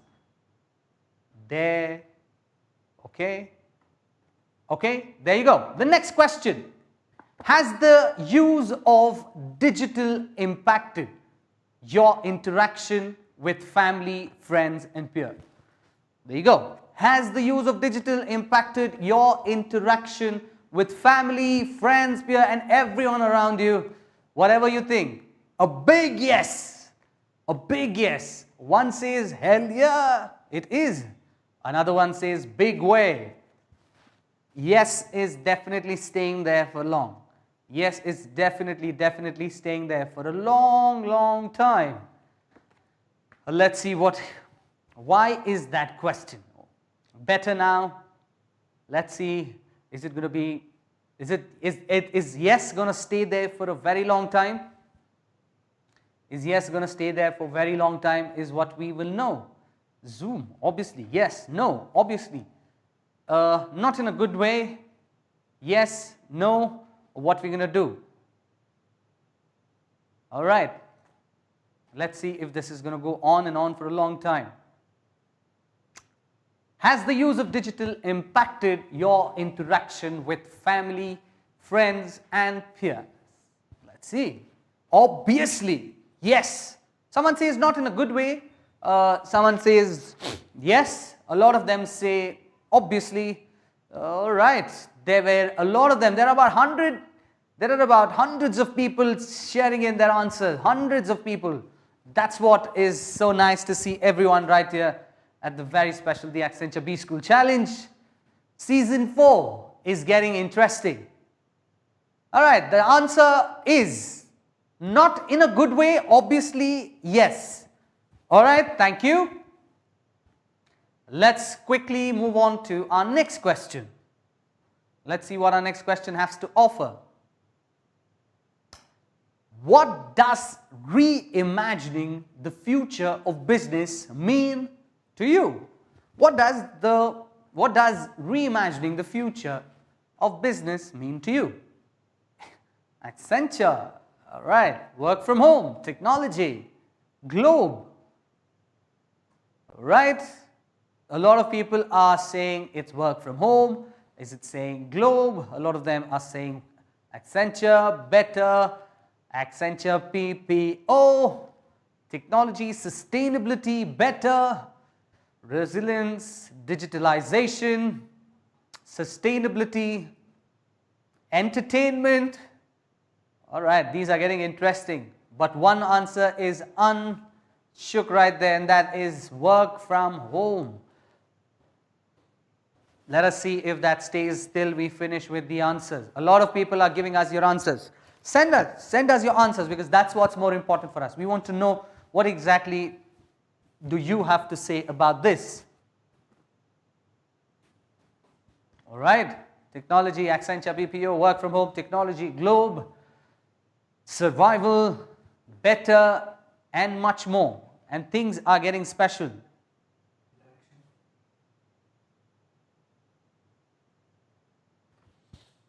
All right, thank you. Those were some interesting sessions with all of y'all. What a fabulous way that was. Thank you guys, thank you so much. A big applause for yourself. All right, that was the Mentimeter to understand exactly what you all have to say. Well, now it's going to be a surprise for all of y'all. All right, surprise for all of y'all, because My system is going to randomly select few of y'all, and we're going to get them live on the big giant screen, and we're going to have a quick little chat before the juries are doing the deliberation, before we get the answers. All right, let's see who that is joining us on the screen. Let's see who it is. Who's the first one joining us? It is, can you switch on your camera, my friend? NJ, that's Naman Jain. Naman Jain, could you please switch on your cam? Don't worry, we're just here to talk to you. Sure. Hi Naman, how are you doing? I'm doing good. How are you? Very, very well. Very happy that to see every single finalist out there. Okay, Naman, what is your takeaway from this entire day, the grand finale, being a part of the whole process and being a part of the finalists? What is your takeaway from this? Well, something which was common across all the presentations, something which the judges were very focusing on was innovation. So innovation is something I believe would drive the future. And another thing is looking at the big picture and thinking the long term, not just next 10 years, maybe next 20 years. That is something would be a key takeaway with regard to this. Okay, if you were the jury, what would have been the question you had asked your team? Probably the question I would have asked my team is that what are you doing that separate you from the incumbents? What special is in your car, or what special is in your strategy, which say Kia Motors or MG Hector is not doing in automobiles? So that's something which I would have asked. Okay, that is really nice. Let me ask you a very honest question. If you were not a part of this final, if you were not a part of the finalists, who would you give away the winner's tag, according to you? I believe it would be IIM Calcutta, the third team to present here. The PPT was very well structured. I believe it had a good storyline. Okay, So that's yeah, about it. I just wanted to know that. All right, thank you so much. But just before we go, one word of your the journey of being a part of the Accenture B School Challenge Season 4. How would you describe it? One word should be exciting. All right, and one learning which you learned in this process, what would that be? Well, surely that B school people usually have this tendency to make cluttered slides. I believe Accenture has surely let us, believe that the cluttered slides is not the way to go. The slides should be simple. Only the key messages should go forward. So that's something that was very important learning for me. Thank you so much for being a part. Thank you, and I would like to say all the best. Thank you. May the best team win. Let's see. Let's wait and watch. All right. That was Naman. Let's see who else can we get on the big giant screen right now. Behind me is, all right, can you switch on your camera? You can see yourself. You know that you are on the screen. Just go out there, and we have Aditya Dhaval. Could you please switch on the camera, please, my friend? All right. Hi, Aditya. How are you doing? Can you see me? I'm doing great. Yes. All right. Quick question. I would repeat the same question to you as well. What has been your best moment in this whole session? I mean, the fact that what the judges said at the last, right, in the last presentation, when they said that the new generation has to really look towards taking risks and getting disruptive solutions instead of just repeating the same thing over and over again and the same mistakes that the last generation. I think that's one of the key takeaways from this entire session. Okay, if you were the judge, if you were one of the jury, I will repeat the same question. Yeah. What would have been your question to your team? I'd probably ask a bit more about our finances and our assumptions. I think that is where the juries did not ask us a question, but I think the jury pretty much covered everything else. You know why they didn't ask the question? Because they knew that you have the best answer for it. That's the reason they didn't ask you that question. And okay, let me put it across this way. If you were the jury again, all right, let's not talk about the jury. Let me ask you, if you had to declare one team as winners, apart from you, who would that be? I mean, I also really felt that IIM Calcutta's presentation was well structured, apart from ours, of course. And I think, and I really feel that the storyline. Okay. It was really good. Yeah. Okay, your one takeaway from this whole journey at Accenture B School Challenge Season 4. Again, as I initially answered, I think the one takeaway for me at least was, again, as a generation, we need to be able to take more risks, disrupt more businesses, and I mean, really look towards how we can become more and more sustainable and not repeat the mistakes that the last generation did. I think that is a very key takeaway that I'll take away from this. So before you go, because you are a part of the Season 4, we have no idea who's going to be a part of Season 5. We have no idea which B school is going to end up in the top 10 finalists. If you just have to say a line to the Season 5 finalists, which one would that be? Or what would that be?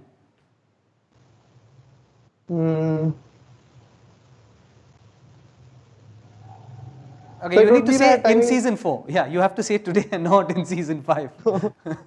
I mean, I'd wish them luck, and I'd say that try to bring as much innovation as in your decks as possible, and try to structure your problem well. I think that's about it, really. All right. Thank you, my friend. Thank you so much. All the best. Thank you for joining us. And we're going to take a leave. And right now, we're going to request Ekta, who's going to join us on screen. Can we have Ekta?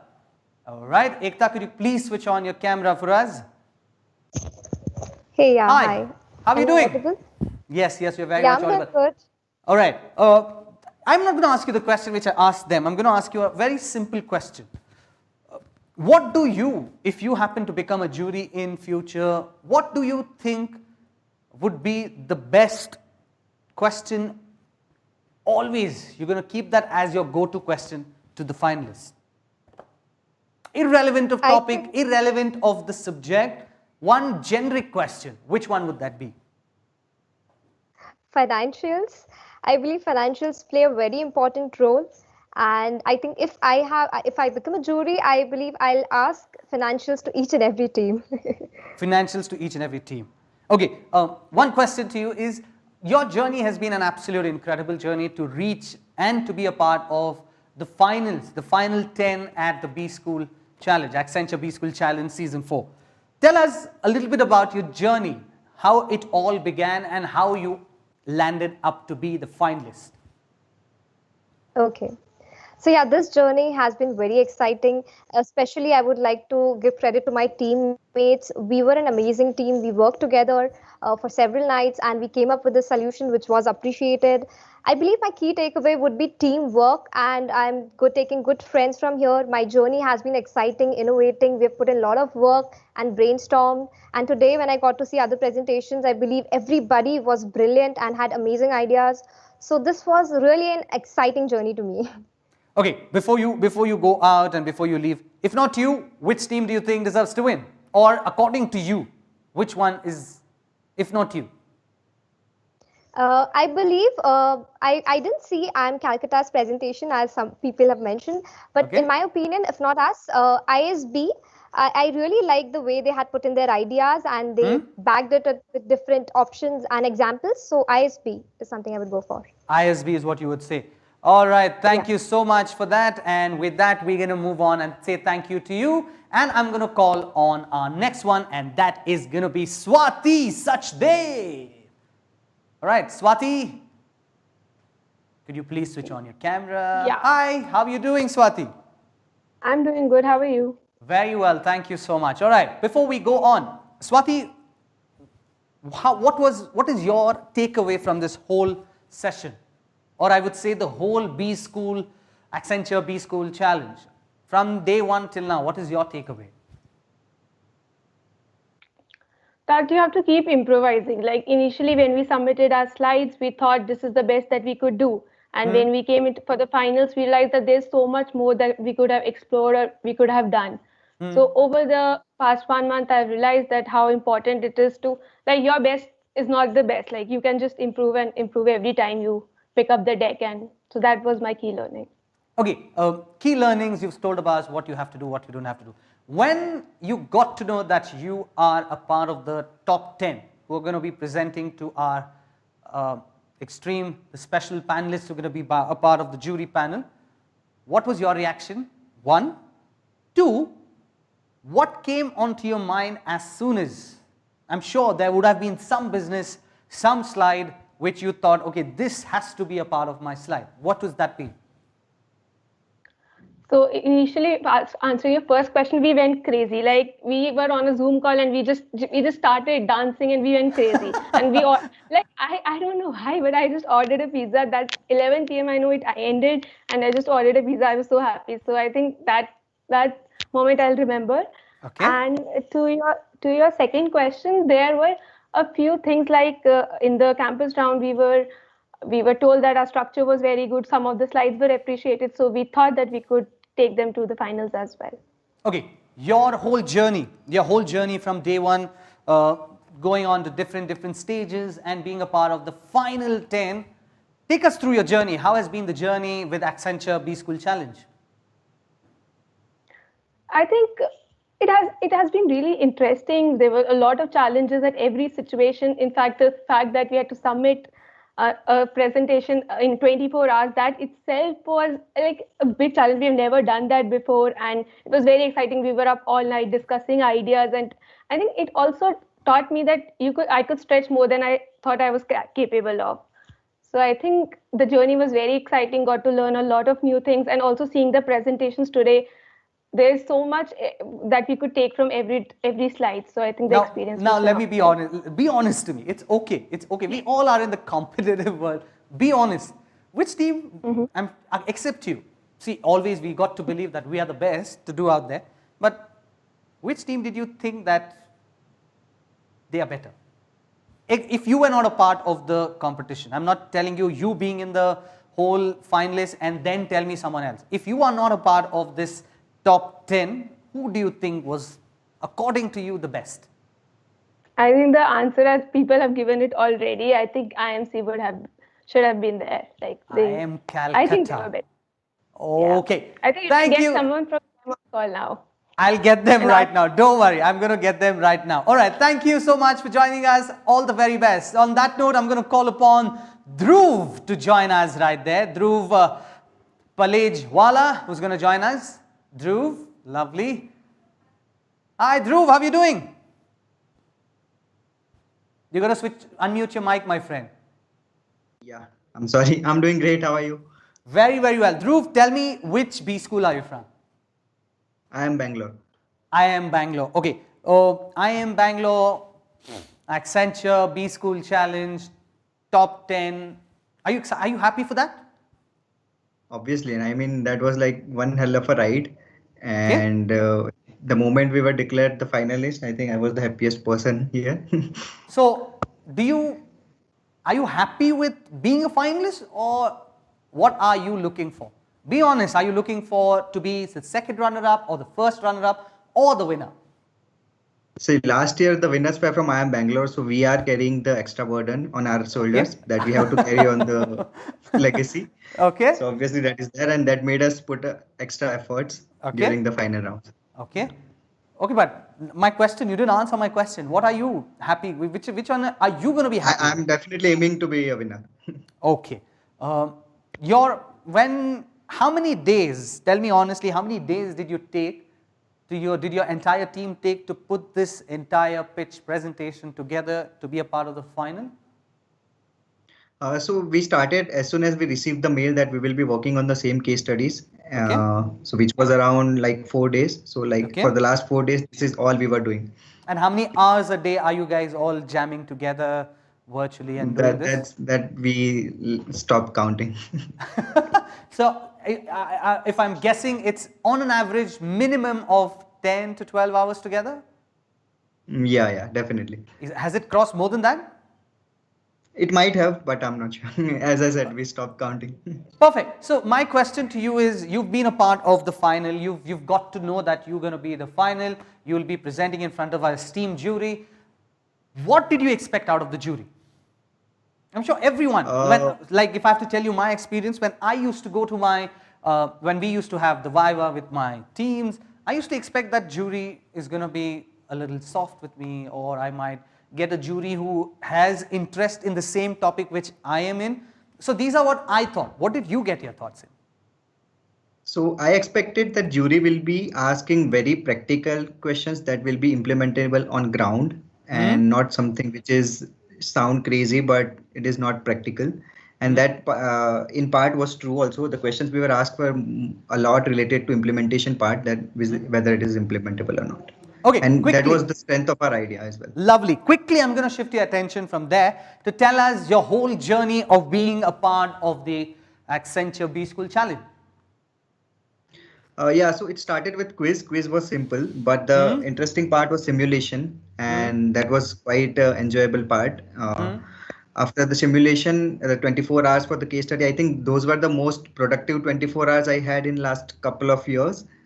Because in 24 hours we had to research about whole new industry that we took up and like organize the thoughts, give the structure. But it was all worth it when we won the campus round. And post that, working with the mentors from Accenture was definitely a good experience. They gave a lot of inputs, a lot of interest, which was honestly not expected given their busy schedules. But yeah, they were like really interested in our presentation and they gave a lot of inputs. The universal question which I'm asking everyone. Who do you think, apart from you, who you would have thought or you would have given away the winner's trophy? My answer is slightly different. I like the presentation of IIM Lucknow, partially because their topic was different. They were the only group who presented on energy sector, but yeah, I like that. Thank you. Thank you, my friend. Thank you so very much for doing that for us. Thank you, Dhruv. That was really nice. On that note, thank you. I would like to say a big thank you to you. And now I'm going to invite Arun Sharma, who's going to join us. Arun Sharma, he is here. IIM Calcutta. Okay. Arun Sharma from IIM Calcutta. First question to you, Arun. Unmute your mic. Can you hear me, Arun? Yeah, I can. Okay. Arun, I'm not going to ask you anything. I'm sure if you've been following everyone's conversation about who do you think they deserve to win, who do you think they deserve to win, I think out of 6 till now, 4 of them have said your team. How do you feel? I think it's networking effect. Everyone just went along with whoever said the first one. So yeah, I would say that. So you're not going to take that? I mean, let's just. I would, if I have to say which team I really liked. I really liked Ahmedabad. So, and that was mid presentation which I texted on my group. So I wouldn't take that. But yeah, thank you. Everyone. Okay. Take us through your journey, Arun. Tell us what made you all take part in this. I'm sure there would have been some crazy ideas, some innovative ideas, some productive ideas, which you thought this is going to be definitely a product which we're going to enter the finals. What was that one thought which came onto your mind? I think we looked at the banking as trust and convenience, 2 factors we really wanted to come out of our presentation. Okay. And this is what we stick to. The whole presentation was about building trust among consumers and making sure the convenience is there. And about the journey, to be very honest, the most helpful has been the last 24 hours for us because of the mentors. We actually, last night, the work we did in 3 hours is 60% of the PPT we showed actually today. So we actually had to change around a lot many things, de-text a lot, and that's our presentation today. So you're saying that all of this was compiled and put together, the maximum of it in the last 24 hours? Yeah, I would suggest that. I mean, we had the ideas, but the clarity and the coherence, it all came together in last 24 hours. What would have you done if you had another 24 hours to do? I think in consulting, one thing I've realized is the more the time, the more mock-ups you keep on going on. So the version would have been a 50th version from a 20th version. So you would have had like do, undo, and that would have gone for the next 24 hours as well. Exactly. We actually had a few more ideas to go into a video and everything, but and I'm sure you would have got more ideas if you had another 2-3 days. Exactly. And I'm sure you would have said this much time, or whatever time was given was less, even if you would have given you another week's time. Am I right? You're totally right. And that's not because of the procrastination, but because of the work. All right, lovely. Before you go deeper to it. All right, love. Before we tell you thank you and we tell you to leave, but if not you, I know you've answered, but you can answer me now. If not you, who do you think is going to be the winner? I mean, I would say I'm Ahmedabad. It's probably, and one of the biases is the clothing, the retail business they touched upon. That's my favorite. So probably Perfect. that's why. Thank you, my friend. I am Calcutta. We wish you all the best. Thank you. Thank you. All right, Light, we're going to call upon next is Lipika from IIM Lucknow. All right, Lipika, if you could join us. I know you can hear us. Yes. Hi. Hello. Hi. Am I? Yes, Hello. yes, you're very much audible. You're very much seen out there. Lipika, just before we go on there, a lot of them said IIM Lucknow deserves to win. How do you feel? It feels good, but I mean, overall, I think the whole process itself is very good for today's. Seeing everybody's presentation was in itself very fulfilling. So, but yeah, it really feels good if somebody felt that we had in us. Okay, Lipika, very simple. I want to know this. What was your, I'm sure you had 2 or 3 ideas to present before this, and I'm sure you would had to select out of that. Am I right? Yes. Okay. Do you want to say, or do you want to disclose? That's up to you. I know for a fact that's a little personal if you want to. Apart from this, just, if not this, which one was option 2? Just the headline, just the topic. Right. So, in terms of idea, actually, we were ultimately culminating into the same idea. It's just the approach were slightly different while we were researching through the industry and looking at other avenues. So, in terms of idea, actually, we were ultimately coming down to the same solution. So, we just thought of which is the most practical and most justifiable way to present it. Okay, perfect. I'm gonna take that. I'm not gonna go on to the next question in that. If not you, who do you think? If not you.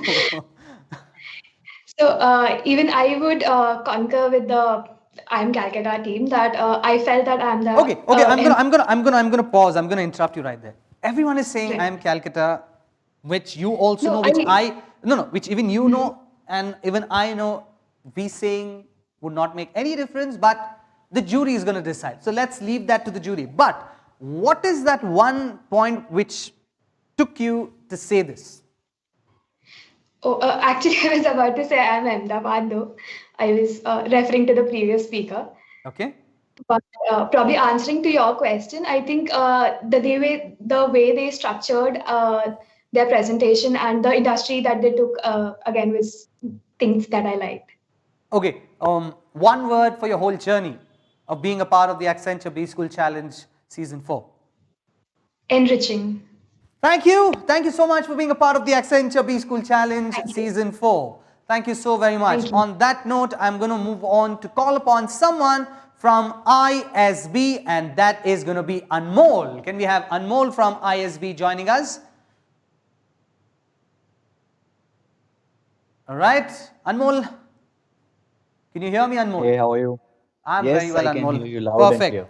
Tell me, Anmol, one thing before we start. Did you expect to be a part of the finals? Once we started with the journey, we never expected we'd get this far. But yeah, now that we're here, what is that one thing you think brought y'all to the finals? The teamwork brought us here. I think all of us, all 3 of us worked really hard for this. And even if one of them slacked, I thought the others covered it up pretty well. So the teamwork is what brought us here.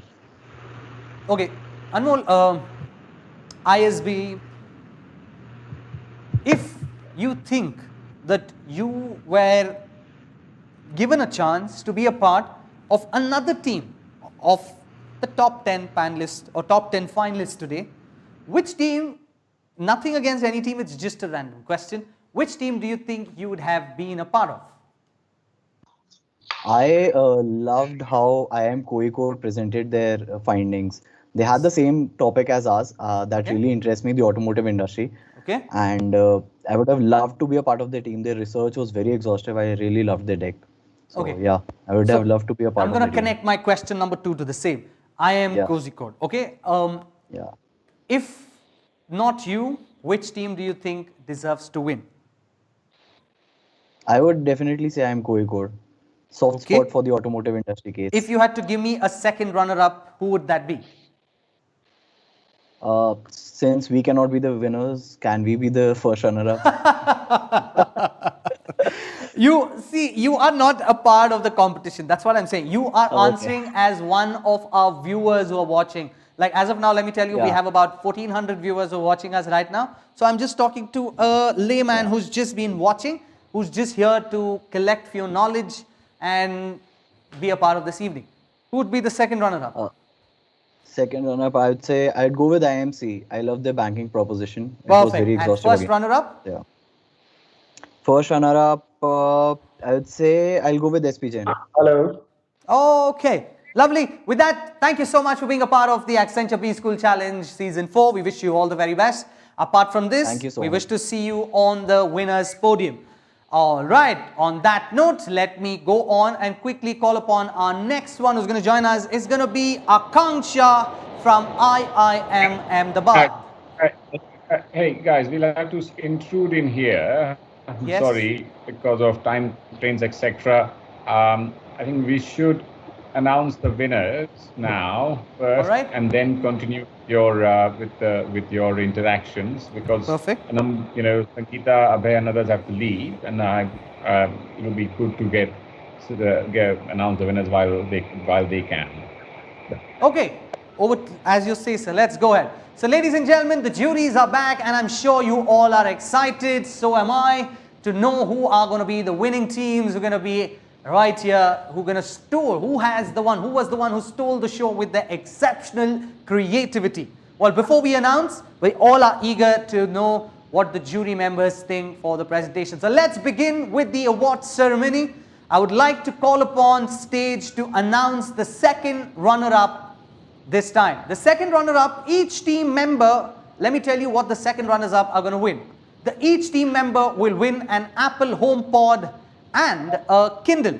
Yes, it's time for me to call upon our presenters who are going to be announcing the second runner-up of the Accenture B School Challenge Season 4. Please welcome Etzel Pereira, Anurag Gupta and Sonali Kulkarni.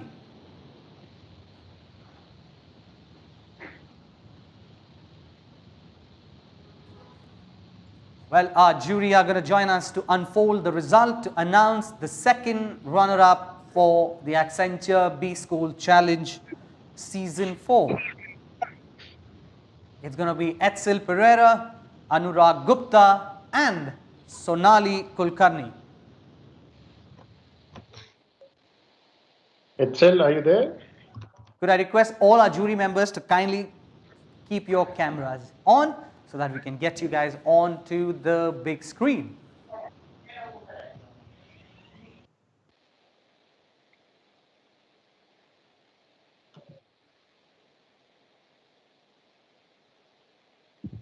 All right. Could I request Mr. Anurag Gupta as well, if you could join us, sir? And we have Sonali Kulkarni. I'm already there. Okay, can we have Etzel Pereira?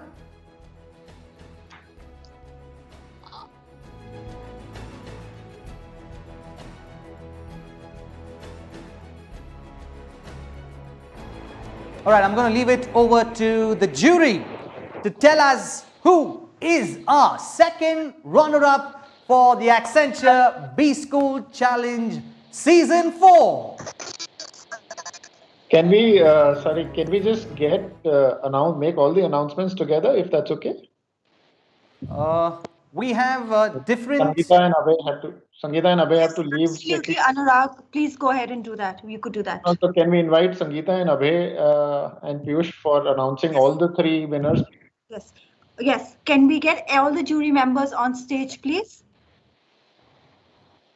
All right. Could I request all our esteemed jury members to please join us? If you could switch on your cameras, we'll get you all together and we will unfold the results and who are the ones who are going to be the second runner-up, who is the first runner-up, and who is the winner. In the meanwhile, let me just tell you, while the time our jury members are going to join, the second runners-up are going to take home an Apple HomePod and Kindle. Let me tell you what the first runners-up are going to take back. They are going to be taking home a Surface Pro. And the winners, they will be awarded an iPad Pro, and AirPods. Well, yes, those are going to be the winning prizes for the second runner-up, first runner-up, and our final winners. Well, the time has come for what we all have been eagerly waiting, excited, worked hard, sleepless nights. It all comes down to this moment where our jury is going to unfold the results for us.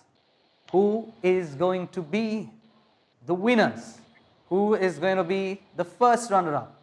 And who is going to be our second runner-up? Let's simplify the production team's problems of having to put everybody in, because they had I'm sure a particular plan which we have as usual gone out of lanes and junked it. So I suggest, Sonali, if you announce the second run or first runner-up or second runner-up, where you do the first and Sangeeta does the winner. Perfect. And wherever you are from, so we don't need to be pinned on screen, but if you go ahead with that, Sonali.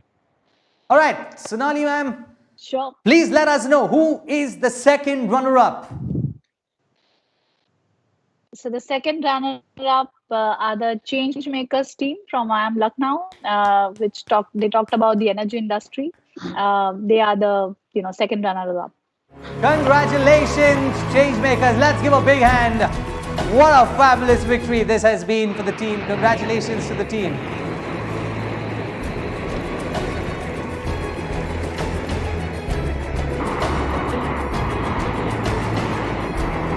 I'd like to give a big round of applause. Congratulations to Changemakers. All right. Okay. Okay. The first runners-up is the CH01, which spoke on the banking industry from I Am Calcutta. Congratulations, guys. I Am Calcutta, the first runners-up. Let's give it up, everybody.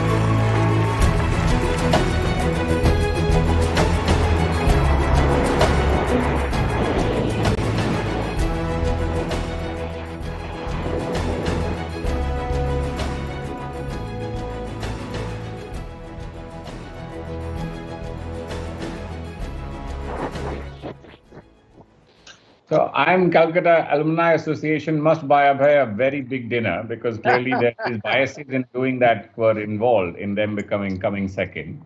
So I'm sure whatever transactions were done behind the scenes will be known later. Sangeeta still with us, or did she have to drop? I think she had to drop. I guess, is it? So it's time for us to know the winner. Anurag, then it's you to call the winner. All right. So before you announce the name, before we go out there, I want everyone sitting back home, all the finalists, everyone out there, give a big hand for all the finalists, because everyone has done an absolutely incredible job. No matter what it is, it all takes to be the best, because you are the best. That's the reason you all have been a part of the final 10 at the Accenture B School Challenge Season 4. Anurag, the time has come for you to announce for us and let us know who is the winner of Season 4 at Accenture B School Challenge. Okay, before I announce quickly, I think like you mentioned, on behalf of the jury and entire Accenture team here, I'd like to thank all the students who participated, not just the finalists, but even the ones who participated right over the past few weeks. I think the quality of presentations, your commitment, the time you've spent has been fantastic. It's been all the presentations I can say were very top class in terms of the content, the research that's gone behind it, the commitment that you've shown. Obviously, the results were based on a criteria that we had. Predominantly, first of all, it first being given the topic that it was about reimagining the future of business. What was the newness of ideas that you had brought in, how logical and well constructed your thought process was, and obviously how true it was to overall the newness of thinking as well as the future of business. In that context, I think according to the jury, the team that stood out very well for us was the Red Brick Crusaders from IIM Ahmedabad, which did the retail case study. Congratulations, guys. You're the winner of this year's B School Challenge. Red Brick Crusaders, congratulations on being the champions, the winners of the Accenture B School Challenge Season 4. What a fabulous victory this has been. It's a remarkable one for Red Brick Crusaders. And the winning team, quickly switch on your cameras, guys. I want to see all of you, all your happy faces there. Come on, come on, come on, come on. I'm gonna leave the stage and I'm gonna take over this one for you. First of all, tell me, how do you guys feel? Show me some excitement on your faces, guys. Come on. Congratulations. Are you guys happy? Very happy. Very happy. This is like, I'm very happy. It's okay. I knew I was about to win. Show me some excitement. I know you're the winners. Did you expect to win? Did you expect to win? No, like we saw all the presentations and there were some very good teams who presented. So though we thought that our presentation was well structured, but we thought that the presentations were good as well. I hope this competition was happening on campus, so you would have seen the happiness and the excitement with which we jumped off our chairs. I'm sure that would have been the best moment for you to remember for a long, long time. Okay, guys, first of all, we would like to say a big thank you for being a part of the Accenture B School Challenge. And also a big, big virtual hug for you, for your team, and for the entire institution out there for being crowned as the champions of Accenture B School Challenge, which is Season 4 winners, Red Brick Crusaders. Thank you, guys. Thank you.